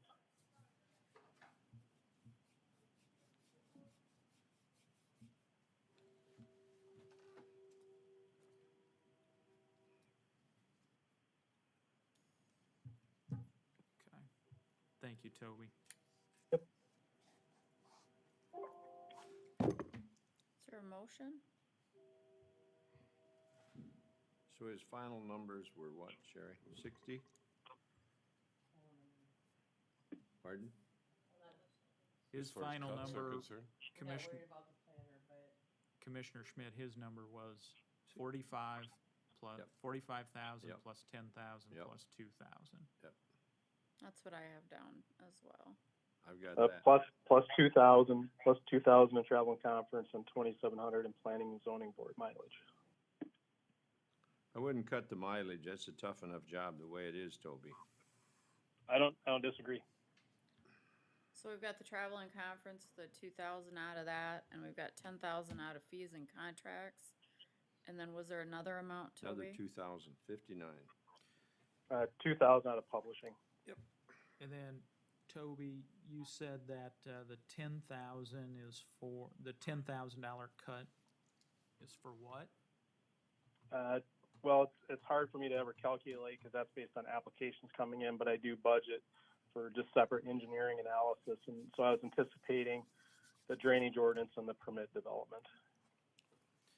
So does that mean that that pushes back our ability to implement a drainage ordinance by a year? Yes.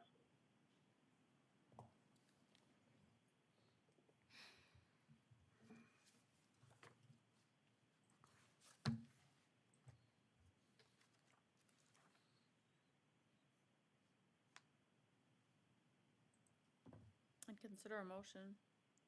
I'll make a motion to cut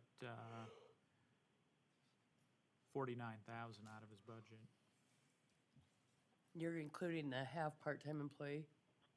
Yeah, I'm taking out 45 and 2,000, then another 2,000, but I'm leaving the 10,000 in there under the fees and contracts for the drainage issue.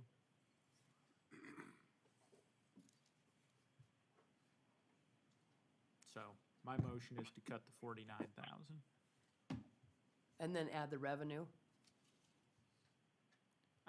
No, and the reason I'll say that is, I think the revenue is entirely speculative, and I have no way, I mean, I understand adding revenue when it's required for the purposes of, you know, the offset, but I don't think we can budget for something that's pure Right, because I think speculation. right now it's a 3-year trend. Right.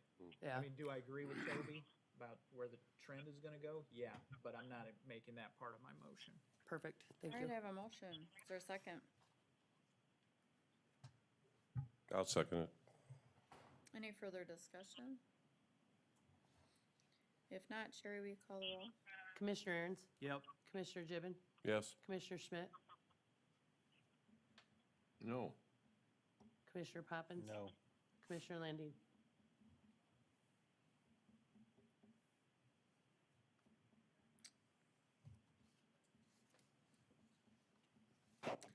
Yes. Motion carries. Thank you. All right. Thanks, Thank you, Toby. Toby. Stay well. Yep, bye. All right, Sherry, where are we at with cash applied? Again, rough estimate, 4,192,228. Okay, We're trying to get to, Madam Auditor, we're, 0. we're way past it. So we're under what we've had for cash applied in the last 3 years. What was that total number again? 4,192,228. And there's lots of things we're just not doing. Yep, just not doing. Because we still aren't a zero balance, and we're chewing into reserves.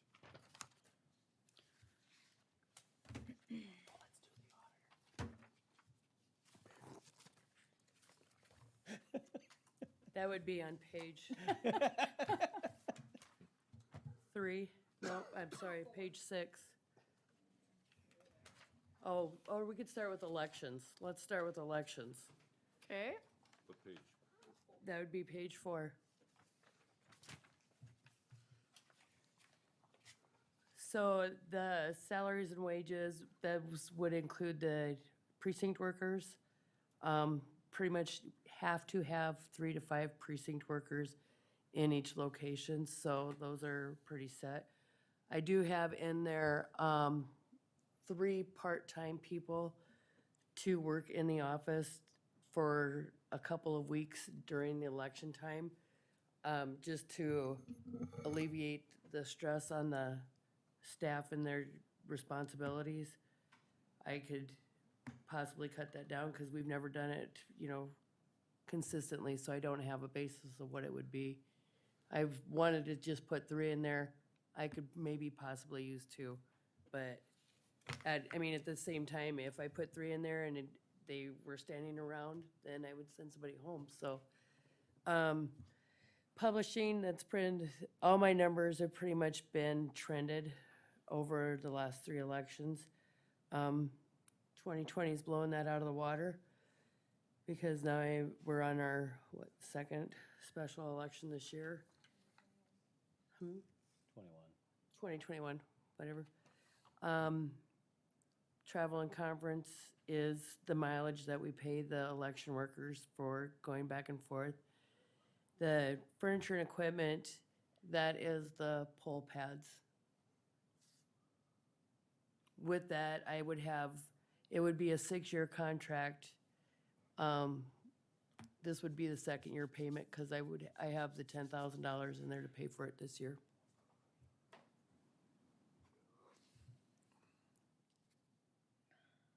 How many?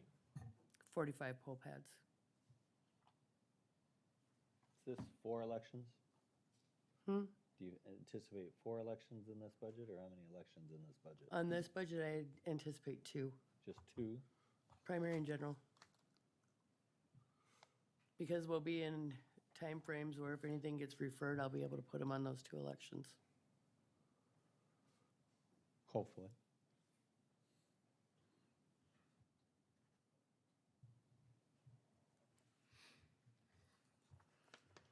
Anybody have any other questions, motions?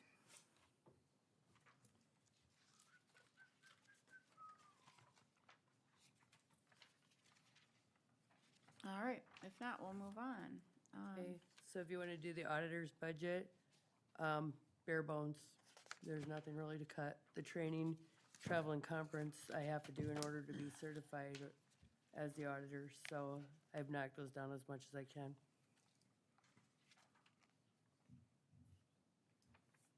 Anybody have any questions about the auditor's budget?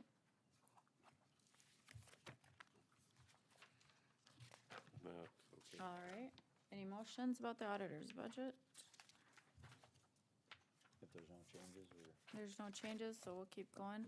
Yep. I think you are left, Julia.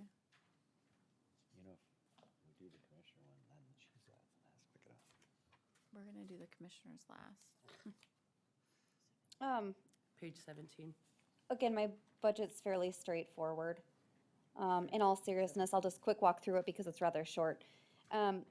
Fees and contracts, as you can remember, I absorbed all the recruitment as a cost savings to the county because then we can get a deal if we have one subscription to the different portals. Wellness is a percentage for wellness programming that the commission was supportive for 3 years. And that goes towards the employees and a reimbursement towards their premium if they complete the necessary steps. Repairs and maintenance, $500 just for maintenance, routine maintenance in the department.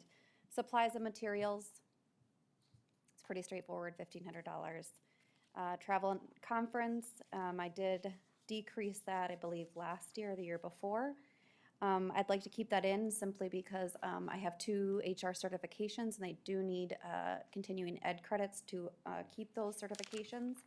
Utilities is fairly consistent at $1,300 and other is for EAP services for the employees and then also employee training as the county sees fit. What Oh, was and a your- filing cabinet. What's your page number, Julia?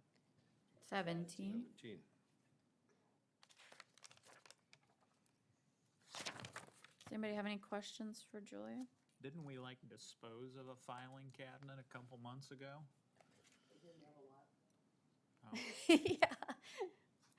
Trust me, I went around the county and tried to find a filing cabinet. But the trouble is they don't have locks. So in all seriousness, I'd like to keep employee information Sure. confidential. Absolutely. All right, any motions?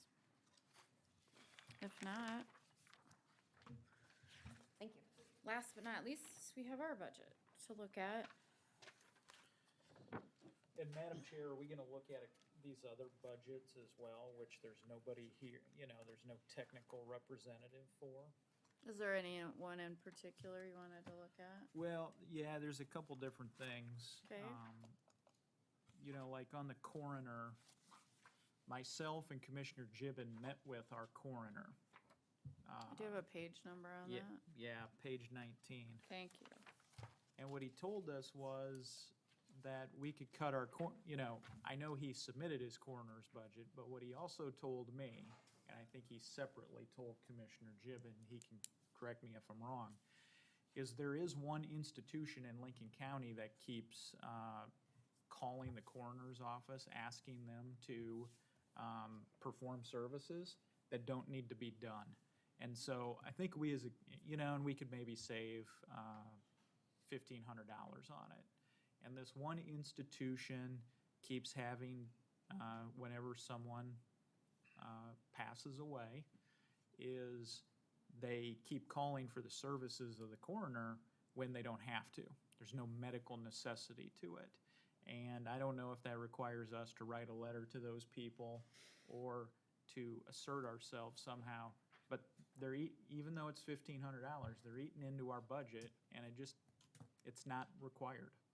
So what I would do is, given the fact that I talked to the coroner and, he said it's not necessary and these people need to stop doing it, and it's one institution, and I know Commissioner Gibbon has talked to this institution, is I would cut $1,500 from the coroner's budget.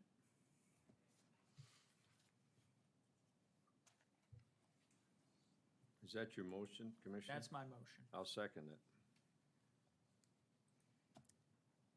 And I think the Commissioner- institution went so far as saying, well, then stop paying it. So, do we want to move forward and write them a letter and tell them we won't be paying it, or how do we want the bills? Because if we shouldn't be paying the bills, we should have them approved before they're put through the process. I agree. I mean, I don't want to be ham-fisted about it, but this institution should be told to knock this off. So do we want to draft up a letter and send it to them? We should, and then we should also drop 1,500 out of the budget. Okay.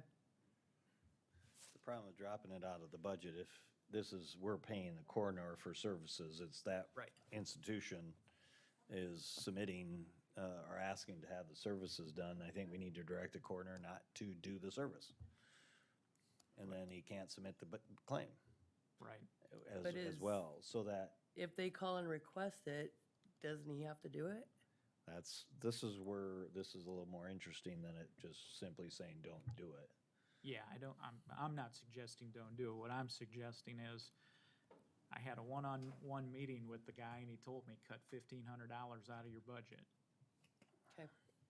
Are there claims that we can go back for and say these weren't? I don't think so, because the coroner performed the service. And So he had a valid claim against the county.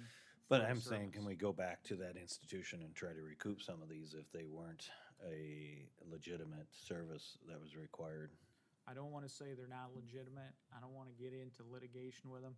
All I want to say is, the person who heads this institution literally told Commissioner Gibbon, stop paying the bill. That is correct. Well, the thing is, though, the bill is with the coroner, it's not with them. I mean, if they submitted to a bill to us, I could say we'd stop paying it, but. Yeah, what he meant to say was, I agree with you, it is not medically necessary. So is he being deceitful, and if he knows that this is not a legitimate? He doesn't have discretion. Once he's called, he has to act. No, I'm not talking the coroner, I'm talking the institution that I'm not aware of who that institution is. The institution is going to make the claim, at least individuals at a lower level, that it is required. And I'm telling you, it's a legal gray area, and it is not required. All right, we have a motion and a second. Sure, you can call the question. Commissioner Aaron's, Yes. Commissioner Gibbon, Yes. Commissioner Schmidt, Yes. Commissioner Poppins. Yes? Commissioner Landine. Yes. Who was the second on that? Myself. Schmidt. Thank you. I like that. The other issue I wanted to bring up, Madam Chair, before we get to the commission budget, was the issue of some of the debt service. So debt service on the highway building here, that is page 51. And I guess this was brought forward to me by a couple people who called me about this, and I told them I'd raise it for discussion, and maybe we can get an answer here. So we have principal left on the highway building of $354,000, but we're paying interest payments of $161,000. Now, I mean, I'm open to being educated on how this works, but could we write a check for $354,000 and not have to pay the $161,000 in interest, or not? No. It's a bond payment, so it's amortized over 20, 30 years. And so this is what's budgeted for that principal and interest payment every year. Okay, so we can't pay it, we can't pay it off early and save on interest payments. Okay, so what's gonna happen on the meeting on the 28th? I've been talking to Tom, Grimmin. thank you, about refinancing and doing a recall on the bonds for the courthouse. That, I sent you the resolution that Meyer Henry's wrote up for that, for your review, to be discussed on the 28th. But yes, we're looking into refinancing because of the interest rates being low right now. I will just say the resolution is incredibly legally dense. Very difficult material to wade through. But thank you for the refinance opportunity. I mean, I thought it was a legitimate question that these people brought forward to me, is why don't you just pay it off and stop paying 160 grand in interest? Well, because think we we got- still owe however much, I'm not I gonna got the answer. run a Yeah. number off my head, but yeah. Yeah, we don't just owe the 354,000. No. That's the annual payment that Yes. we have to make. Yep. So I think the next follow-on question is, do you know how much we owe on that bond? Offhand? if Not you off the know. top of my head, I would Okay. not give a number. Okay, We'll have it on the 28th. You'll have it on the 28th. yep, we'll know then. All right. Thank you. So we do have an opportunity for cost savings by maybe rolling up all of these different bonds The into one package. one package? No. Like doing a house Can't Nope. you, refi? can't Nope. you can't you reconfigure them into one? No, Really? no, because one's callable, one's not callable. So we can refinance it at a lower interest rate. The other one that's callable, we could pay off and, which we're planning on doing, we're paying it down and then rewriting it. So can we refi all of, except for the ones that are callable? Can we refi all the other ones as well? We only have the one other one for the highway shop. Okay, because, We've got the highway Okay. shop in the courthouse building. okay. I saw debt service TIF number 7. That's, I That's assume because it's a TIF, that's can't do different. that. Yep, Okay. that's really not even Okay. ours. And then we've got the debt service on the courthouse. That's callable? That's callable, yep. Okay. Okay. This was on the highway department. It's on the highway shop, yeah. Well, he's working up a deal to rewrite both of them. Okay. There'll be a lower interest rate on the, highway shop, and it's gonna be lower on it's gonna be, I think, 2-year earlier payoff on the courthouse. On the courthouse. Which will be when? Isn't that coming up? 20, 2024. I Twenty- think if we refinance, or Yeah. pay it off and Yeah. refinance it, 2024. okay. Thanks, Sherry. Does that get us to the Board of Commissioners? Sure. All right. I Unless don't you know. want to go over weeds and stuff like that, Madam There Chair. are, yeah, there are other departments. I don't know if there's opportunities for savings there or not until we review it. Weeds are weeds. Chemicals are chemicals. I don't know how, I don't know. You gotta spray your ditches for noxious weeds. The only thing that changes is what's the cost of the chemicals that you're gonna have. And Sherry, is there anything we can do on our publishing cost?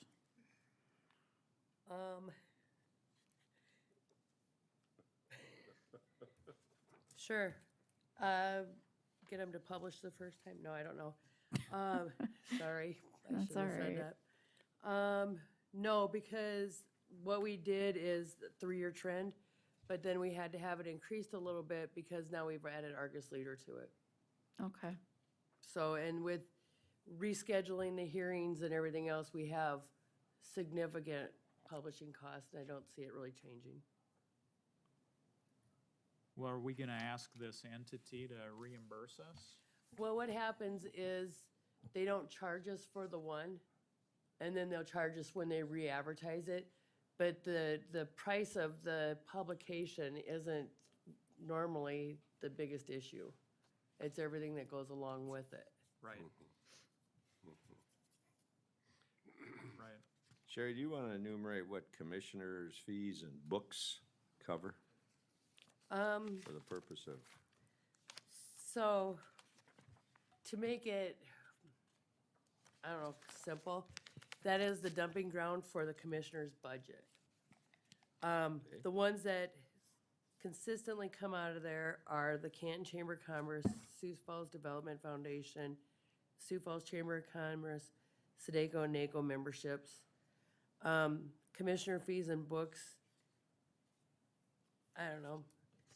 So it's all those other things So that we pay it's, for. let's say you decide you want to do a drainage study and nobody's budgeted for it, it Yep. comes out of your budget. Or you want to do a traffic study and nobody's budgeted for it, it comes out of your budget. That's why the number's high. Whether you have that number high or you take it out and supplement as you need, it's whichever way you want to do it. This is just your spending authority in case something comes up. without taking it out of contingency. Correct, or having a hearing. Yeah. So our $100,000 publishing budget, is that really ours, or should that be at the auditor's office? No, it's yours. Why is that? Because you're the one that requests the publications. You request, it's the hearings for the commissioners.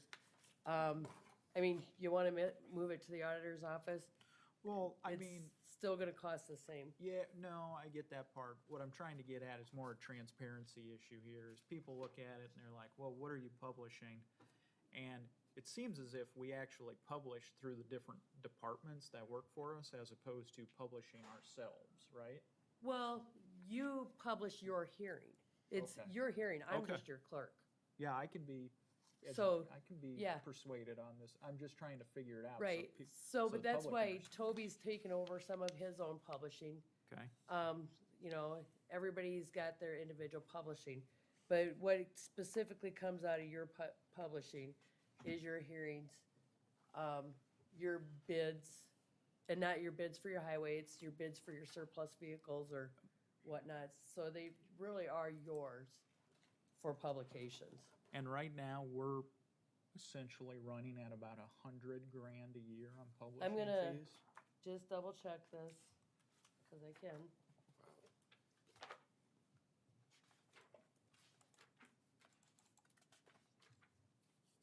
Maybe if I can find the page.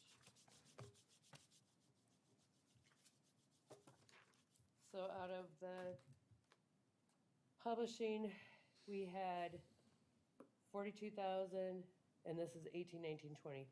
42,040 and 59. The current budget was 90, and you put the $90,000 in last year because you added the Argus Leader.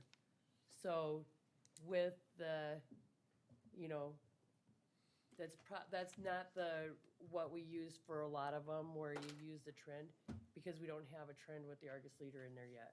Right. And again, this is just spending authority. It's not saying you're going to spend the $100,000. And you can back it down to 90 if you want to, and if we have to supplement it later, we can do that. Well, do we have the authority to recover any of these publishing fees? Like surplus property, probably not. I mean, you know, there's no bill payer on those. But is there a bill payer for these other? And so that's the first question. I guess the second question then is, are we already doing that? We are doing it for like the alcoholic beverage license.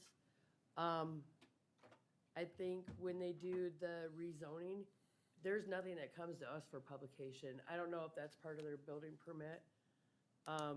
So no, the only one is the alcoholic beverage license, temporary beverage license. They pay publishing fees. When we have a hearing for a township, it's those fees that we set up last, 2 months ago with Sean, where he said the fees are gonna be, if you have 2 hearings, it's this much, that covers the publication cost. And they've been there. And now you can, I hope you can kind of see why I'm asking that question of, are these actually the commission's fees if we're routing them through, like, you know, planning and zoning is doing a rezone? You see what I'm saying? I do, So but I'm kinda wondering- I don't know, well, see, and I know the rezone, but do they charge them publication fees at all? Well, that's what I was getting at with Toby earlier. Hold on and I just don't one know if- second. When they do a rezoning hearing, does it go to the commission's budget? It doesn't. So rezoning, when we do a publication for that, it goes to planning and P&Z. zoning. Yep. And then that, because I was asking Toby about that earlier, and he said that's a potential for recovery right there. Right, but and your biggest thing is probably your minutes that are published, your annual reports. Yeah. Your minutes are huge, Okay, so, okay. and now we've Get got the 5 papers, so. We didn't talk to our veteran service officer, and When I talked to her earlier, she said there really wasn't anything that she Well- could take out of it. there's not really anything there. No. So I don't know, commissioners, is there anything we feel like we can cut out of our budget? Well, I think we should have a discussion about what the cost of living increase is going to be. We've got a 2.5% budgeted for 2.5%. I think the state of South Dakota is something less than that. I think several of the school districts around us are less than that. I think we could save some money by not giving out as much of a 2.5% cost of living increase. Should I call Julia back down here? We also have to think about, Joel, though, is that the 2.5 isn't just for the current employees, it's also for the recruitment that we're trying to do. And the people that we've got now, the recruitment that we're trying to do, the biggest reason that they're not getting hired or taking the jobs is because of the wage. But is I that- can call Julia back down to talk on that. Yeah, I mean, is that documented? I mean, I don't Yep. see any like documentation on that. I just hear people saying, well, they don't want to work here. But we don't actually do an exit interview with somebody before they even get hired here, right? Why don't Well, we call Julia down? yep, Yeah. I'm going to. I'm pretty sure Julia asked those questions of why somebody turned down a job if it's offered to them. Bill, did you have any light you'd like to shed on it, if you know? No, we've interviewed, and specifically, we have been told no because of that. I don't want to go too much into it, but that's one of the things we've run into is the difference in levels between Minnehaha County and our office. Which that's a wage starting point issue as opposed to a cost of living increase issue. Like if, I don't know how many people ever come into a job and say, well, what's my cost of living increase gonna be next year? I think they come into the job and they say to themselves, how much are you offering me? I think that is the primary motivation as opposed to the COLA increase. But that's Right. where it starts, is at step one, they adjust well, Julia can talk on it. Hi. All right. Yeah, my understanding is that's how those starting wages get adjusted, by adding that, so. How can I help? The debate, if I may, Madam Chair, is. Go ahead. The discussion is trying to find out why people either A, not applying or turning down an offer in reference to our starting salary or salaries that we're able to offer them. How many times is the amount that we're offered to pay becoming an issue? Recently? Yes. A fair amount. At least 4. Out of how many? I would have to go back, I'm sorry. It's definitely, without having data in front of me, it's definitely more of an issue than it has been in the past. In addition to that, the number of applicants has significantly decreased. The other thing working against us, to go off of what State's Attorney Woolman said, is the distance, of course, and then also our benefits is huge.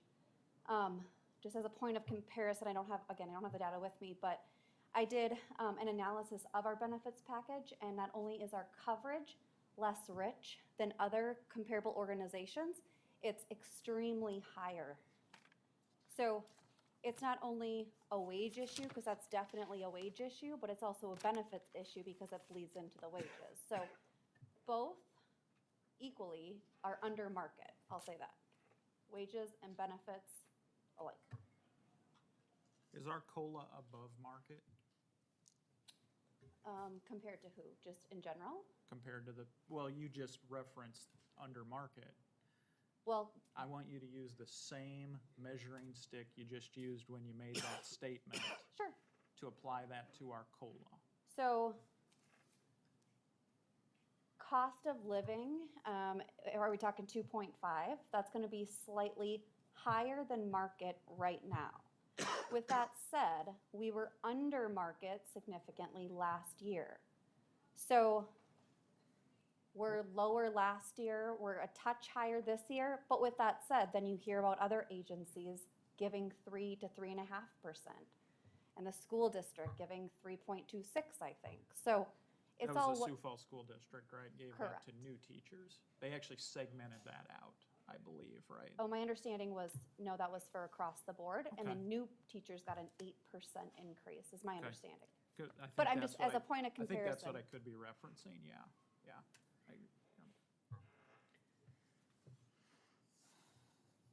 So the discussion started here, possibly not offering a 2.5 cost of living increase. So that's what has started this discussion, just so you know. Thank you.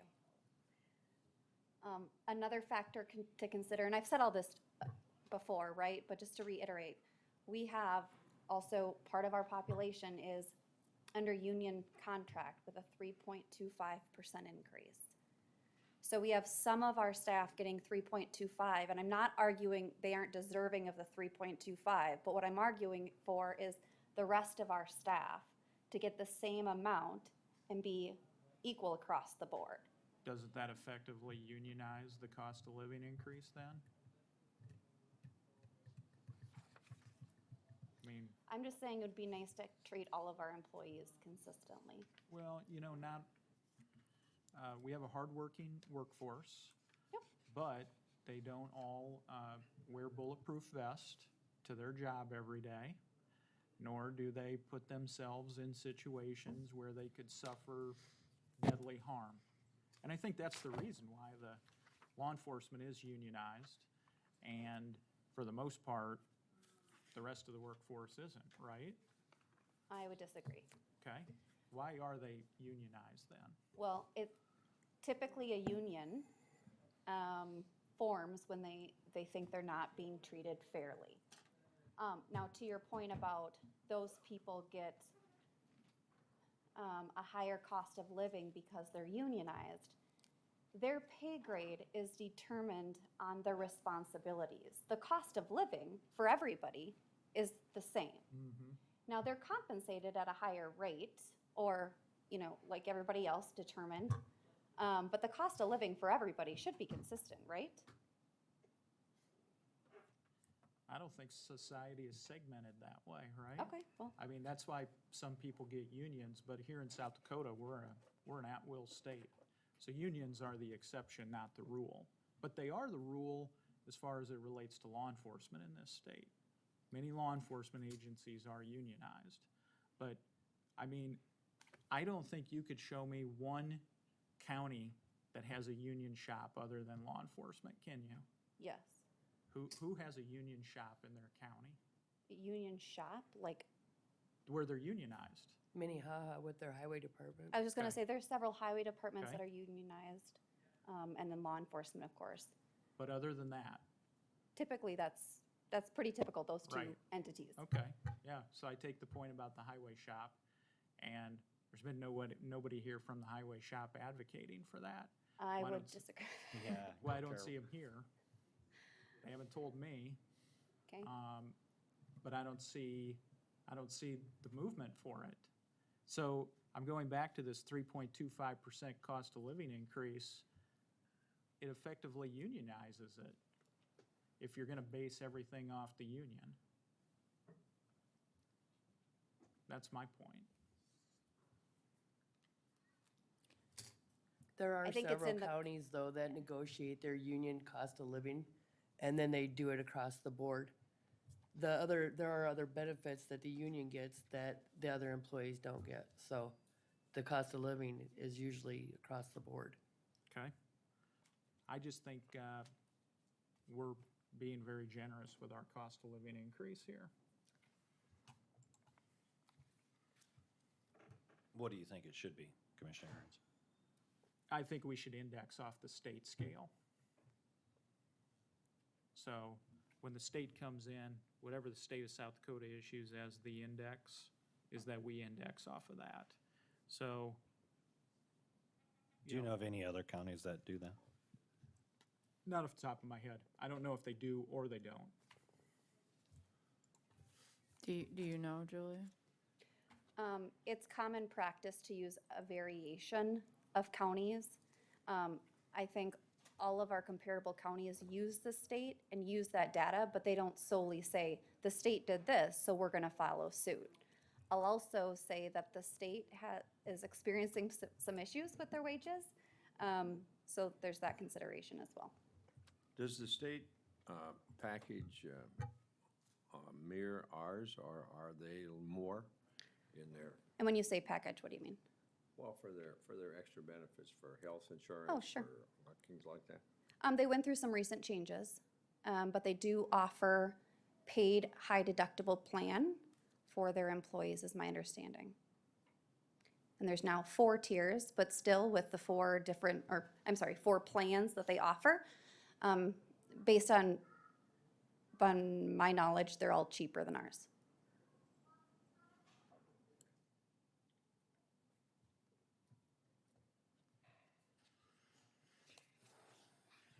Does anybody else have any questions for staff?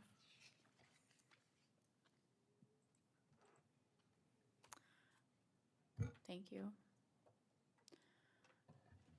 So where does everybody want to take this? I mean, we need to get something done. So Sherry, what's time-wise, what are we at? It would be nice to have the budget passed by the 28th of September. So That's would what we you mean? be, the motions we've made, if we approve this budget, then does that have to get republished again? Yes. As a provisional? Like an No, I amended think provisional? if you were to say, yep, the 4.1, I would go in and make sure that my numbers all jive. We would come in on the 28th and approve it and then have to republish it. That's what I would do. Okay. But we don't have to do it as a provisional again. Okay, but so we don't need to vote anymore on what we've already voted on today or on this budget? No. As a whole? No. But then there's no other budgets that anybody wants to go through. Right. All right, so we have went through and we've made motions and changes. It is a public hearing, so if there's anybody in the audience that would like to speak to the budget, come on up. All right, don't see anybody, so. Commissioners? I'm happy with it, I could pass it right now. As could I. So we're gonna wait, right? You wanna wait? I want to bring the numbers back to you and send them out to you again. I want to make sure that I've got everything in here. But if Okay. you want to pass it on without seeing it, that's fine too. Let's take the conservative, let's see it first. We were told the other night at the joint Sioux Falls City Council meeting by the Sioux Falls City Attorney, who was very insistent about this issue of when substantial changes are made during a public hearing, is that it has to be republished for consideration by the public. And he was insistent. And that seemed to be the main reason why everybody on this commission, or one of the reasons, why there was such a need to have to pass the medical cannabis issue. Well, I would think here today that if we're going to use that same logic, there's been substantial changes made to this. It's got to be republished and reopened for an additional hearing. Okay, so we can do that on the 28th. We can do that, I just indicated that with the changes made. Mike's not on, I would be comfortable with passing it. I do think there's a significant difference between an ordinance that will become part of our ongoing statutes and a one-year budget, and with the knowledge that we were making adjustments and the public is constantly aware of that, so. Bill, do we need to, 7/21/10, amendment of correction of provisional budget by commissioners. At any meeting held to and during a consideration of a provisional budget by the board may eliminate, amend, correct, change, or alter any of the purposes, objects, items, schedules may deem necessary and proper. All such amendments, eliminations, corrections, changes, alterations, insertions, and additions shall be made before the final approval and adoption of the budget by the board before October 1st of each year. All amendments, corrections, changes, alterations, eliminations, insertions, additions made in or to the provisional budget shall be noted on the provisional budget and shall be entered in length of minutes of the board. So, and this was, say- and this was our public hearing for this, so Mhm. timing wise, I don't think there's any requirement that we redo that. I would republish the in full regardless, Right. but yeah, as far as to having another hearing, I can read over it further and talk to Bill.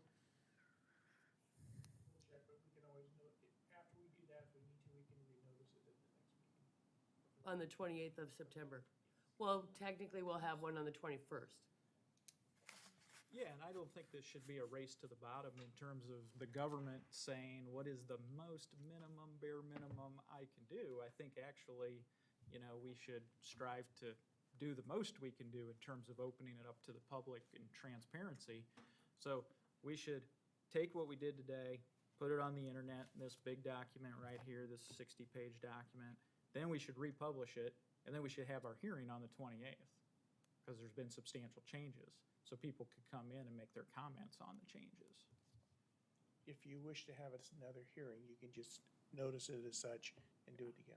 Yeah, if you want to have a hearing, let's go ahead and make the motion to do the, publish for the hearing, and then I don't have to wait until, and I can get my timing in there. Well, I'll make a motion Right. to do that. Is there a second? I'll second it. Thank you. Any further discussion? If not, Sherry, will you call the roll? Commissioner Aaron's, Yes. Commissioner Gibbon, Yes. Commissioner Schmidt, Yes. Commissioner Poppins, Absolutely.